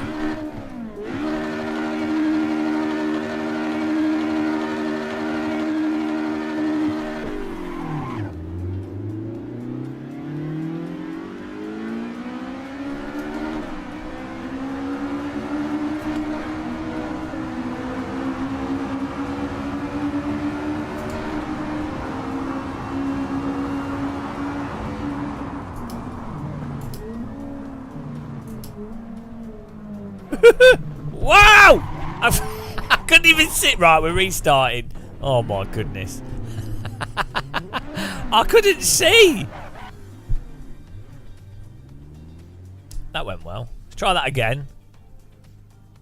My goodness! My goodness! Couldn't see the crash. It was just car park.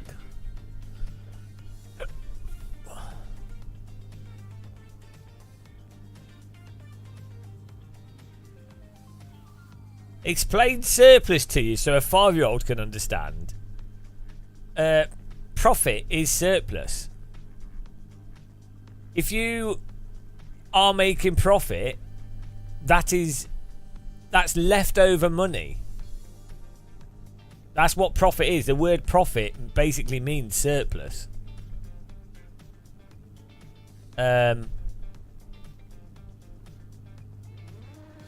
You would have to have an analogy. Just read some Karl Marx.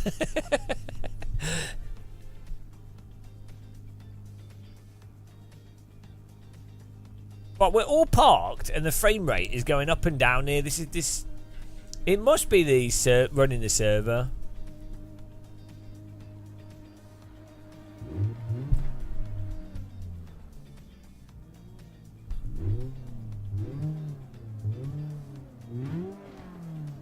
Oh, is the office scene? Oh, I don't know. I ain't seen that.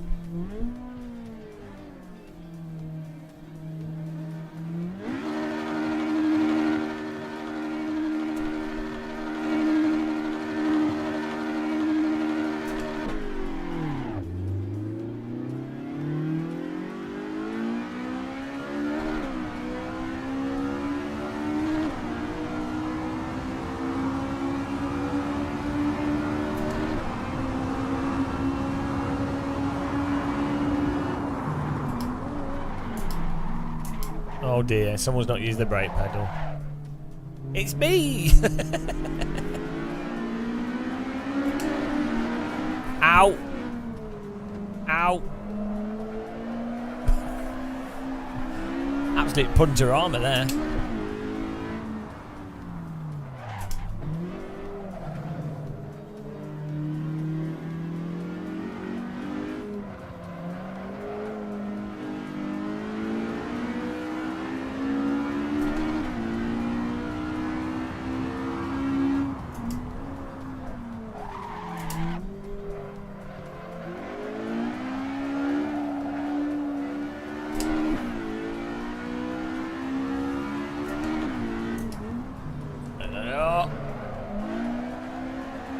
Nice.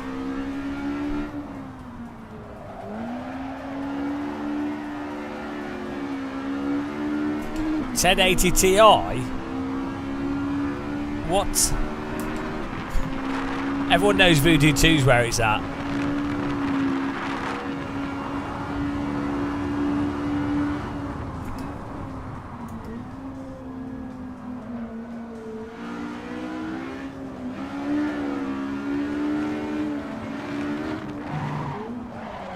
Oh, come on.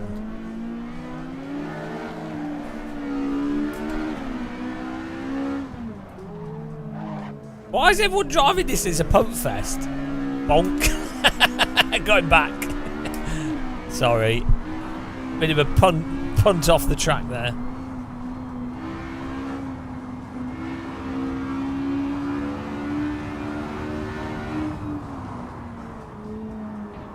Revenge punt.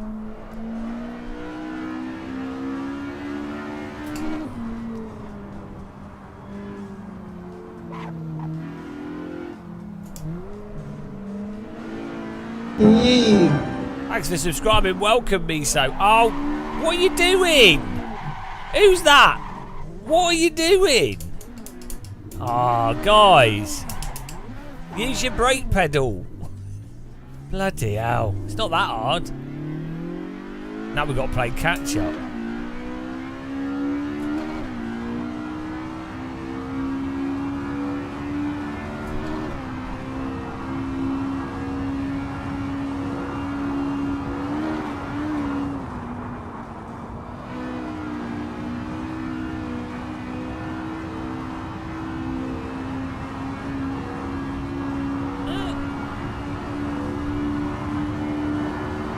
We need to get a hot air balloon.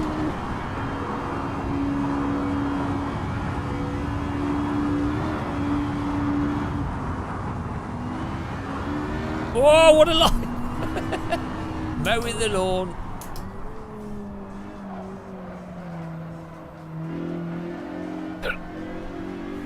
I don't know why you have like some grass and dirt floating around in the air.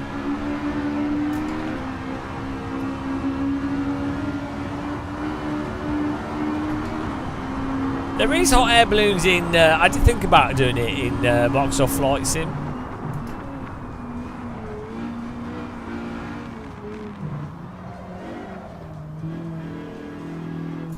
Technically, it's possible, but I don't think it lines up properly over the internet. It's a difficulty.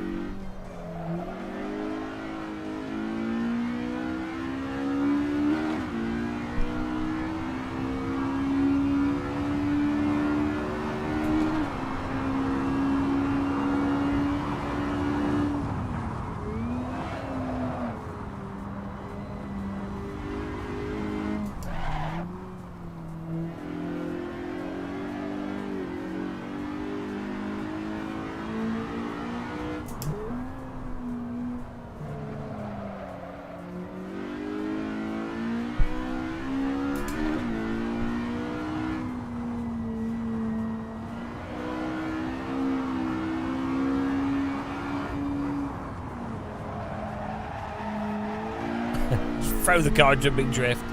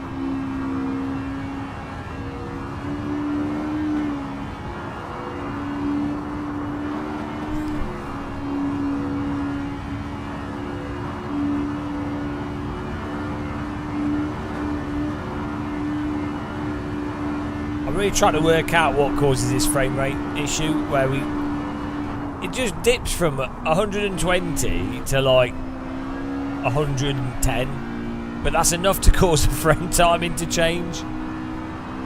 So it's still smooth, but you know it's like the car's accelerating and deaccelerating.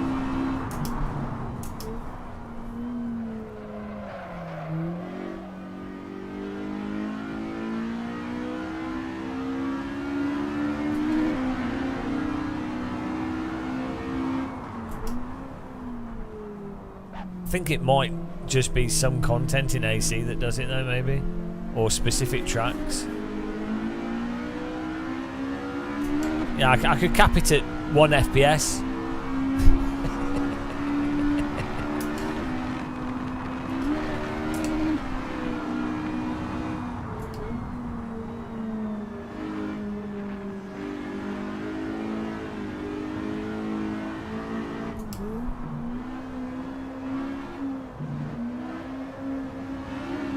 Ah! Oh, for God's sake! Oh, come on, guys! Oh, bloody hell. Doesn't everyone have a DD wheel that catches slides for them? Oh, dear. And that was them. They were spinning in front of us. I couldn't do anything.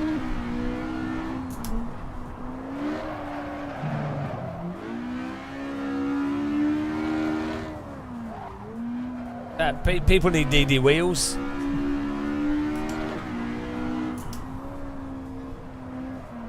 DD wheels for epic catches. I mean, this car with a DD wheel is such a like. It basically just drives itself as you come through corners. It's really nice.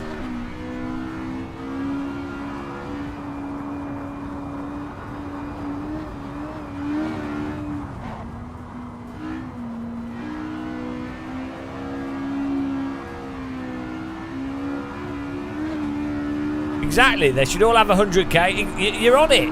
I told you, if I'm Prime Minister, everybody gets a DD wheel. Part of the Game of Muscle policy. It's obvious. Great idea.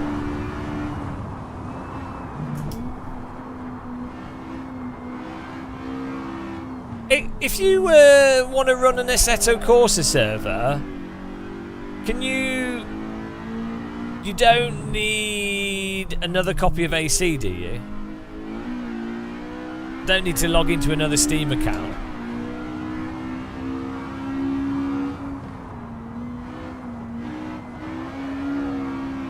Don't know how it. Maybe with dedicated servers you do. We've got remote stuff we can do. We're catching. Yeah, DD wheel's life changing.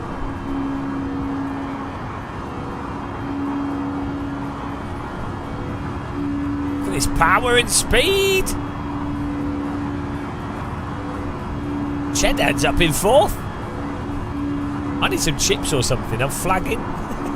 Flagging for energy today. I think the minis took it out of us. It was really fun racing it. I mean, minied to death.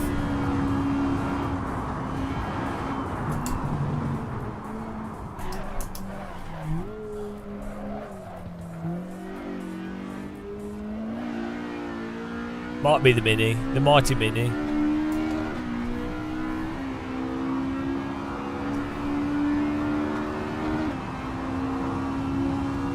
Can any of you in chat set up a server that we can all join so we can see if we have the same issue? Because it could just be the server causing it. It didn't make any sense.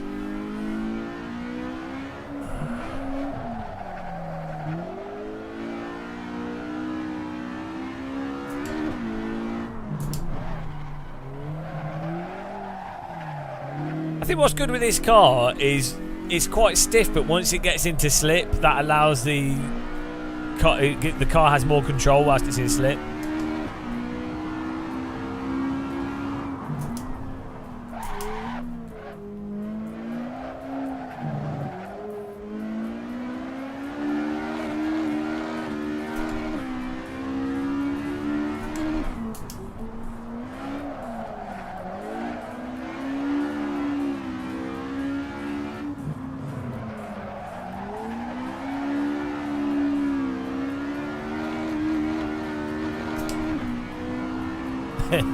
Izzy and Chili Dog are probably unconscious.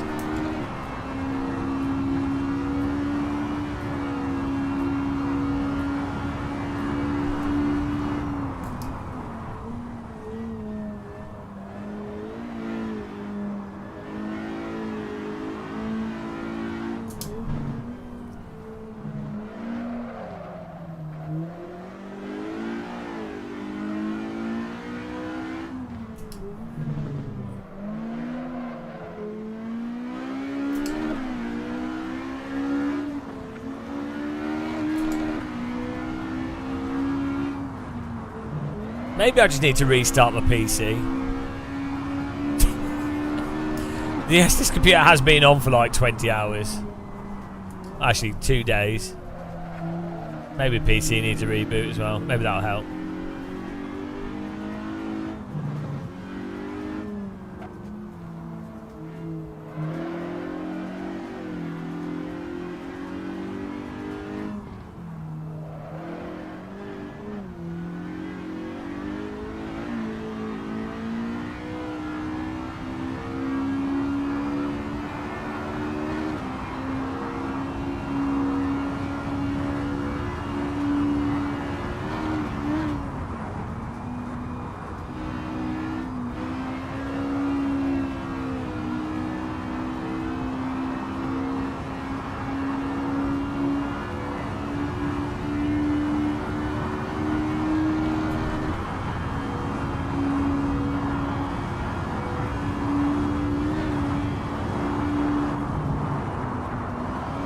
Woo! Can you imagine driving that line in real life? Just throwing it so that you're on the outside tyres. The outside tyres are understeering so that you make the corner at max speed. And there's no roll cage in this car.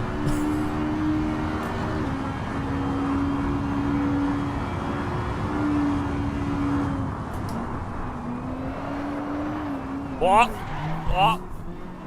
It's fine.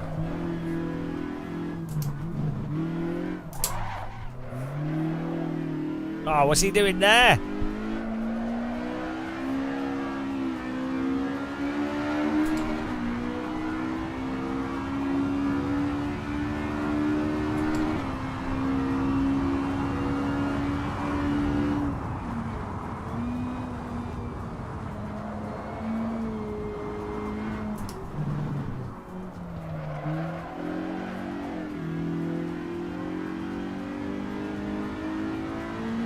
Hey, this car looks like the what's the one in Wreckfest?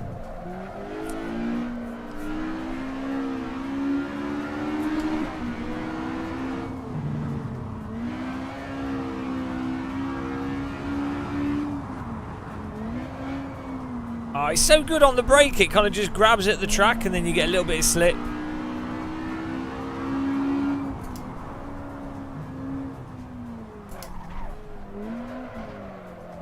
We might have to, guys, we might have to do some Shelby Cobra. We might have to get in the classic car. I need some chips, though. I need some energy! Energy! Energy! Wall!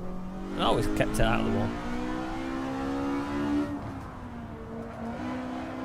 Yeah, I thought that, Jared. Wasn't your mum in Wreckfest? Did you wreck my mum? Not again.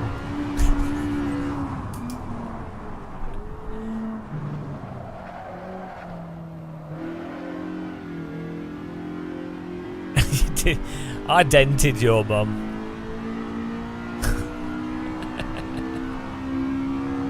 That's so stupid. Time out. Self time out. Wasn't your mum in that other game? Whorefest. Oh no, that was something else.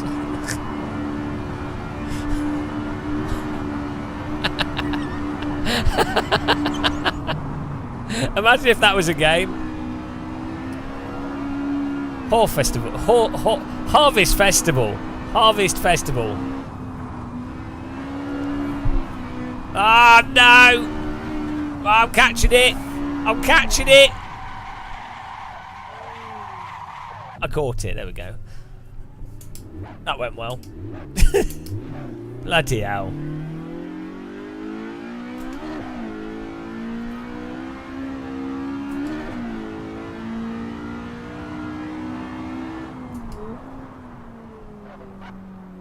What we're doing in 15th? Oh yeah, we got punted.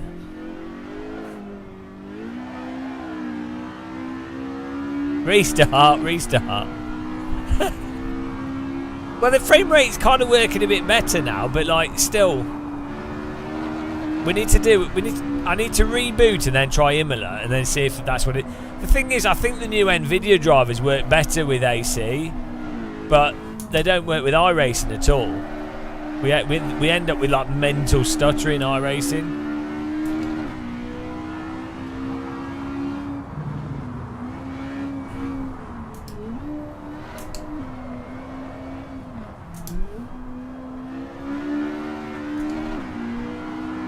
So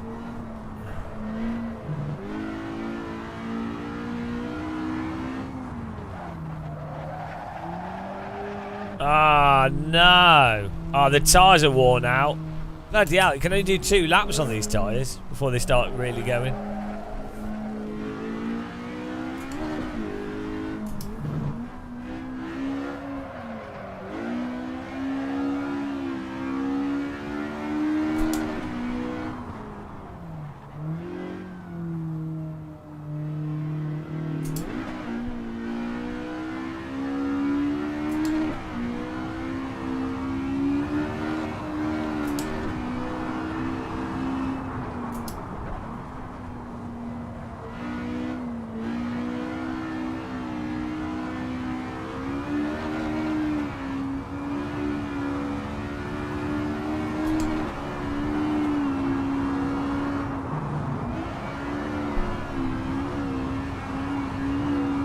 Thing is, yeah, it's a bit of a track, isn't it? AC does have really good frame timing though, like it's super smooth. AC and AMS too. So I think that's what just makes it more obvious when you have frame pacing issues.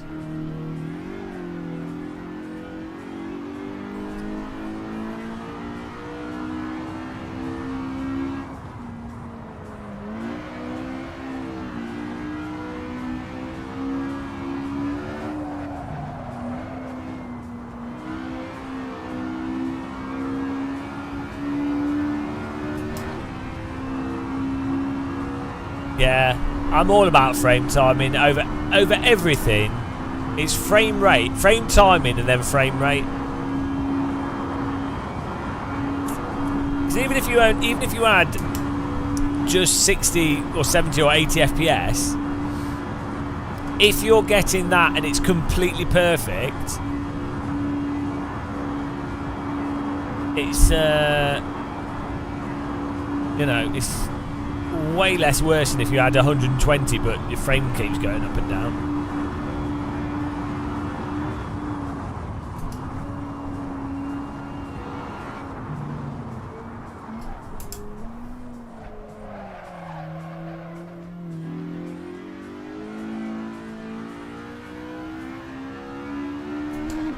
No, I have capped the frame rate at 120. We got it capped at VSync. But what happens is sometimes the frame rate dips below 120.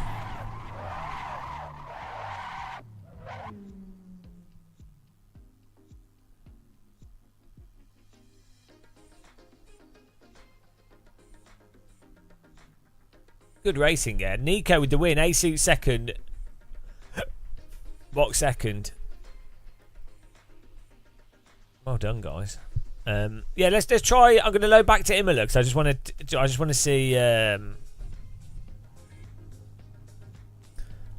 just want to see if the if I've addressed the frame issue. Good racing there, guys. Though it was good fun. Bit of punting, but you know, this car's really tricky on the brakes. But I'm just going to set Imola up quickly again, just to see if I got the same problem happens with the track details on full. No, I want to try it without restarting and then restart.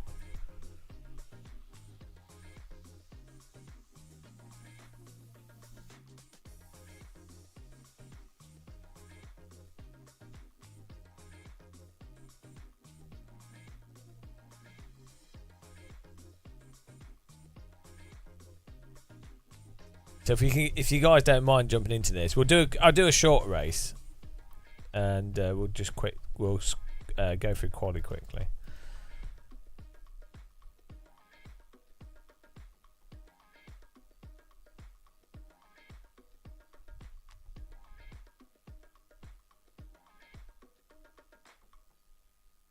Right, it's back up. Oh, hang on. Sorry, I've got to.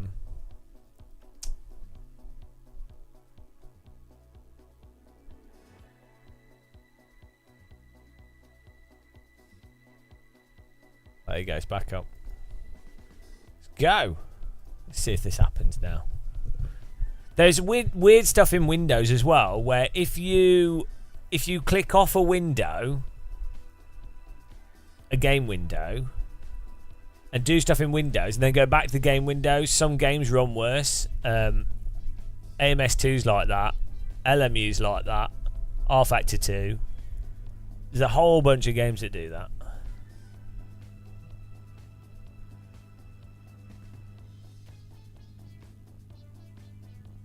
I feel like in AC, there's not a shader patch LOD for cars setting, is there? I think that would help a lot. I think there is, but I don't know where it is.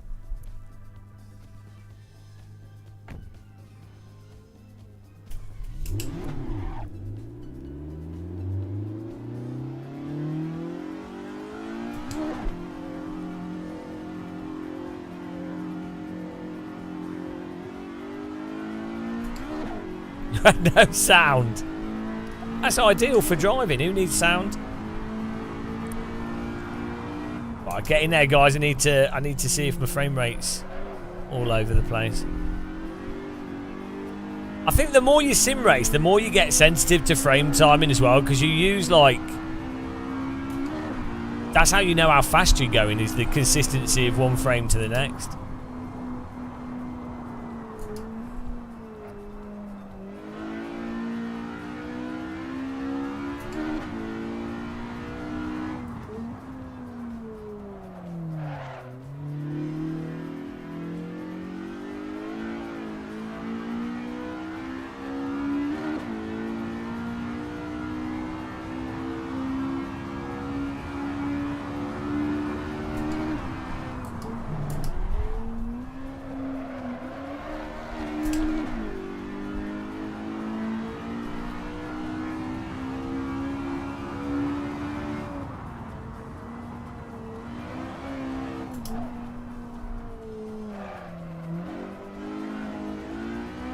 Whoop. Well, messed that up. We're doing the race, yeah. Yeah, I'll get in there.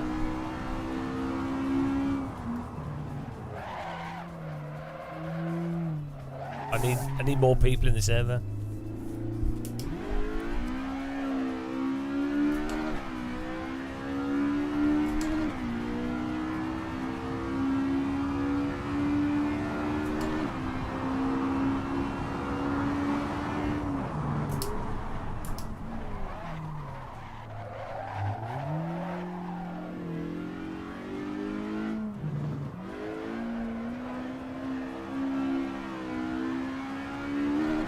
That's because you're old, Geoder. Yeah, it will look smooth to you guys because the way I've set up the live stream. It will look smooth to you guys even if it was really bad my end. Because there's 2 frames for each frame that the live stream grabs.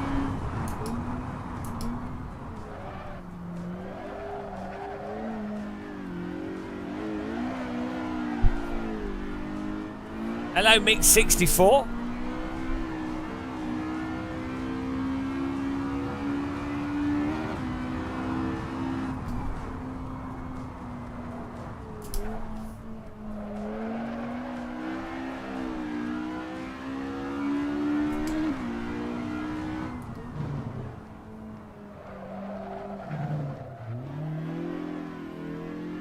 I think it's a car LOD thing. Yeah, AMS2 is fun to jump into. It's just the physics is so sloppy that if you prefer tighter physics, it makes it a bit of a chore to drive because everything's going like woo woo, everything's crazy, and you're just like, ah. I'm just gonna look in shader patch to see if there's a. Yeah, that's what I think it is, Rob.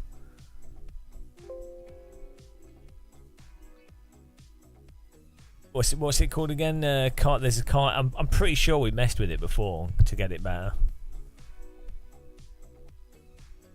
Where is it in the?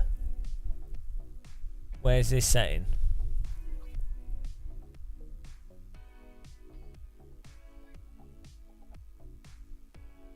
How long? Oh, thousands of hours have been sat in here.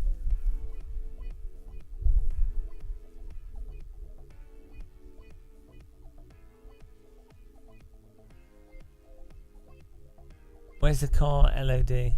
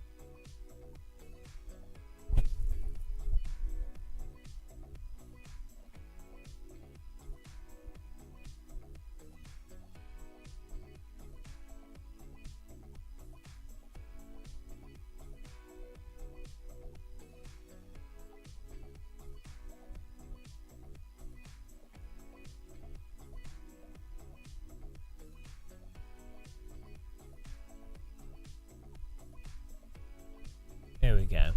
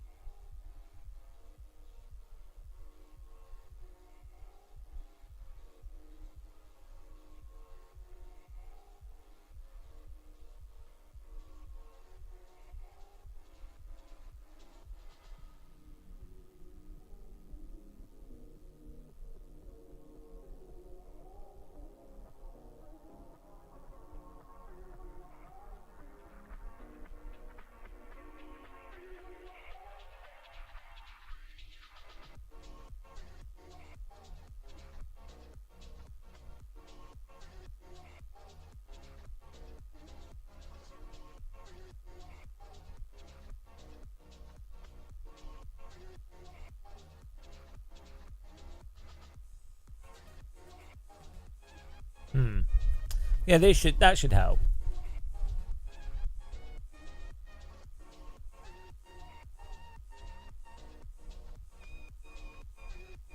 Try that.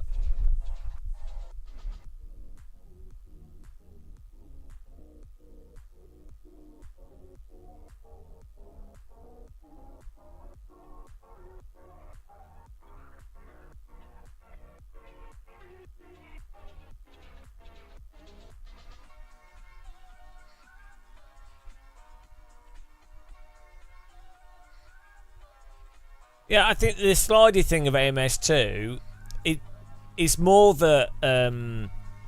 So I think this is the aspect of iRacing that why iRacers don't like R Factor 2 and some other stuff, is because that initial precision, when you take that away from someone that's learnt that initial precision, it feels like you're handicapped. Like, it feels like you've lost control that you otherwise used to have. So I think that's one of the big complaints that iRacers have with other simulators, because iRacing, when you're under the limit, the initial turn-in, the initial response to braking and accelerator is probably one of the most responsive simulators. And so when you go to another sim where you have to push a bit harder, it's a little bit vague at the start, it makes them feel like, oh, why is the car so understeer, or why is it, you know? And then, so like, especially when you then go to like R Factor 2, and it's like, well, actually you have to really slide through the corners. And then in AMS2, you're like, this much of the steering wheel is basically doing nothing, really. Like, it is catching a car, but you know what I mean? It's like the precision's not there. So it depends how much that bothers you. And then also, what happens is, in AMS2, you're not rewarded for finessing the cars through the corners. you're rewarded for like stamping the car through the corner and then turning and powering through the turn. So you're not having to, in AC, you're using the weight and the slide of the car and then working out that slide to then go faster and position it like you'd basically drift in every corner in like a working with the vehicle. AMS2, it's like fairly direct, just turn and throttle, relatively speaking. So there feels like there's no weight transfer in AMS2 as well.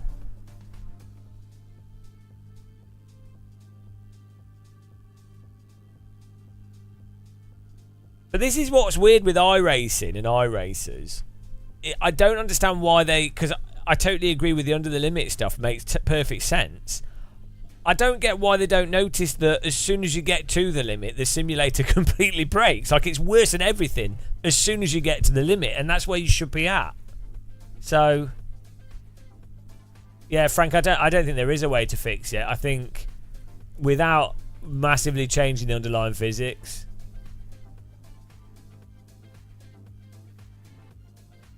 Game changing, yeah, I know you can get mods, but they're all using the same tire model, so they'll all have the same fundamental handling. Like, it's the same with AC. All mods in AC, but everything drives the same. They all drive on the same tire model, so everything in AC drives like everything in AC. Everything in R Factor 2 drives like everything in R Factor 2. Like, you do have more grip, less grip, you know, faster, slower cars, but the process is basically the same. That's the thing. So it's the same in every sim. Like, the process of driving iRacing is the same for every single car. The process of driving AC is the same process for every single car. Well, I'll have to give it a go just to the sake of it, but generally speaking, it'd be weird if it was that different.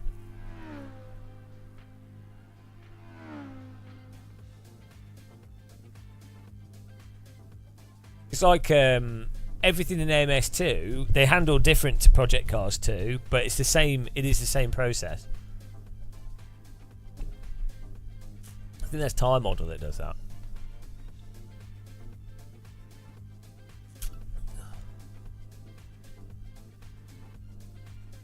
I wouldn't say AC on a floaty scale. AMS2 is the most floaty, the most drifty, followed by R Factor 2, then AC, then you have like AMS1, and then the problem is iRacing just doesn't support driving. So I don't know where you put iRacing on the list, because it doesn't allow you to drive at the limit properly. So it's not even that it's not floaty, it's that it weirdly, iRacing is kind of like Race Room in its handling. In the slow, like, it's quite slow and quite sluggish for the grip to break out. Maybe it's initially more responsive than Race Room, but once you start getting onto the tyres, it's really like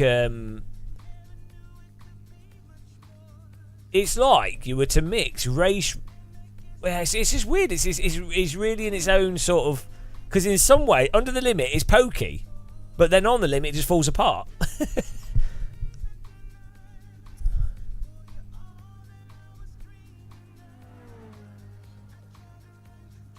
I would like, for my personal preference, I would like that initial pokiness that iRacing has, the initial tyre behaviour in iRacing when the tyres are cold and you're not leaning on them, combined with AC at the limit, combined with some aspects of R Factor 2, like how R Factor 2's tyres behave once they lock up or something, or after you do a big slide in R Factor 2, how the tyres behave once you've done something really bad. So like a mix between R Factor 2, iRacing and AC would be, I think, probably the in the ball, much closer to what real cars are like. But in AC's in the middle, basically, at the moment.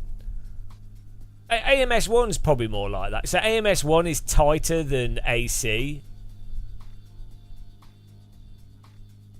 but then it doesn't have the range of control of slip. Like the drifting doesn't quite work as well in AMS1 as AC does. But I would say under the limit, AMS1 behaves more realistically than AC does. AC is just a bit... Before you start getting onto the tyres, AC's a little bit floaty. As soon as you're in that range of slip, AC's lines up very close with general real car behaviour.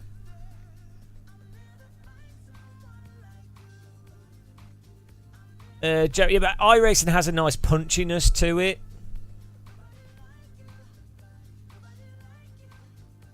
But so does AMS1.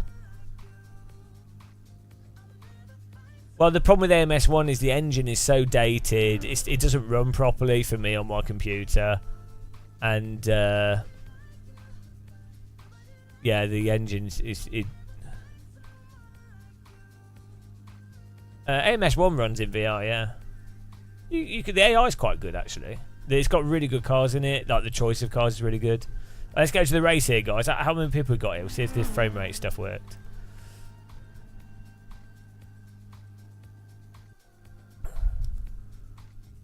Oh, it's bloody broken. We can get to the race. Sorry about that, guys. It forgot the quality results. I don't know if any of you guys have seen this. So one of the things I noticed happening is when you have VSync on an OLED screen, you end up with a completely crystal clear image with no smearing, blur or anything. It's perfect. If you don't run with VSync on, forget tearing, but you get you don't get a perfectly smooth image. And I don't know if there's any way around that.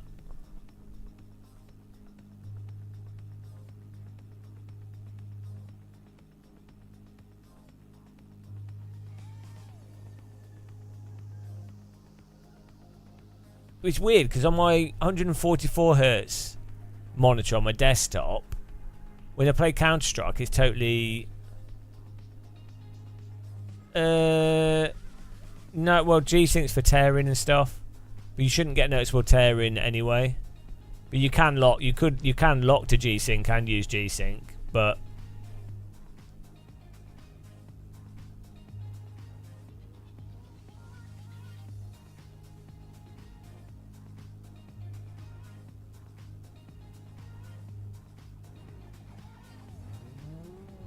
Yeah, no, AMS2 does have a crazy amount of sliding. But yeah, you should watch the onboard for... a lot of people say R-Factor 2's too sliding, and it's like, well, go and watch... When they say it for AC, it's like, well, go and watch the qualifying for Le Mans, yeah.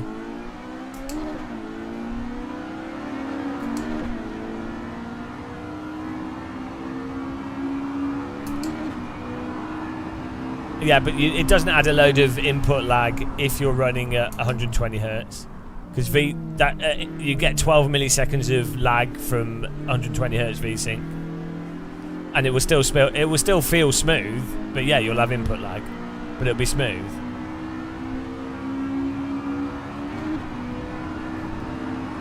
VSync at 60 is terrible because that's 24 milliseconds.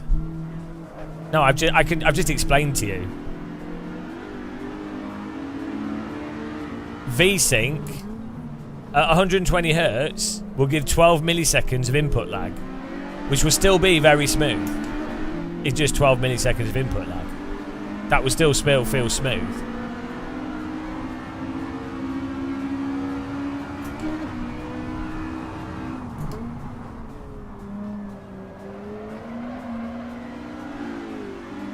You'll have issues if you use VSync and you don't have G-Sync, or you use VSync and your frame rate drops below the VSync amount, then you'll get inconsistent frame timing and stutter.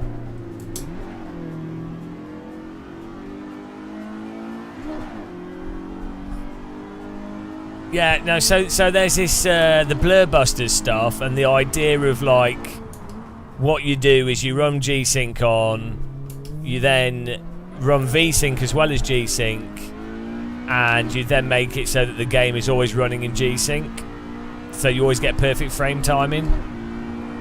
But it does. If having tested this with loads of games side by side in different screens, it depends on the game as to how well that actually works in reality.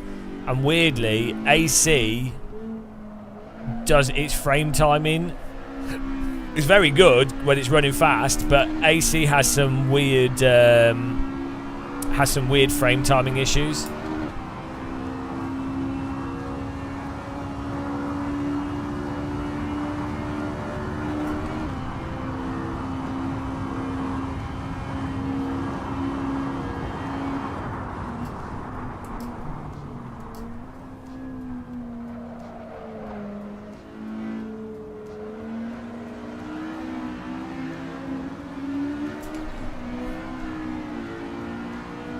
One thing also I noticed, if you don't use G-Sync, this is on an OLED, I'm using a LG C1 OLED, so it's a really good quality screen. If you don't use V-Sync in a driving game, when you're turning round a corner, the trees in the distance will because if part of them might be getting updated at one part, another part another time, you end up with like this inconsistent movement in the distance. Whereas with G-Sync on, everything is moving at the same time, which is actually more realistic to the experience of in a real car and things being totally smooth. I think in an FPS game, because you're not moving in such a smooth manner, you don't notice that and it doesn't matter. Also, on an OLED screen, the pixel refresh is effectively instant, or it's like 0.2 milliseconds. Whereas on an LCD screen, the pixel refresh isn't that quick, so it blurs that micro stutter. This is first world, ultimate first world frame timing stuff. That's insane. Like, I guarantee you. Oh shit! I got cut. I guarantee you, the way I've got this game set up and the way I have this screen set up is probably the best that anyone's ever set up AC. Like, in terms of timing and quality, for this TV, like, any time I've used anyone else's system, it's never looked as good as mine. Training centres, random people's sim rigs, it's never looked this good. The only thing that you can do, yeah, you must cat debate. The other thing though that's really interesting that I want to try out is if you have 144 or like 244 hertz monitor, and so you end up with the opposite situation that G-Sync needs to deal with. So if you have like a 250 hertz monitor, you're always in G-Sync basically. If your game cannot go to 250 hertz, so your game's running at 130, 140, 160, whatever, and then you have something like G-Sync, that is like the absolute ideal situation for G-Sync, because you're always in the monitor's potential. The monitor can always stay in sync with the game, and it can stay in sync at high frame rates. So that's what I really want to try that out. A proper 250 hertz OLED, an OLED, 250 hertz OLED, with G-Sync turned on and different game frame rates, and see how that works compared to my current solution of using basically V-Sync at 120 hertz.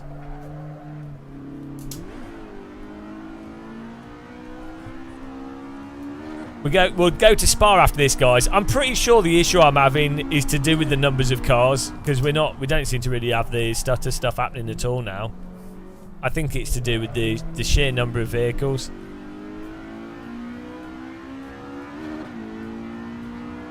Why has this got well, Rob? I had a long-term relationship, and I don't want to go into another long-term relationship, so.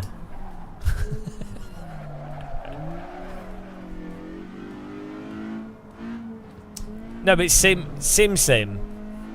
It depends what frame rate you're playing at. So if you're playing on a 120 hertz OLED, it's 8 milliseconds. It's not even 12 milliseconds. It's 8.3 milliseconds of input delay.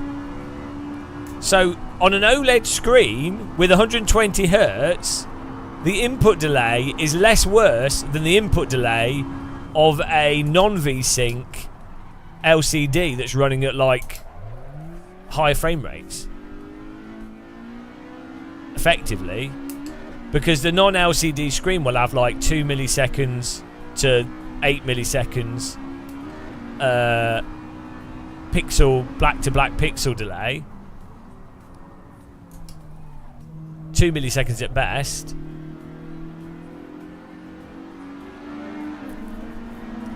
So VR headsets, they all use VSync, and you need really low latency, but they're using like 90 hertz VSync, because both screens on a VR headset have to be running at the same time, otherwise you get a mismatch in stereo information. So yeah, a lot of people don't. So VSync by default doesn't mean input delay. It just means a locked frame timing, which could it depends. If your frame rate's 60 and you've got VSync on, it's terrible. Yeah, it's awful. By the time you get to 140, it's you know. Yeah, well, if you were running 165 hertz VSync, well, what's that? That'd be like 5 milliseconds of input delay. So for a driving game, that'd be totally fine. For an FPS, you would notice, but for a driving game, it would be.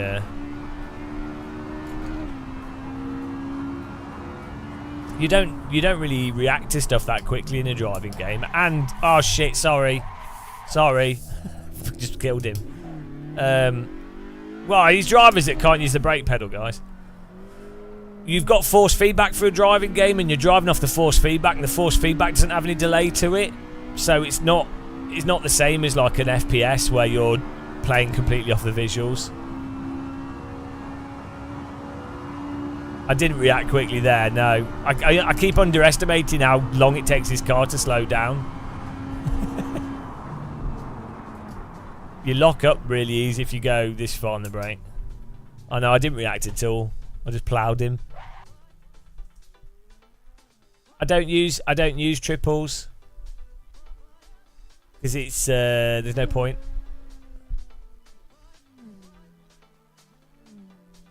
Yeah, exactly. Novotny's right. Consistency is the most important for racing sim, because you're judging the acceleration and deacceleration and the consistency of the motion. You're not judging. You're not snapping. you're judging the flow of the motion, whereas an FPS is like headshot. So latency is absolutely the most important thing. I turned it to lowest setting count debate. I do have triple OLEDs, but I just use one because I capture one screen and there's no point in having triple screen. Visually, yeah, you can see the wheel. I mean, you can probably see it on the screen. Oh, it probably won't line up for you, actually, because it's a separate camera. Oh, no, it should do. Hang on. Ah. Let's see.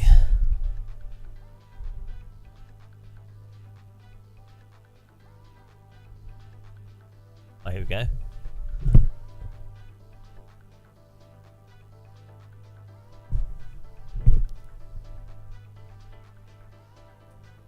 So,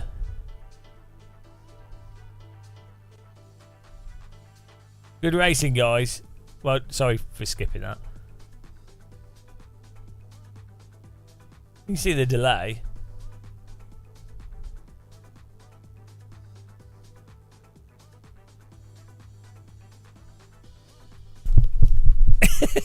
It's not that far off, is it? Like,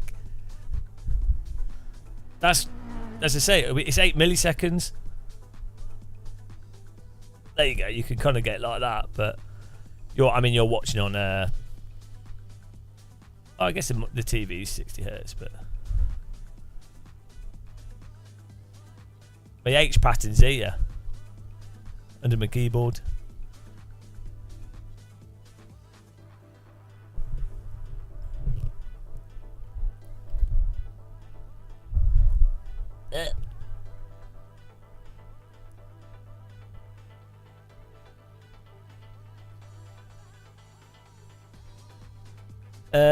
Probably not, Frank. No, I just there's no point. If I wasn't streaming, I'd use VR. Right, let's go. Let's do another server. Let's see if Spa's fixed. Let's do an F3 Spa race if you want to join in, guys.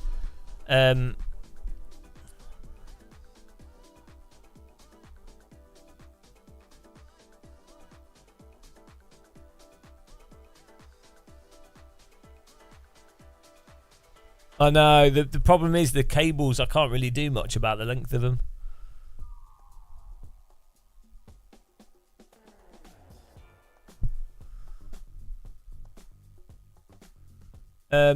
Yeah, the thing with triple screen is, if you're okay at racing... You don't know how to race. You don't know how to race. You don't know how to race. You don't know how to race. I'm gonna report you, man. Play Tetris.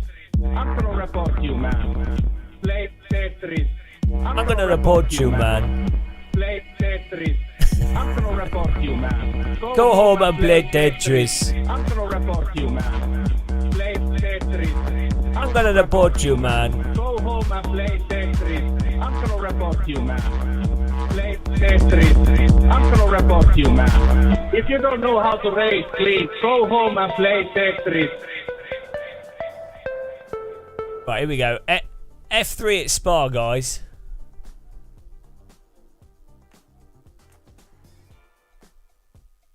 Thank you for the sound alerts. Thanks for the donations and subs, guys. Really appreciate it. I think I'm missing someone off the list, but thanks.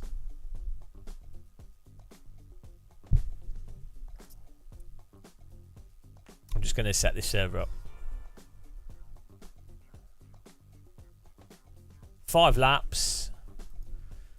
Let's go for some broken clouds at like 4 PM. That'd be cool. Turn the track temperature down. Don't have a fixed setup for this, guys. We need to get one actually. Oh no, F3. Here we go. Do have a fixed setup.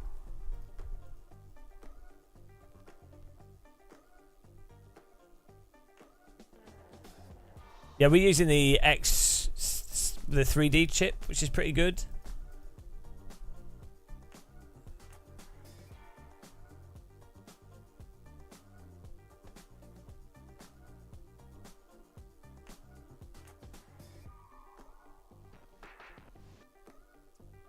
Also, guys, if you want to join our Teapot Discord, we're trying to grow. Here's a link to that.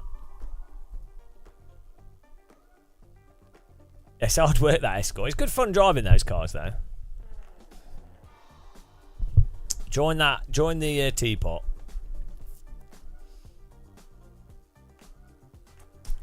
Server is up in a second. We're just using the standard Spa. Let's try that.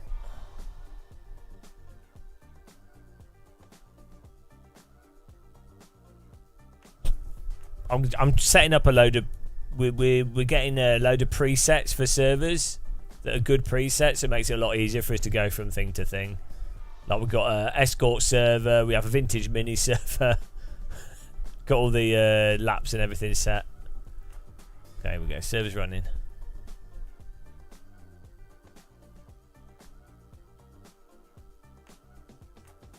The Fanatec DD Plus is quite good, yeah.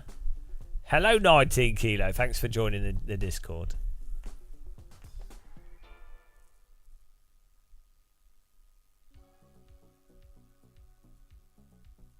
Alright, there you go. Server's up, guys. Get in there.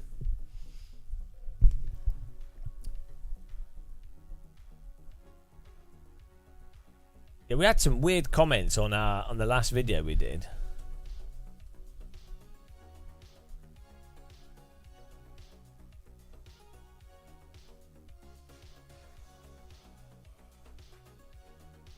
Yeah, so we did a video saying buy the Ultimate Edition of AC,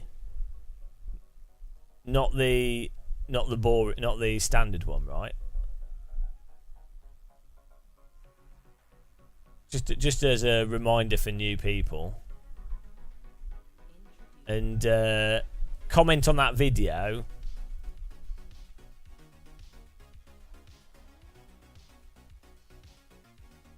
Meh, don't agree. There are too many alternatives, some totally free even, with as good or better content. Aces for the mods, and for a few hours I play this game, it's not worth the extra money for the Ultimate Edition. Can get the DLC and better content for free anyways. He's probably young. He's probably young. Like, right. The whole point of the video, in the video, I literally say, yeah, if you could save money and just get the standard version, but you can't buy the Ultimate Edition after you've bought the standard edition. So, and then the point is, the servers have the downloads, the DLC, like the mods, the servers, a lot of stuff assumes that you have the Ultimate Edition or all the DLCs. This is the point of the video. You even have Niels Housingveld commenting on the bloody video. Niels says, I had the same issues with AC having bought the launch edition 10 years ago. I wanted to buy the Ultimate Edition recently, but it wasn't possible as I already had part of the game. You have one of the greatest legends of sim racing commenting on the video saying, yeah, it's an issue. Like, what's funny is, right, people that watch that video won't realise that Niels is a proper legend of sim racing as well. That's the thing. They just don't know. They don't know. They don't know at all. It's like they should all be like people were like absolutely bum Max Verstappen and like race drivers that have, like, just great race drivers, but they're not, you know, they've not contributed to sim racing particularly on the grand scheme of things. They're race drivers. They might have done consulting. In fact, it's great. Right. Realistically, someone like Niels Helsingveld, in the context of sim racing, is like pretty like up there with people pushing for realistic car physics and making cars actually handle like cars, and helping to push forward the idea that real cars don't just bin you like old 90s video games, right? And people just don't know because there's no. That's how fame works. People only know famous people. They don't know, like, oh dear. It's the same with like Kunos with Stefano. I bet you within sim racing, most people, like a lot of people know AC, but then they think, oh, it's all mods. Mods make it good. They don't realise that Stefano is, oh, he is fast boy, but for reasons that he's been very clear on, it's the fact that the model works really well and you can do your own modding with it and have a lot of control from a designer perspective. Yeah, so yeah, people wouldn't know Stefano. People don't know Niels. They know iRacing for cruising, iRacing, and they'll be like, oh, realistic. They know AC for cruising and stuff, but then they think it's mods that have made it realistic, not the tyre model. R Factor 2 actually has pretty good physics, but most people are like, you know, whatever. They just regurgitate some meme they've read. Yeah, Niels did some worked with some content for AMS 1, yeah.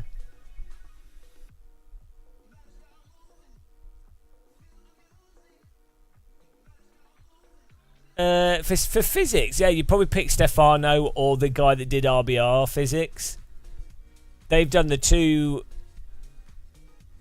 What's his? Marcella Offerman's. He's done some good physics stuff. So if you tried, if you get a chance to try the Last Garage, is sort of project he's working on. That's using Pajenka slip curves and stuff, but it works very nicely.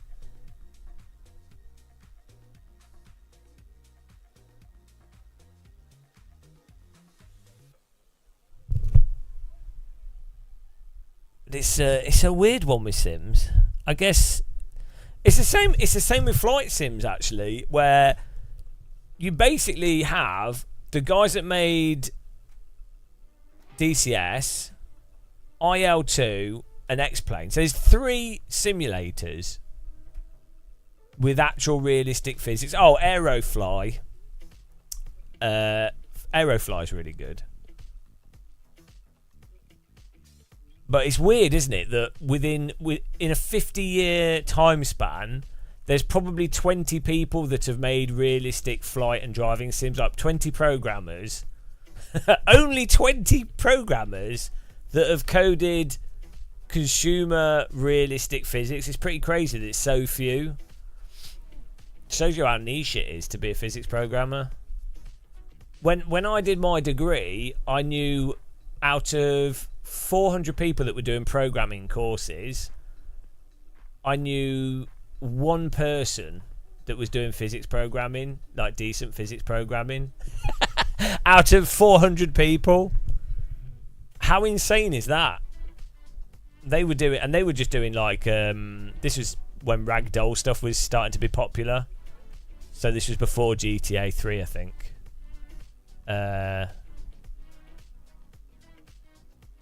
So, and it was very. He was explaining those physics to me and how it was actually programmed, and it was insane. It was just a ragdoll system, basically.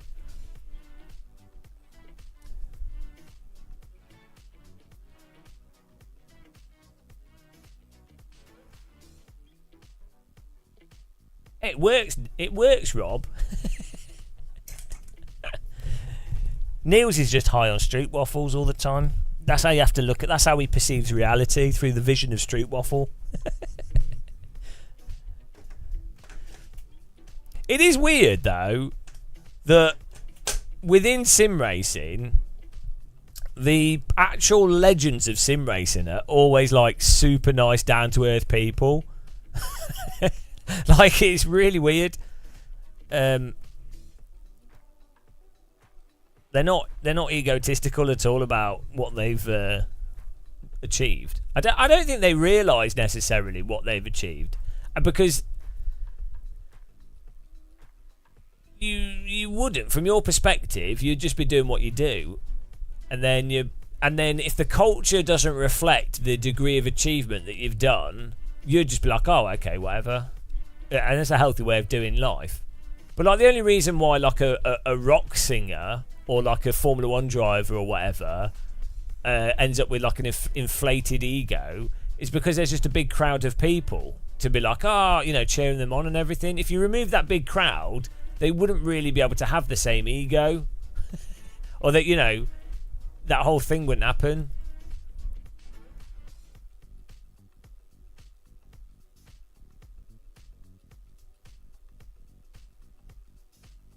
But the legends of sim racing should be like, there should be like massive crowds of people cheering them on for being legends. In my mind, they're absolute legends. I don't care what other people think. I think YouTubers and streamers are the worst people. Like leeches and physics programmers and game developers. Though they should be mocked for wasting their lives, they are legends. But they should be mocked.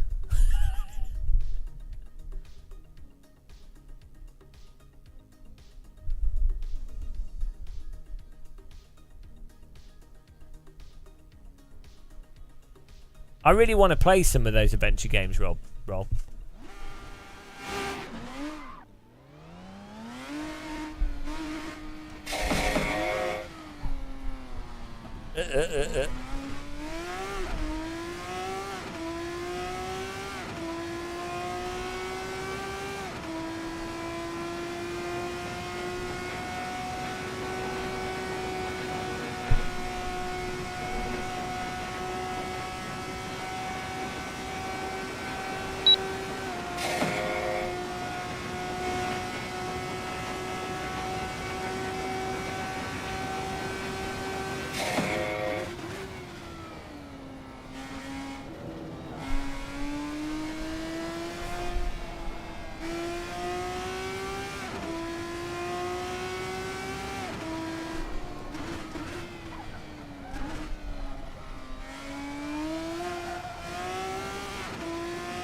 Still the beep. Yeah, it's in the game, but there's no way to mute it.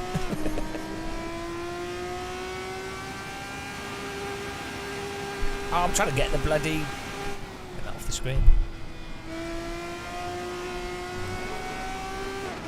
How are you managing only 8 Newton meters? 8 milliseconds? Well, what frame rates are you running?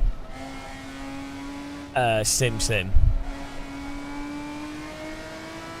The game has to be running. So 120. What's 120 FPS in milliseconds? That is 8 milliseconds, right?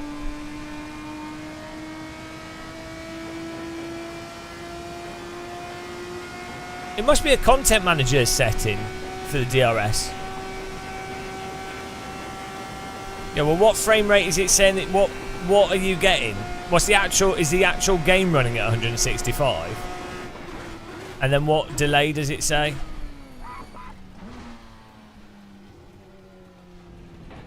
Ow.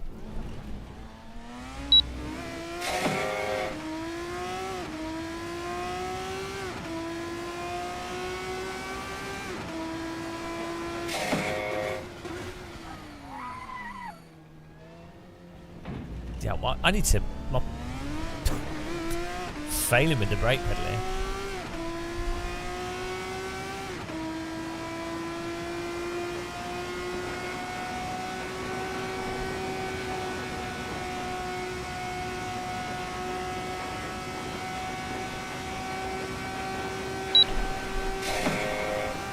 Oh, is it part of real penalty? Right. How do we turn that off? Does LFM use real penalty?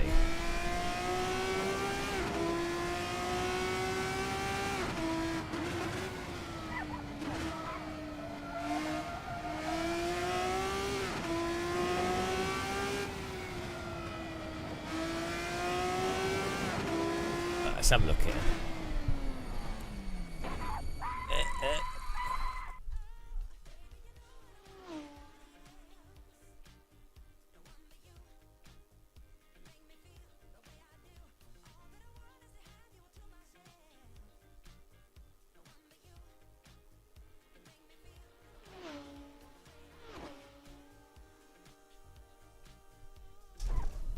Ow! Jesus Christ. Assaulted.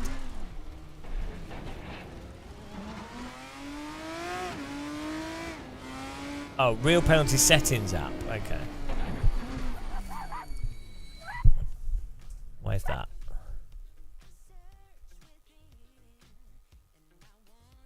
Real penalty.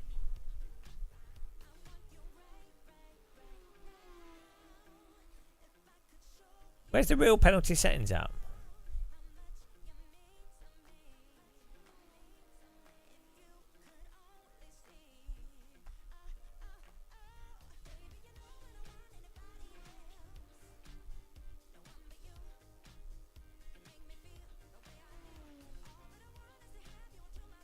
I've got real penalty here, but where's the setting, the actual settings? Like, we can turn it off by clicking it.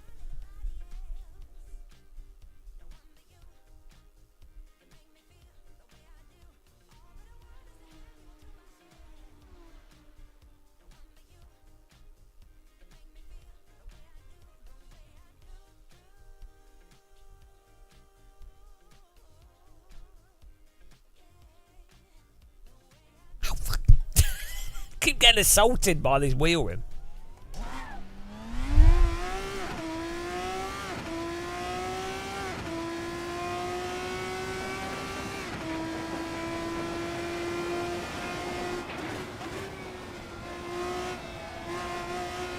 I've just clicked on it so it's not on the screen, so maybe that'll do the trick.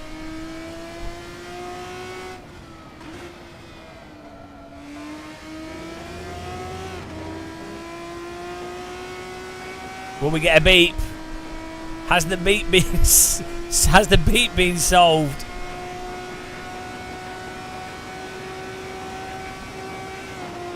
I mean, the beep. It's the beep volume that's the problem, not the beep itself.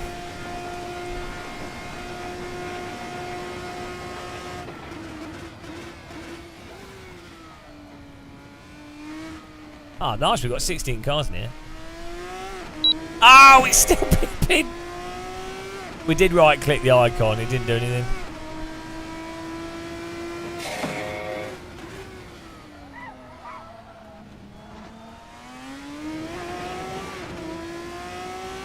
It's funny how this car's ancient and it's still really good.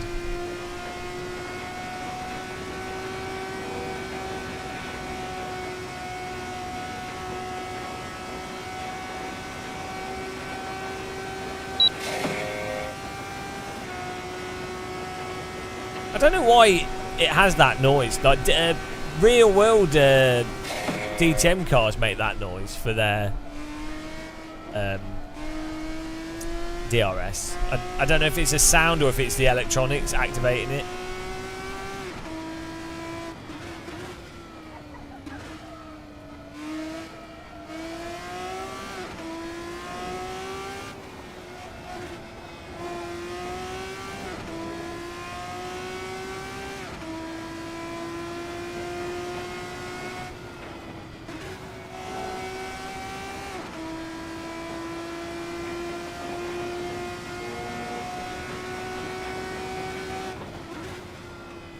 Yeah, but it might play the sound through the headset. It might be that's what I'm saying. It might be a sound effect that's played to the driver. I don't know. Or maybe it is like something that's really, really loud, so the driver knows for sure. Because you would want them to know, outside of just a light, you'd really want them to know that it's activated. Because if you didn't realise you'd activated it, and you turn into a corner, that's potentially death. So.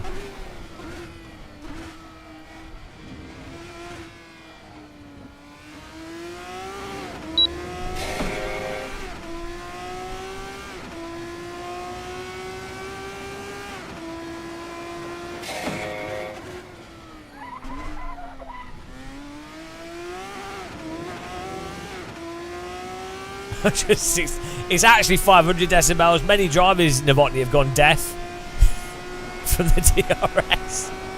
That's actually one of the leading causes of hearing loss in motorsport, is activated DRS. The spectators, their heads blow up as the car goes past because they're not wearing a helmet. It's the loudest thing in motorsport. Louder than thunder.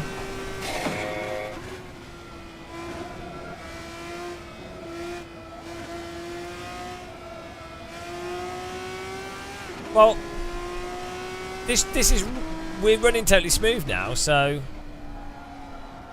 I turned the track graphics on 100%. I did change the vehicle LOD down. We'll see in the race if it runs slower. We did reduce the smoke effect. And I know smoke's quite aggressive, so it could be a bug with the smoke though. It could have just been I did make my window. I turned the refresh rate of the my remote desktop into the other computer down. So maybe that might have helped. Do you know what would be cool actually if we had a Formula car with a light on it and you did nighttime racing in F3. Maybe we could get the F3 car or F4 and mod it so it's got a headlight, so you could do a Game of Muscle Endurance Formula Series. How good would that be? Why aren't other people thinking of these amazing ideas? Is it because they're terrible ideas? I think they're good ideas. Robley Jet, yeah, well, have you played Microsoft Flight Sim at night? It actually has and X-Plane 11. They have a headlight, or like a wearable torch on top of the pilot's head. It's Crew Chief, but I don't know. Crew Chief does have one, but I don't have Crew Chief installed.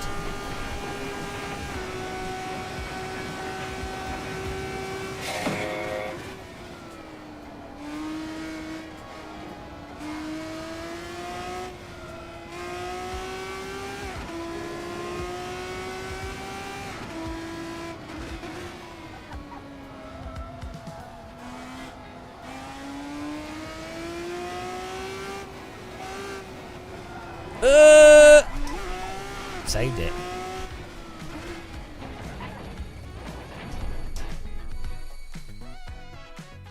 Look at the stare. The clone stare. Stare of death.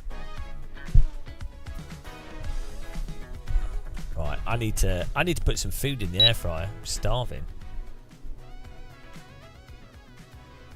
I could put another pizza on or something. Yeah, you just have to stay off them at higher 6 or just be off the throttle. It's when you're on the throttle and you touch them. I know it's really annoying, but you just need to...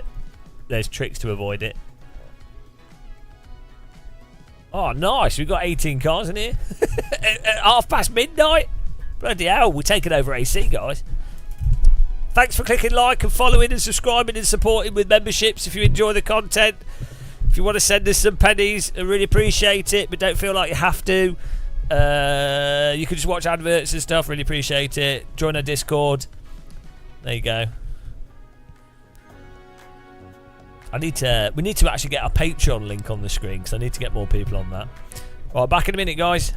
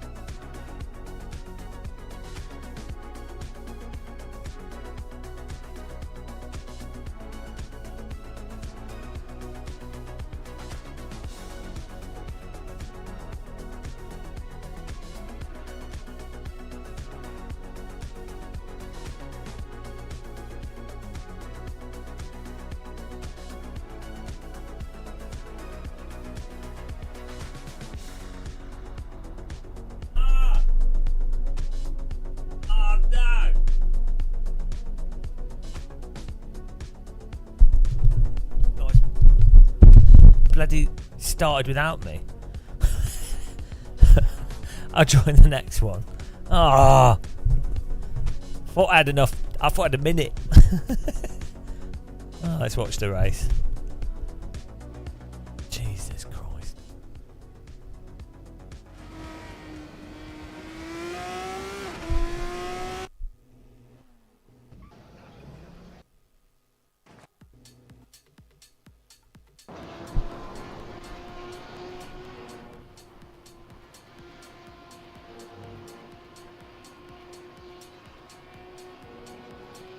Well, the game seems to be running smooth now, so.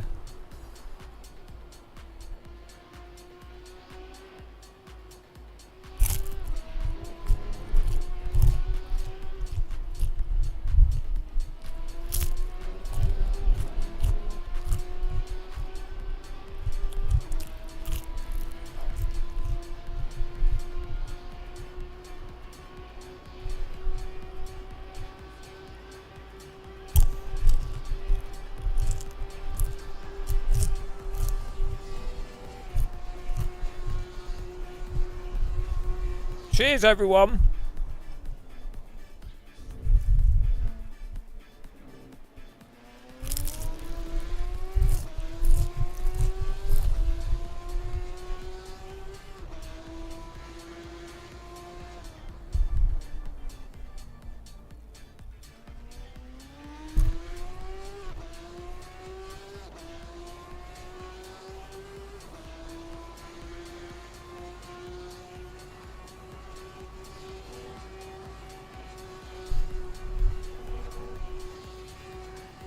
You're out. All right, Edward Dog. Thanks for taking part. Hope you have a nice afternoon or nice sleep, I should say. GG.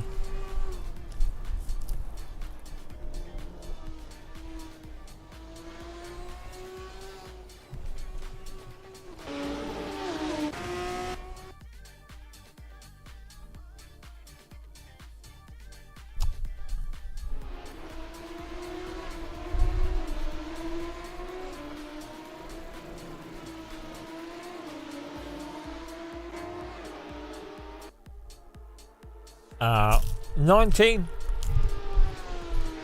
We'll do the next race. I will do another race here, but I was getting pizza.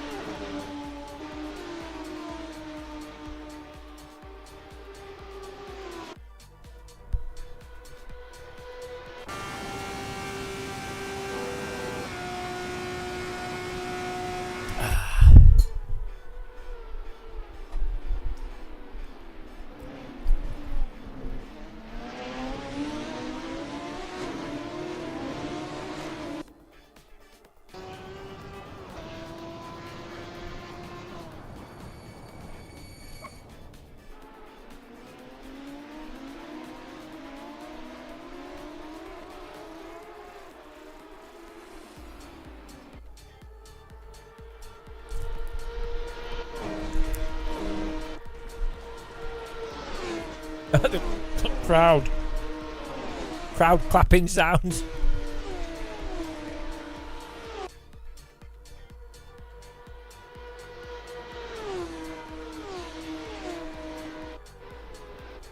Did you guys see that thing about the salad recall in the UK? Basically, loads of sandwiches and salads had E. coli. But they issued the recall like the day after it had already gone out.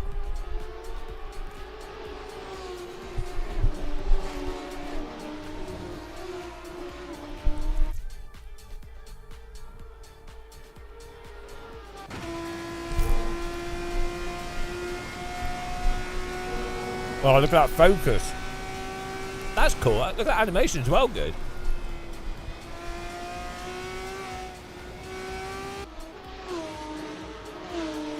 It always surprises me the degree to which those suspension arms can absorb all the force of the car.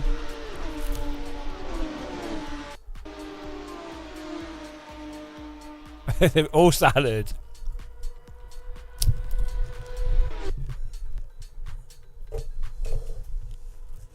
I like salad. I tend to just buy spinach though. Baby leaf spinach. I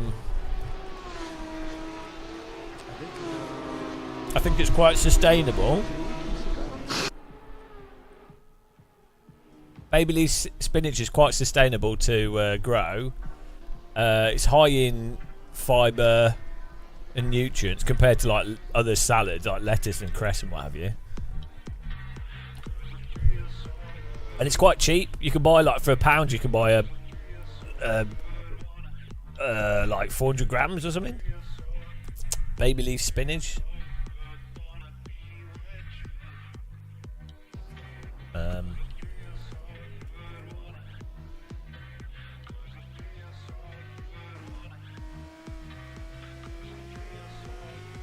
£1.15 for 250 grams.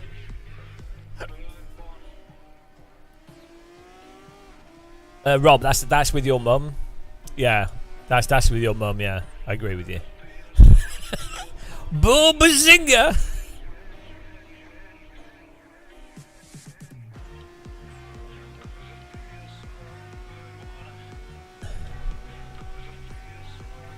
Oh, spinach and potatoes, well good. Yeah, it's a lot of Croatian stuff. That.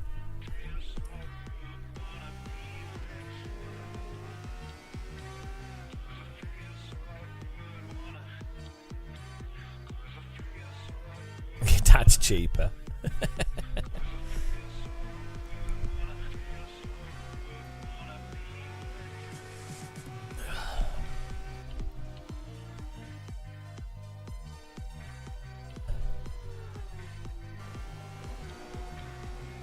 Yeah, baby leaf spinach. I think it is the most healthy salad.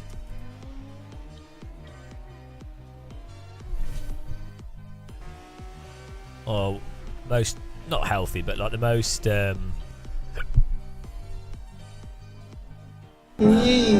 abundant.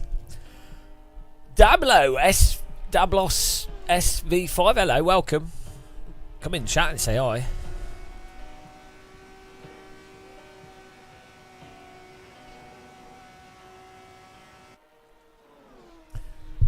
Maybe what it is that was causing the frame stuff. Maybe it's it could have been the detail thing, but maybe it's just when we pass like 30 cars, and that's just too much.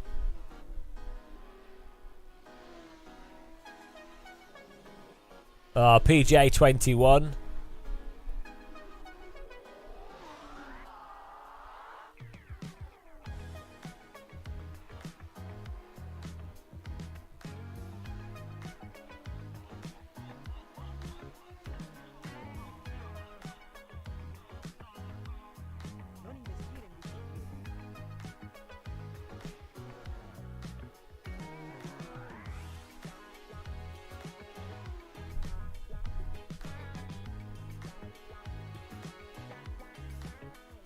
Is that Fast Boy? He is. He's winning everything all the time. Microlander's on his tail. Alin third. Nico fourth. These guys live in simulators. Oh, he spun! Someone lost it there. They're worse than me. They should be live streaming.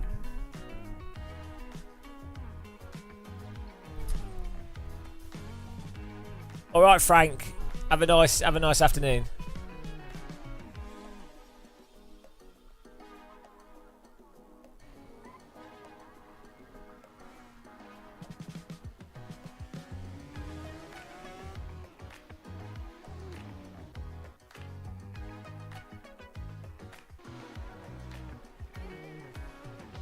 Right, here we go. Can we go straight to the next race? Have you guys got the stamina for that? Can you guys take it?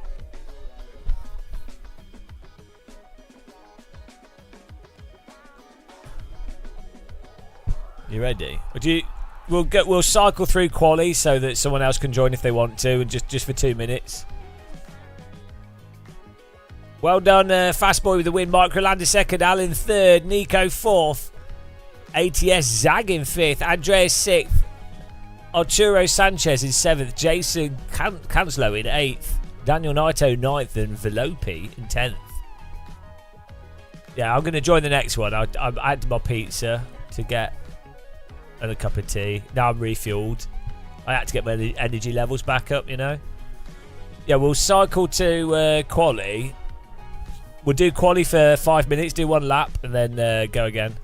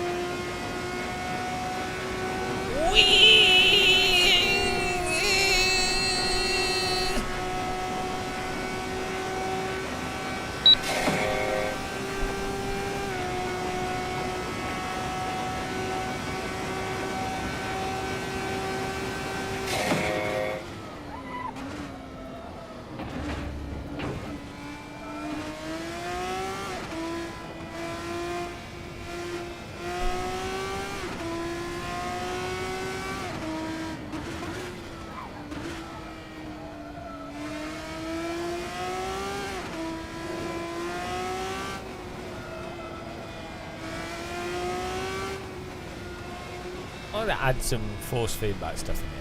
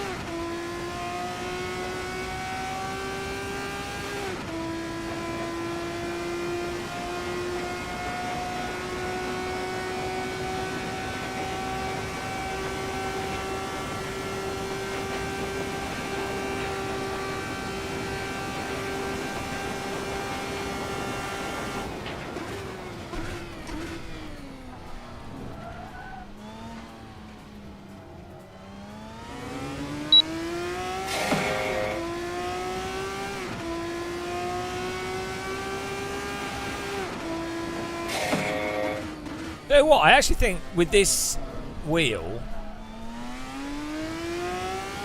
with this Moser wheel, putting we're not some high frequency filter, but having the road on 77 gives you like some bump steer effects that are quite realistic.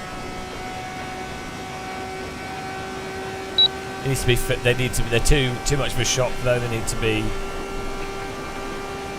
reduced through the wheel side. We should I'll do some force feedback settings actually. I could probably record a video.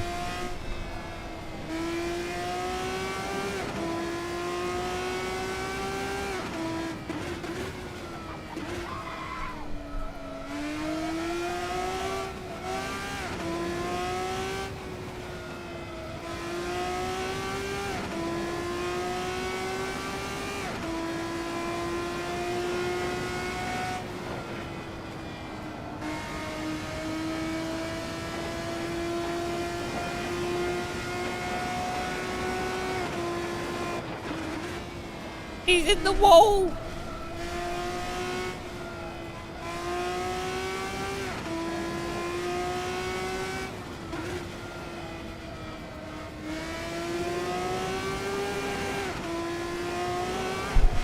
Whoa! Oh, okay.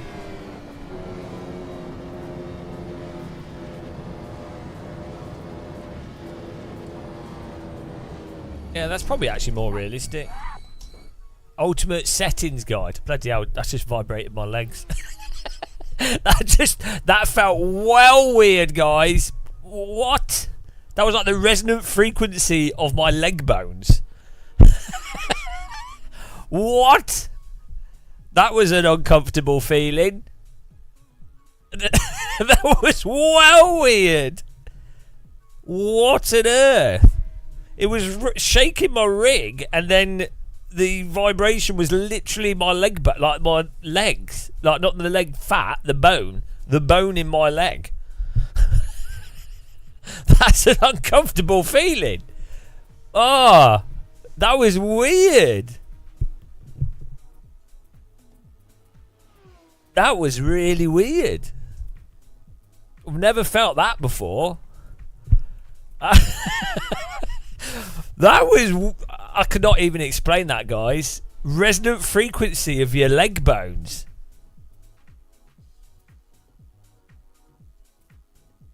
New sensation unlocked, and not a pleasant one.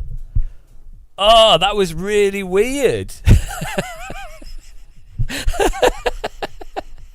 That you could use that as a weapon. If you could, like, vibrate people's leg bones like that, they ain't going to protest. They're going to be very confused. That was...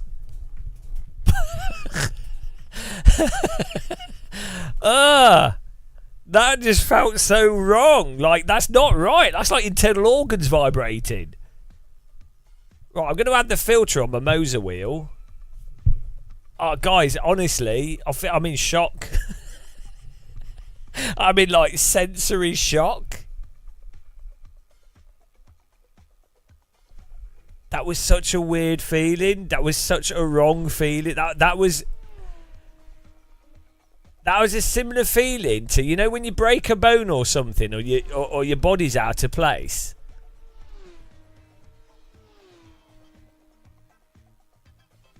I don't want to do that again. That's so weird. That was weird.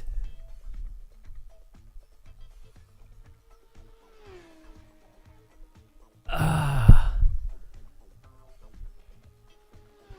don't know why that's so weird.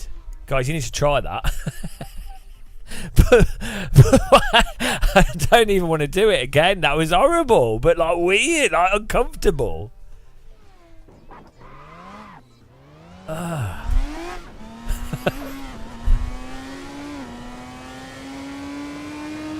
Oh no, Rob.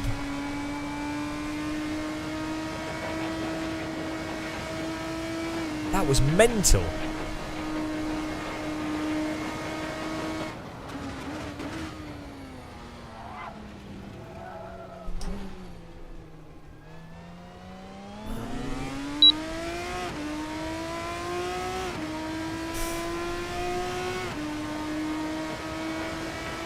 Yeah, so the problem with the road vibration in AC as a setting is you end up with these...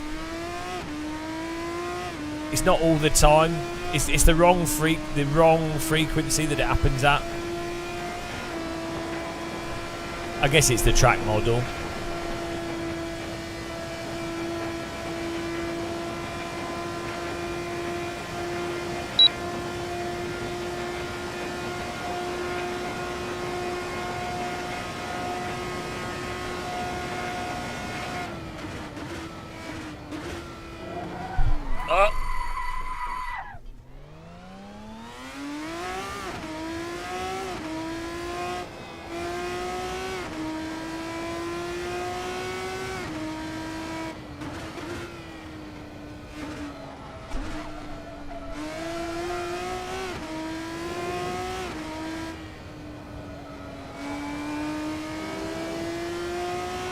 That feels a lot better. So the Moser software, I'm filtering out high frequency stuff. Feels really good.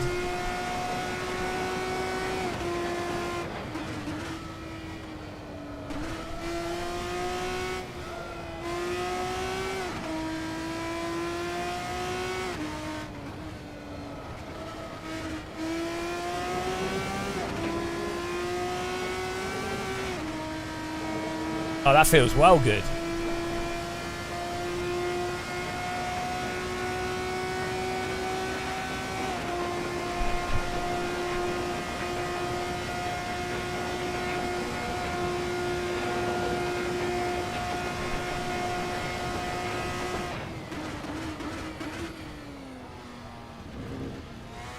This is the thing. Most of the relevant forces in a driving sim are low frequency.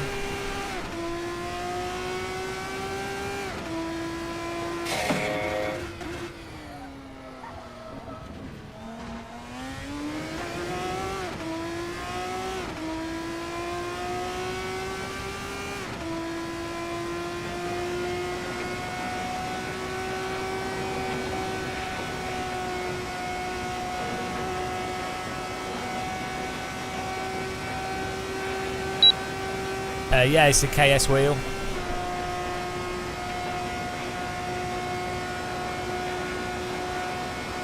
It's really good. I do have the Formula wheel as well, but I tend to use this more.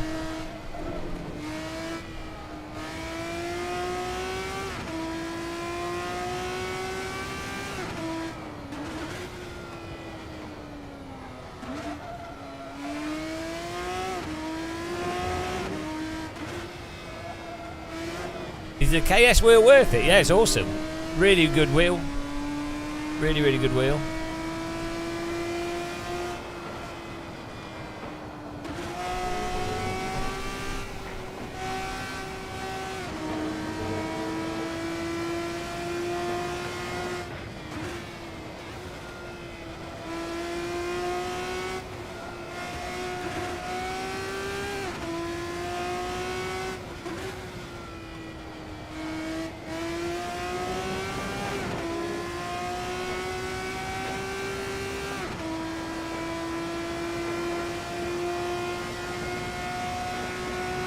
For some reason, setting the force feedback up with the 100 Hz and the 60 Hz turned down, it creates like an illusionary feel of tyre flex and then the tyre going in and actually biting the road.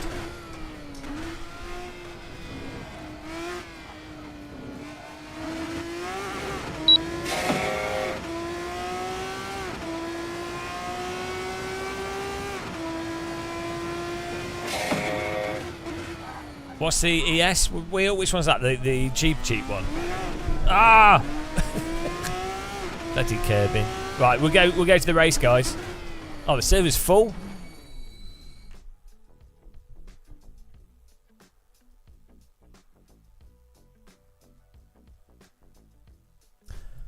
I could record a video quickly now.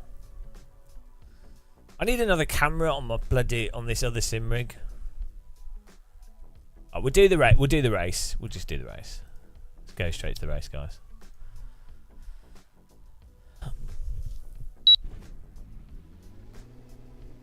Ah, right. Yeah, no, that's all right, that wheel. But yeah, the buttons aren't the best on it. But to be honest, the Moser wheels are quite nice.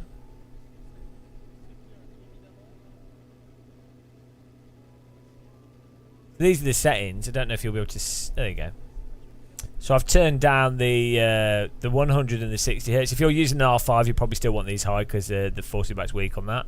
But just turning down the 60 and the 100 Hz removes like the high frequency vibrations and makes it feel more natural.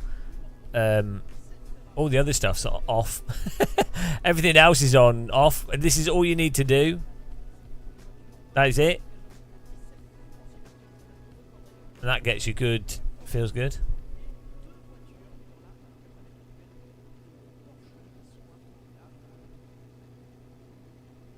Right, after this race, we'll do more racing. But I need to work out a way of setting up another camera, or getting this camera to work on my other recording.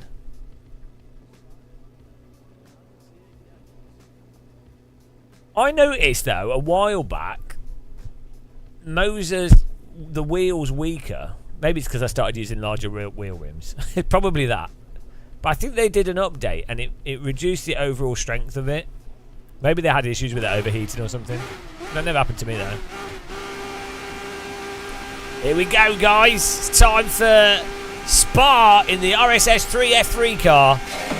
Oh, I pushed DRS instead of upshift. Easy mistake to make. I'm sure real drivers do that kind of thing all the time. Whoops. Oh, turn. Bonk. Just feed in behind him. I was like, why is my car not moving? I pushed the button. Oh, it's the wrong button. Oh, well. These things happen, guys.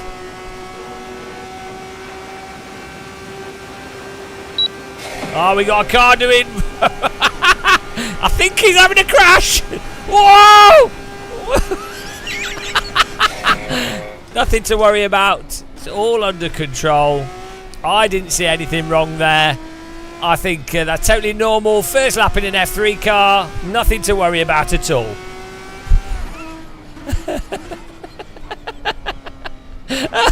The guy. Oh, I'm going to see a replay of that, guys. The guy was rolling. I didn't even know that was possible. He converted his whole car into a wheel. That was impressive stuff.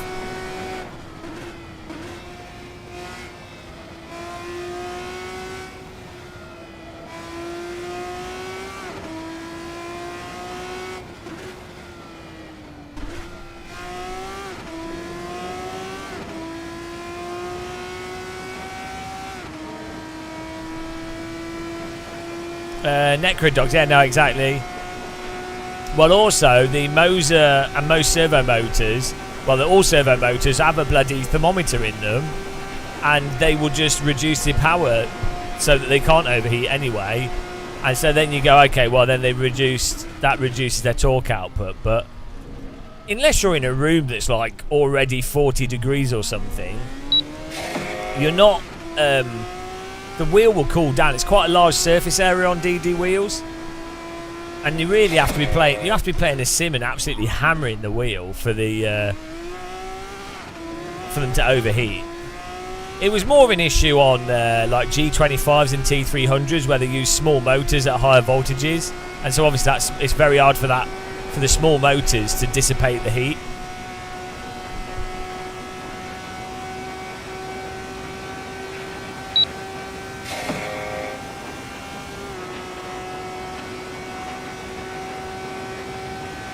But yeah, I just noticed that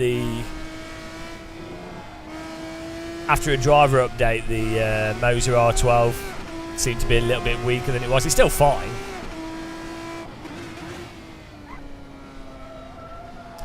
Yeah, they set it so the thing that causes the CSL to overheat is the damper. If you put damper on wheelbases, that tends to cause overheating because you'll be pushing against the motor.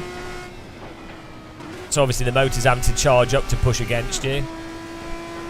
So I tend to drive with no filters on, so the motors are not having to really, you know, you're basically, the only time it's using force is to push against you when you're going through a corner, but it's not, if you're not going left, right, yeah. If you're turning left, right, and you're pushing against the force of the motor, so damper especially, that is the biggest thing for heating up a motor.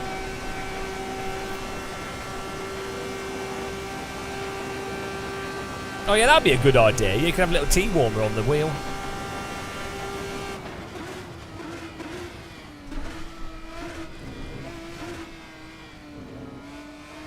Yeah, so one of the things with servo motor designs is you have the force that the wheels generating and the magnetic, like the electromagnetic force from the wheel. But obviously, when a user's pushing on the wheel as well and turning it, it's actually doing the opposite. It's becoming a generator. So that's a whole nother thing as well.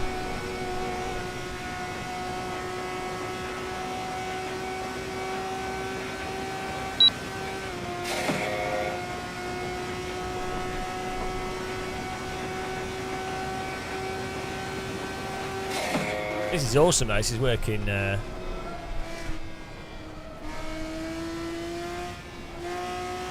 been working pretty well.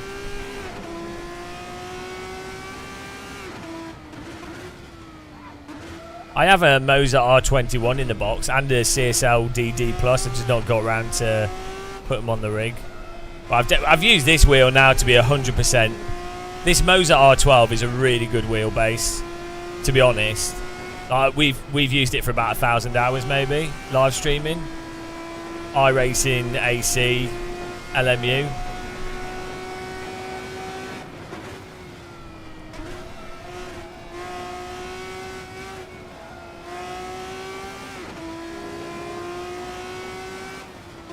I really like the Moza wheel rims, to be honest. Which is weird because it's a Chinese company, so you'd expect the wheel rims to be designed for smaller hands, like a lot of like Asia controllers, because Japanese people are smaller than like Americans and Brits or Westerners. Japanese people are generally smaller, so the grips and stuff are normally smaller on devices in the Asian market. Like, if you remember the Duke controller for the Xbox, it was absurd. It was in the other direction. But the quick release and the wheels, great.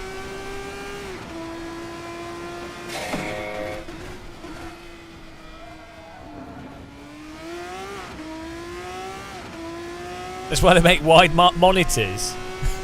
Oh, I see. That's a racist joke. Okay. Yeah, they're very good. So stupid. That's not how it works. So dumb. That's a very good subtle so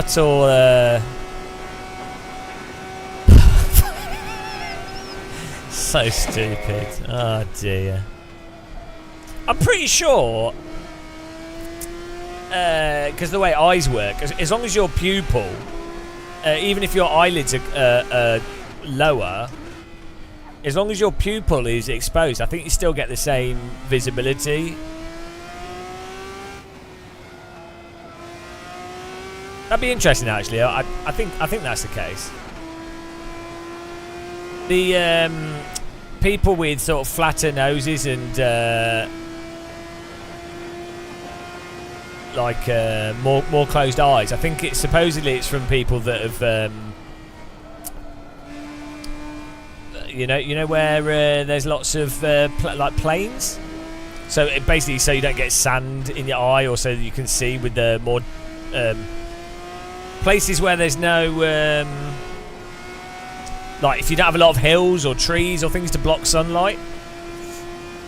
Supposedly that was what I heard. I don't know what the actual science is on that, like why you would evolve those facial features. It's quite interesting. What is really weird is, I don't know if it's changing now, but for a long time in Asia, people get surgeries to open their eyes and stuff. But I would say, I think in the West, people think Asian facial features are more attractive. So it's weird.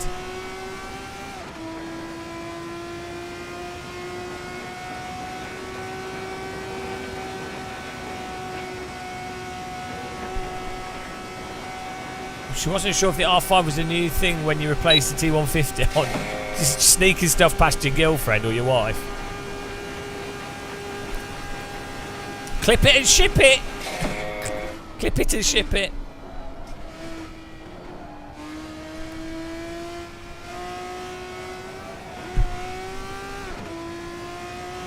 Clip it and ship it. Clip it and ship everything.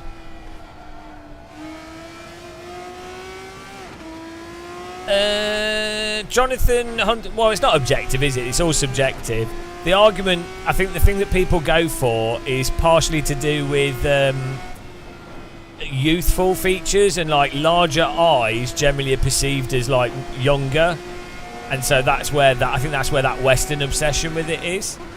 I always thought Asian women look more attractive, generally speaking, than Western women. The pace car is out of control. I think the ultimate is when you get someone that's like mixed race between like Italian, Asian, African, like the more mixed race someone is, I think that's more attractive. Which makes, I think that's the case for a lot of people, because it signifies genetic diversity. So that should be, from a raw, like, evolutionary perspective, a more genetically diverse mate, biologically, is a better mate. Like, there's more redundancy there. So... we got 6th place. I think there's evidence to suggest that the more mixed race people are perceived as more attractive. If you know, outside of groups of people that are racist, but racism's like just totally made up. So, nice. That was really nice driving.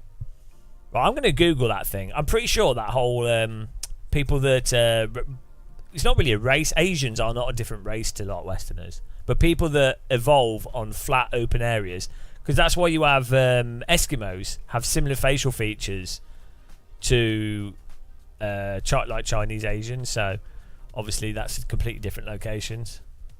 All humans taste the same. Good racing, guys. We'll do this car on another track. Well done, Fast Boy, for winning again. Microlander second, Alan's third. Gimme fourth. Gimmy's back in it. F Minga. F Mengi. Fishy Minge. In fifth. Bloody hell, guys. Myself in sixth. Valupe seventh. Daniel Naito eighth.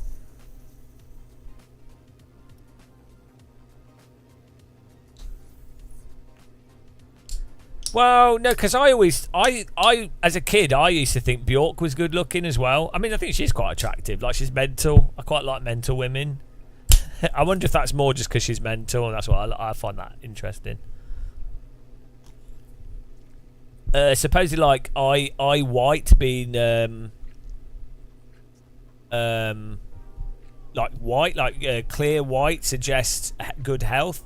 I don't think it does in reality, but I think that's a perception people have. Because I was reading a study recently about how people that have darker eye sockets, that makes the whites of their eye look whiter, which then makes them look more healthy. So it basically suggesting that some people evolved to have darker eye sockets for the sake of it making their eyes look whiter. There's mental stuff like that. I mean, it's like, you probably just get to this situation where you have, like, birds have different coloured feathers and stuff. It probably just goes crazy. Let me get another server up here. That was really good fun. Although we didn't do much racing, it was more driving the cells. It was good fun. Right, let's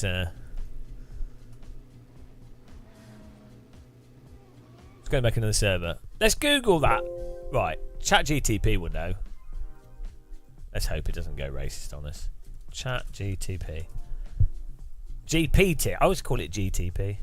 I'm going to create another server, guys. I'll get it up as well whilst we do this. We'll stay with the same car. We'll do... what's a nice flowing track? How about a Magello's good? And I'll put the time of day a bit later.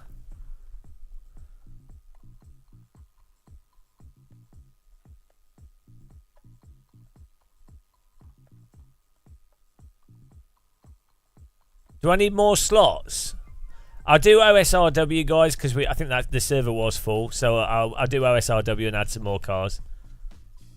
And that'll also let us test the performance again.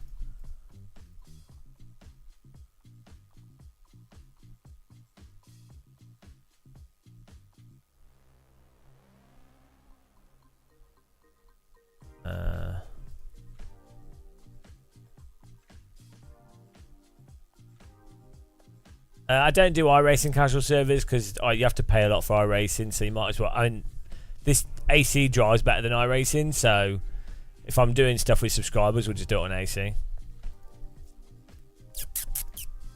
We need conditions. It's different time of day. Actually, we could create random ones, so we can have broken clouds.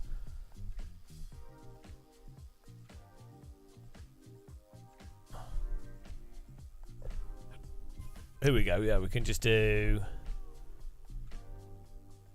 Oh, that's good. I can set these up so we have a whole bunch of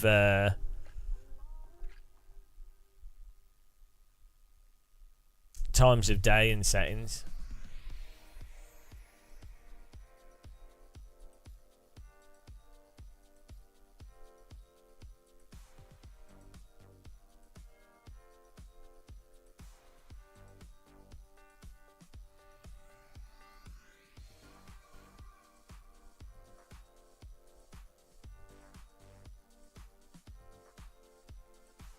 Right, here we go. Server's up. Get in there. You'll need the OSRW extra pit boxes to join, which they're in the description on YouTube. How do you do voice chat in AC, Turge? Good, like proximity chat. Do you need Discord, or does it work within the server? Within AC directly?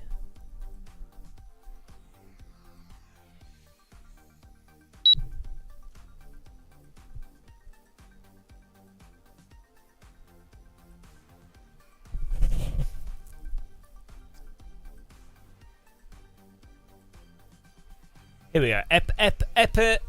Epicanthic fold.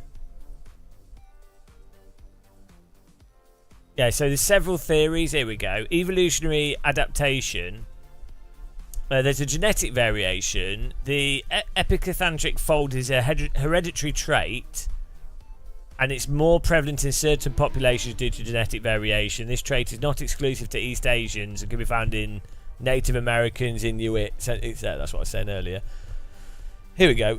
Evolutionary adaptation. There's several theories. Climate adaptation. One theory says this trait is developed as an adaptation to cold, windy climates, which help protect the eyes from harsh weather conditions. And then the protection against UV light. Could be particularly useful for regions with significant snow cover. It's interesting.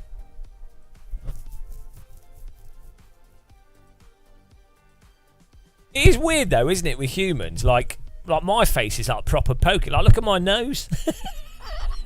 Proper like giant Roman nose, like a crow. You have that, and then you have people with like flat facial features, and that's both.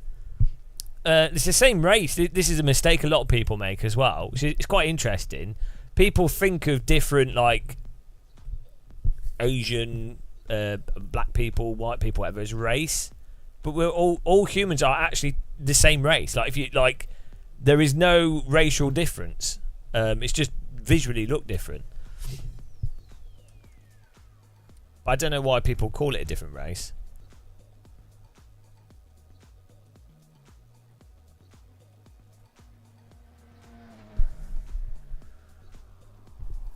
Yeah, that must the eyelashes are to do. I think the eyebrows are to do with keeping sunlight out, and it's like nasal hair stops particles getting in. I think eyelashes do stop stuff getting in your eyes. Like, but it does. They act as little baseball caps for the sun. I'm pretty sure that's what they do. Like partly to catch stuff, but to act as a.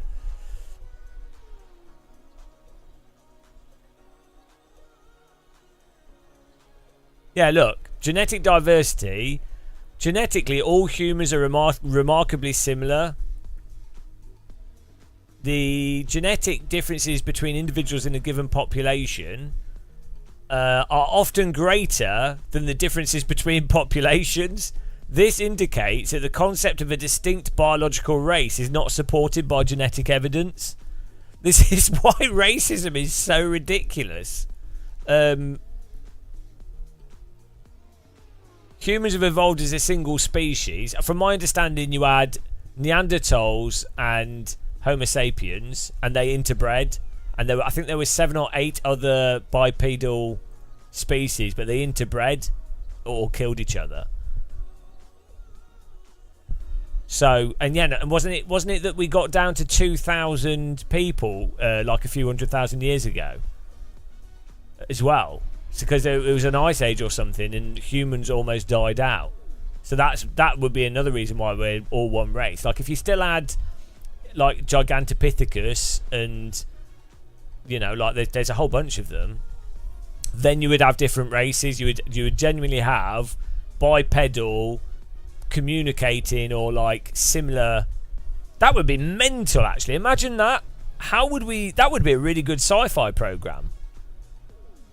I mean, it's kind of like Planet of the Apes, isn't it? But like if you genuinely had 5 different species of humanoid, like let's say you had Neanderthals were actually separate to Homo sapiens, and they didn't like get reduced, and so you had the bear, and then you also had if Google Gigantopithecus, guys, it'll blow your mind.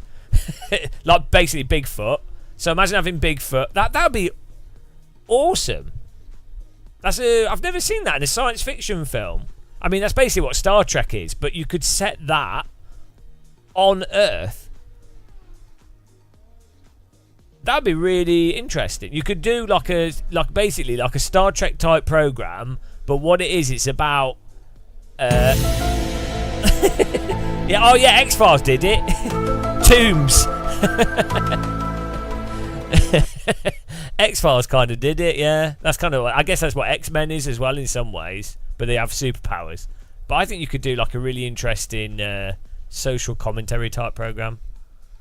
I mean, I'd be up for that as well. Unlucky Vader, yeah. I mean, why not? you know, if they can lap the Nords with the DD wheel, that's good enough for me. Yeah, race is widely regarded as a social construct rather than a biological reality. This is why... yeah, like... people are so dumb. Most scientists agree that race has no biological basis.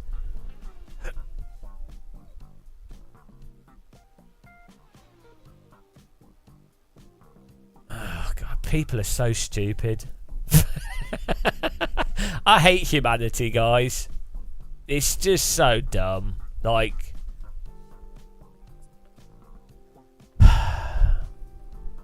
you red Neanderthals just got assimilated by Homo sapiens.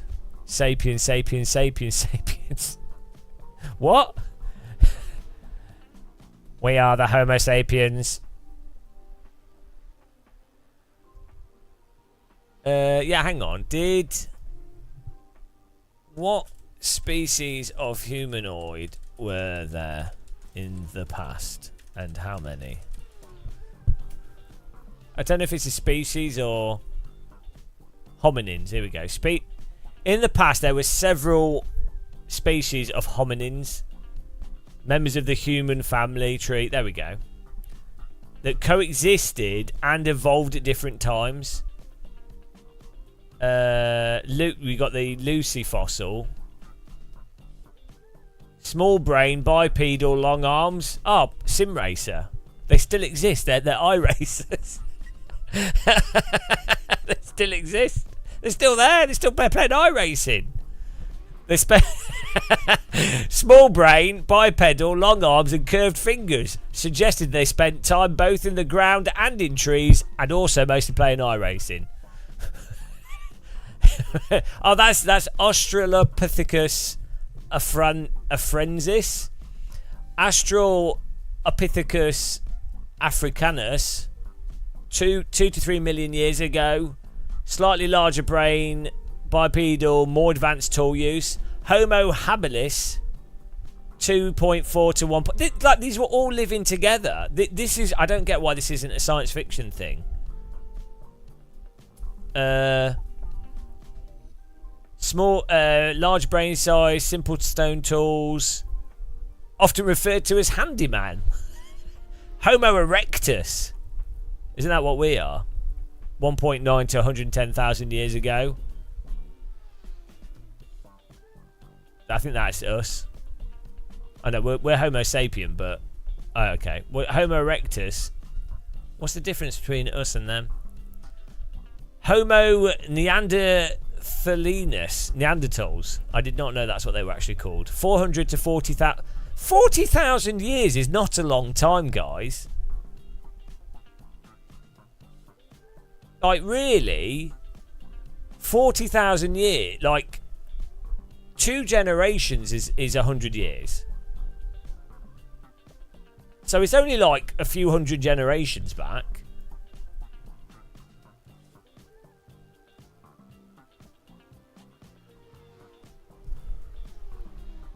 400 generations. Well, technically 800 generations, but still. No, actually less than that. No. Yeah. I know, yeah, no. Okay, it's fairly far back. But still, Homo florensis, approximately 100 to 50,000 years ago. Notable fossil, the Hobbit. Small stature and brain size, found in the island of Flores in Indonesia.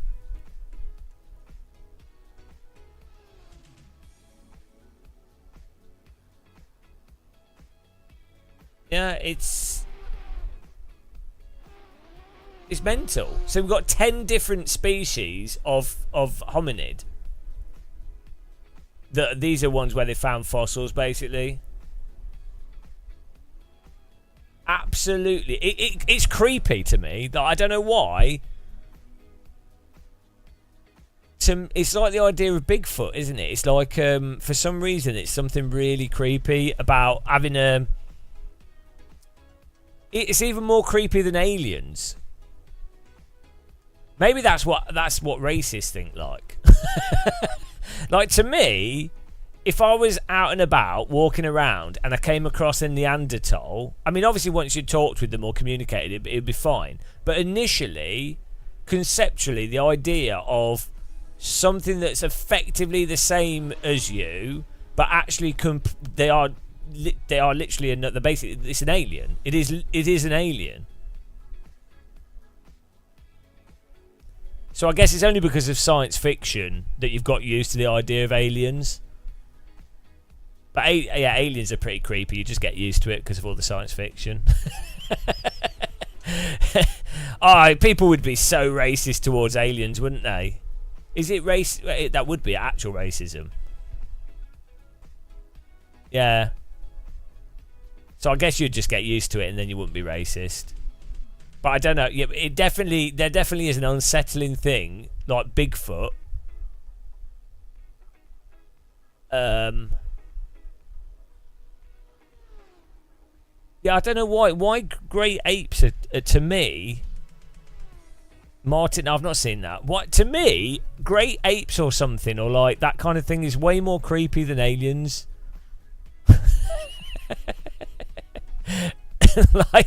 like. It's like the X-Files thing, is it? It's like something like Tombs, where he gets the livers and stuff, and he then he hibernates, and he looks exactly like a person, but obviously he's not. He's like he's technically a mutant. No, I think what it is that it's if you had aliens, it's because they've come from another planet. So you're like, oh, okay, well they didn't exist on this planet. Whereas it's the idea that you had a completely another species that was essentially a human, like Bigfoot, that was coexisting somehow, or like alive at the same time. You didn't realise. So I think it's more the sort of idea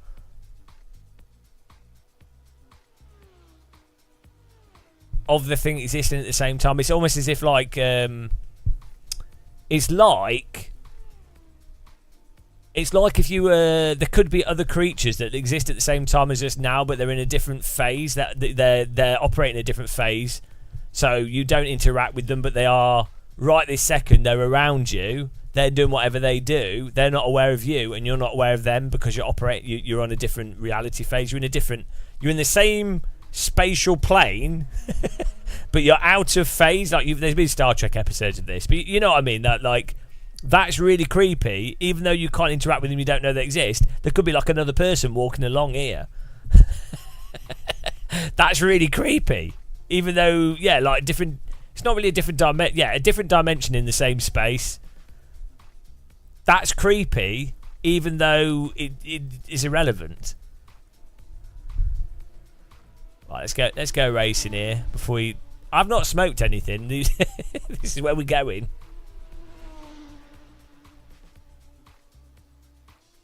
Let's get a lap in. Ah, dear. I think that ancient species and stuff is proper interesting, and it's really creepy. It's like Raelian. There you go. You know the idea of having aliens that are under the ground and they live. There's a whole alien society, but they're under the ground. And sometimes they come to the surface and occasionally they abduct people. But they basically live under the ground, like 10, 15, 20 miles under the ground in huge cavernous societies. That is really creepy compared to some alien comes from outer space, lands and goes and then does something, then goes away. Even if they come from outer space and kill a few people and then they go back, that's not creepy. But the idea that you've got these aliens under the ground walking around now.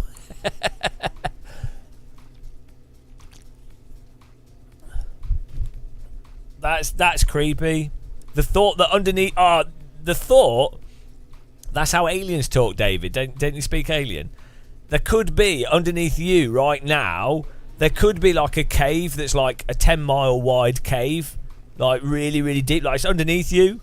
So like right now under you is soil, stone, but then there could be a huge fucking massive cave that you're sat on top of. So and then you've got, even in reality, you have like magma and stuff. Oh, this stuff like gives me a headache. It gives me a headache, guys. Where did you get that pizza? Oh dear. The idea that you're on top of like magma and stuff, it makes me feel sick when I think about it. It's like thalassophobia, but on the ground. It could be 10 miles deep. I guess if the top of it is like, I don't know, ChatGTP would know how large. Let me do a lap and then we'll ask it. How large could a cave physically be?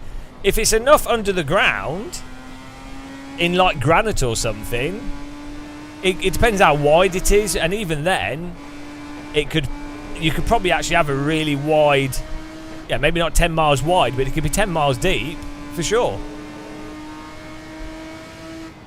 It could only be like half a mile wide, but 10 miles deep.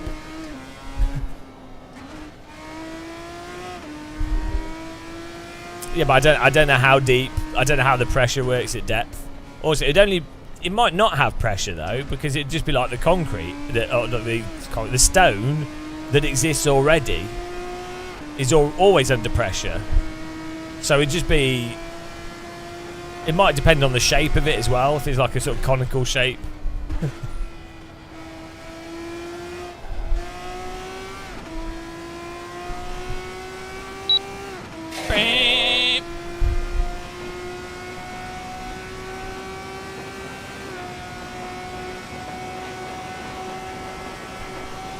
No, we're hosting our own races.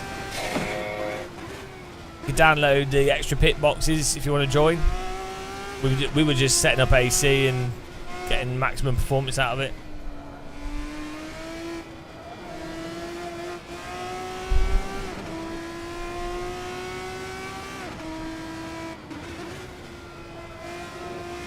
It's our own server. Just search for Game of Muscle.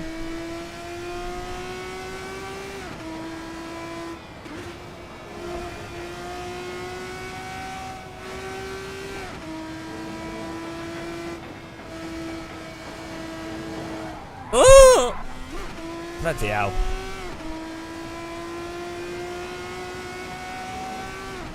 Thanks, Novotny.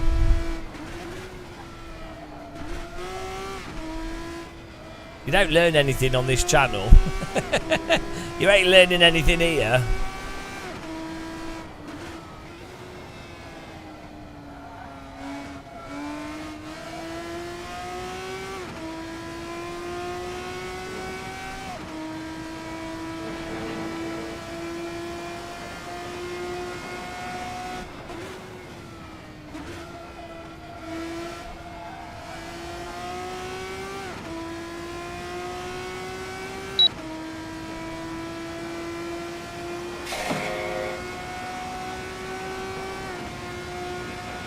Oh, straight to ninth, but we did have a huge slide, so probably cost it half a second.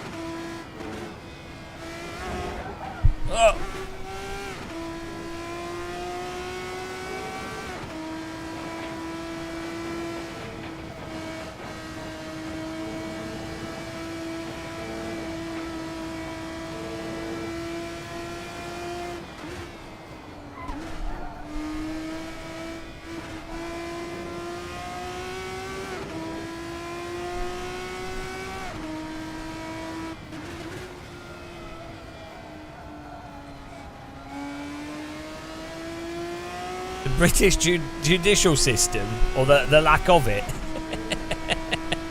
You're not learning anything from here. What? I only make sense if you don't know anything.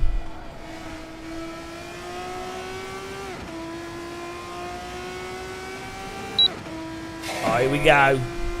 This has got to be like 5th place.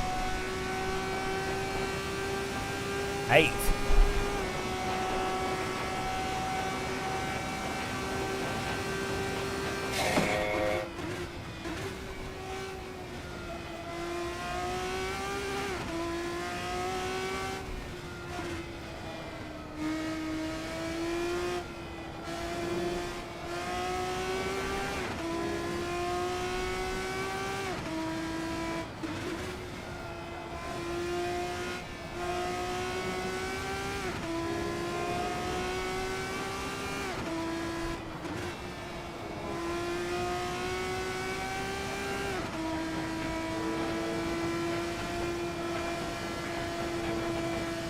Woo, flying.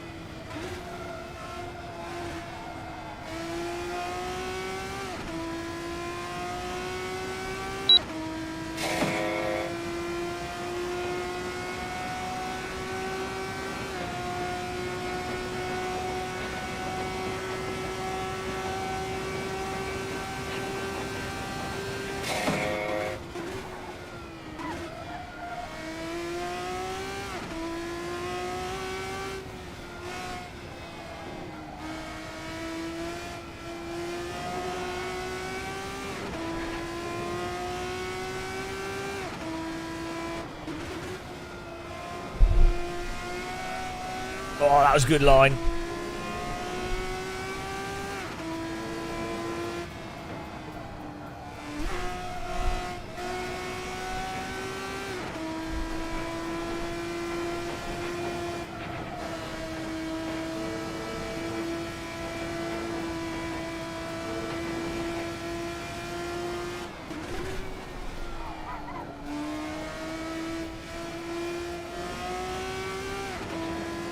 Woo!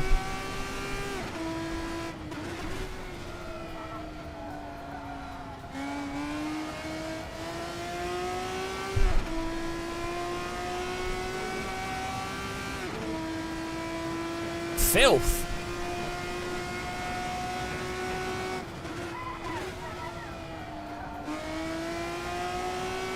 Oh, launching it.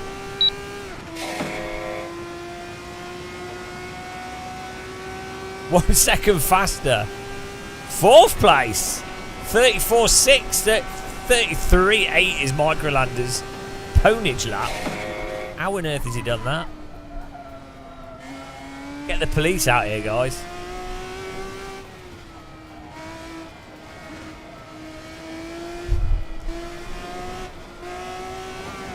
Ah! Jesus Christ. 33.8 is mental. What is he putting in his car? Ah, dear. Good lap time. Oh, Fast Boy's done a 33.6. Right, I'm banning these people. I'm banning them, guys. His feet set up. His feet set up. I got no excuse. No excuse at all. It's just disgusting. They disgust me.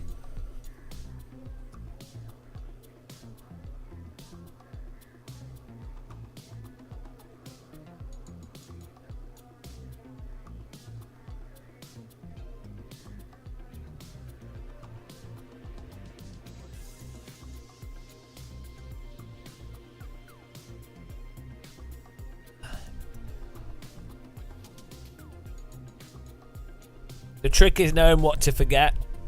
Like where to plant the bomb when you're playing Counter-Strike. Oh, someone's joining the server. How many people we got in here? 16. Don't use curbs at high speed. It's off the you're a fanny. What? You just have to not be on the throttle. Here we go.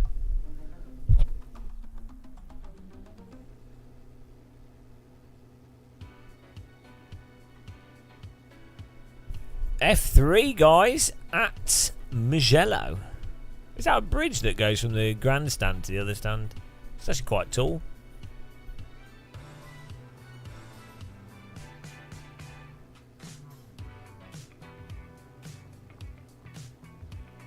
Normally they'd build a tunnel rather than a bridge.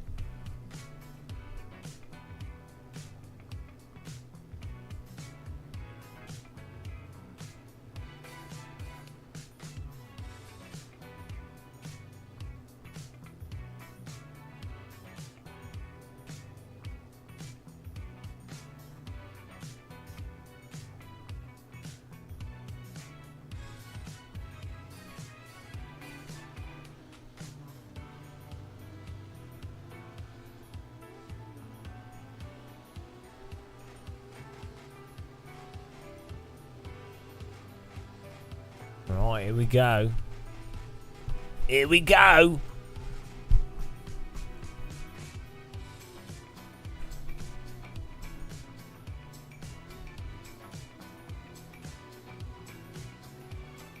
"17 cars isn't bad at this time. Mugello F3, 5 laps. Fasten your seatbelts. Go. Straight with the DRS open.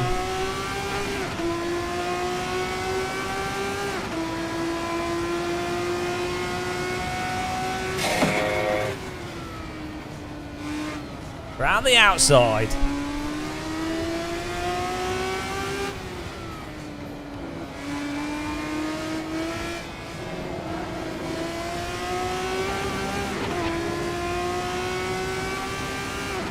Not a bad start.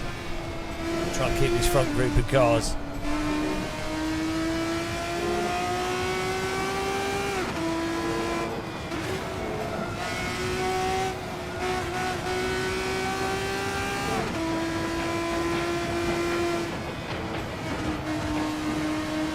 Oh, he's lost it. You have to be careful on the curbs on the throttle. Goodbye.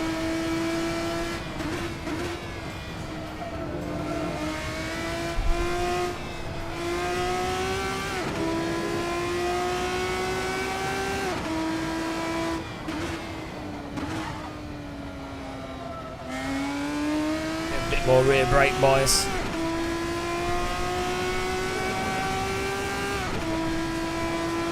Not a bad first lap there. Fast boy in first, Michael had a second, myself in third.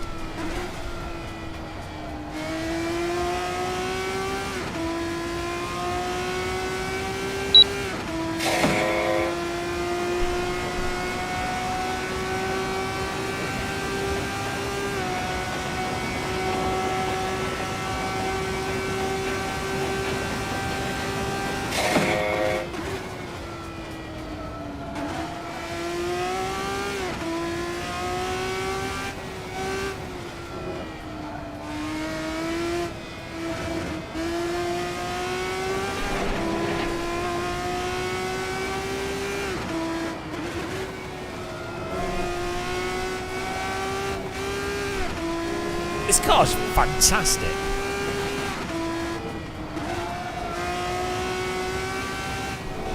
Ah! Caught it! Brake accelerator, iRacing catch. When in doubt. What a save. All tyres are cooked. Watch out. Woo! iRacing does help for some things. Learning how to catch cars that are completely lost. I have to... Yeah, credit where credit's due, guys. iRacing teaches you how to catch lost cars like no other sim. The old brake and accelerator pro catch.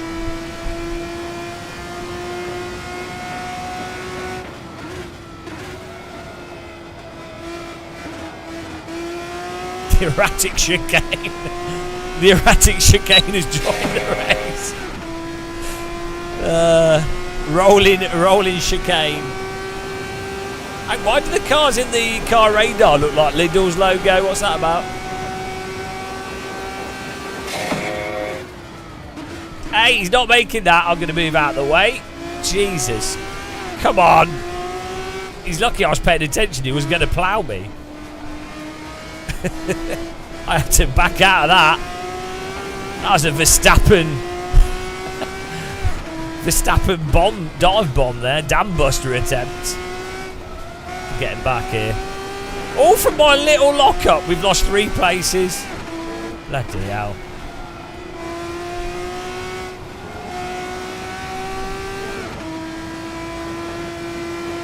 Oh, he's gone. Banana. Put it in just the right spot.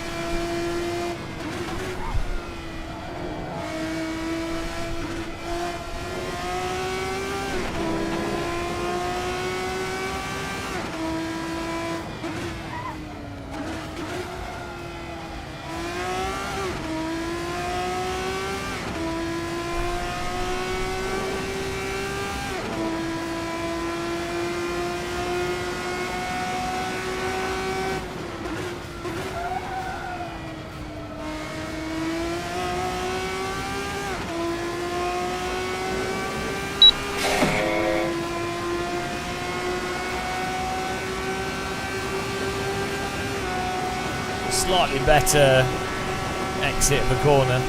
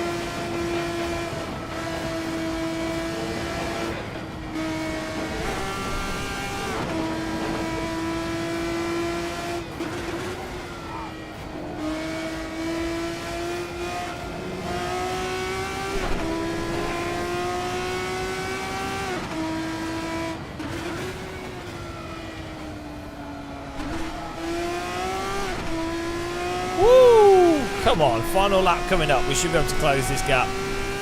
Get our position back from the thief, from the filthy position stealers.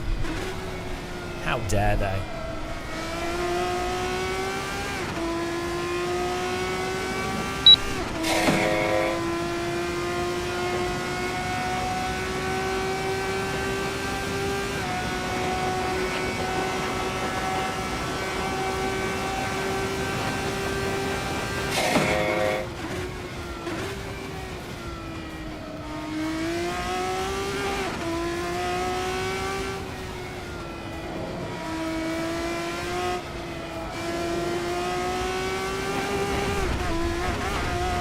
Wide.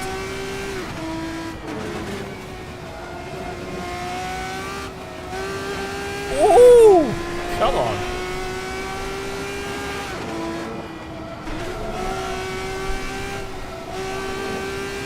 Woo!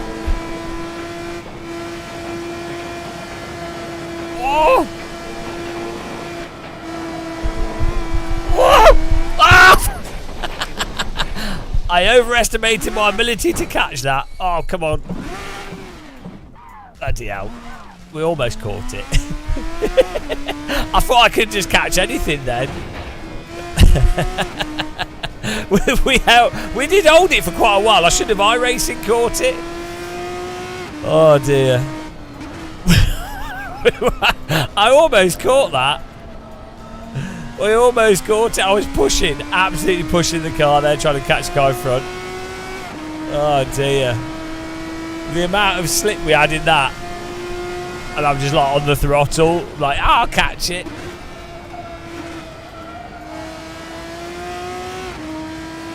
Absolutely burnt through the wheels. Good racing there. That was good fun trying to go fast. I'm failing miserably. Good driving, guys.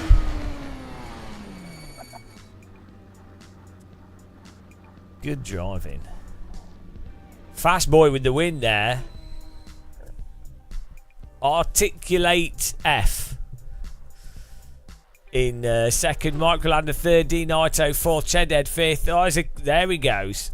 Myself in sixth, USB seventh, Fox in eighth, Lifeless in ninth, Jay Kinslow in 10th, S Bio in 11th, Steve in 12th. Good driving, guys. That was good. Nice racing there. It's part of BCast Tools, Lud 2 Gen. Streaming Suite, BCast Tools.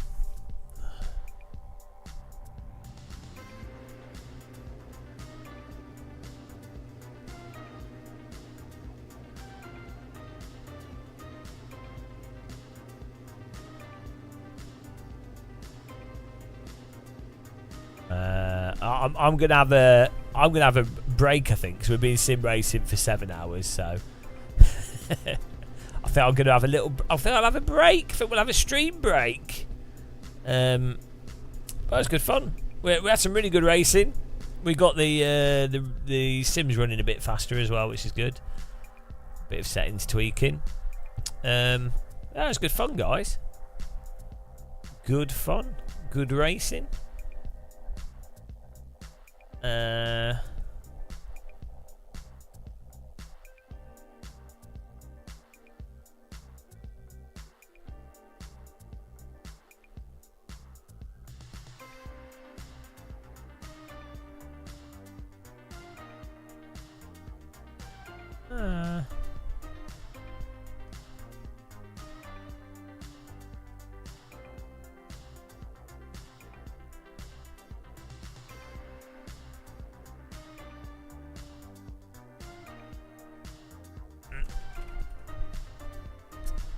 All right, Rob.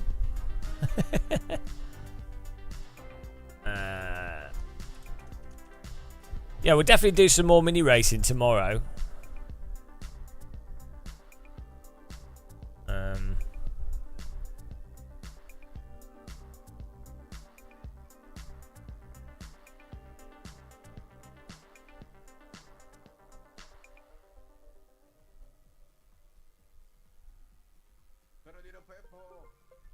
Who can we raid, guys?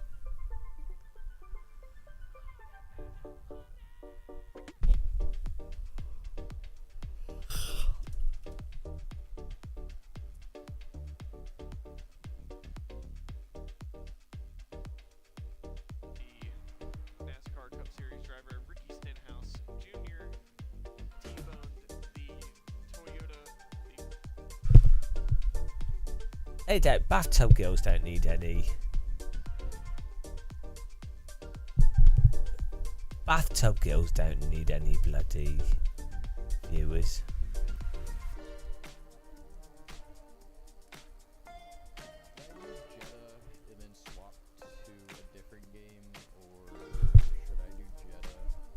Right, here we go. We'll raid an F1 streamer because they're active, and who knows? Maybe they're good. We'll see. Thanks for watching, guys. I'll see you all soon.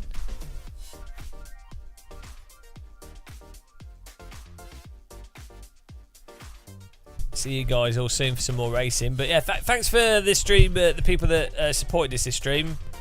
Boom, Zaphonic, 07 Buck, Nico, Geodur. Someone else did as well. I missed the name. Really appreciate it. Thanks for watching adverts and becoming members and stuff. I will catch you all soon. Make sure to subscribe to us on YouTube if you haven't. Also, check out the Teapot Discord if you haven't. Let me link that.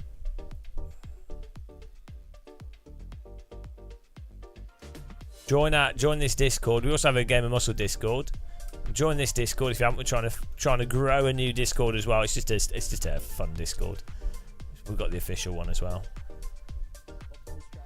But yeah, till the next one. Take care. Goodbye. Goodbye, guys.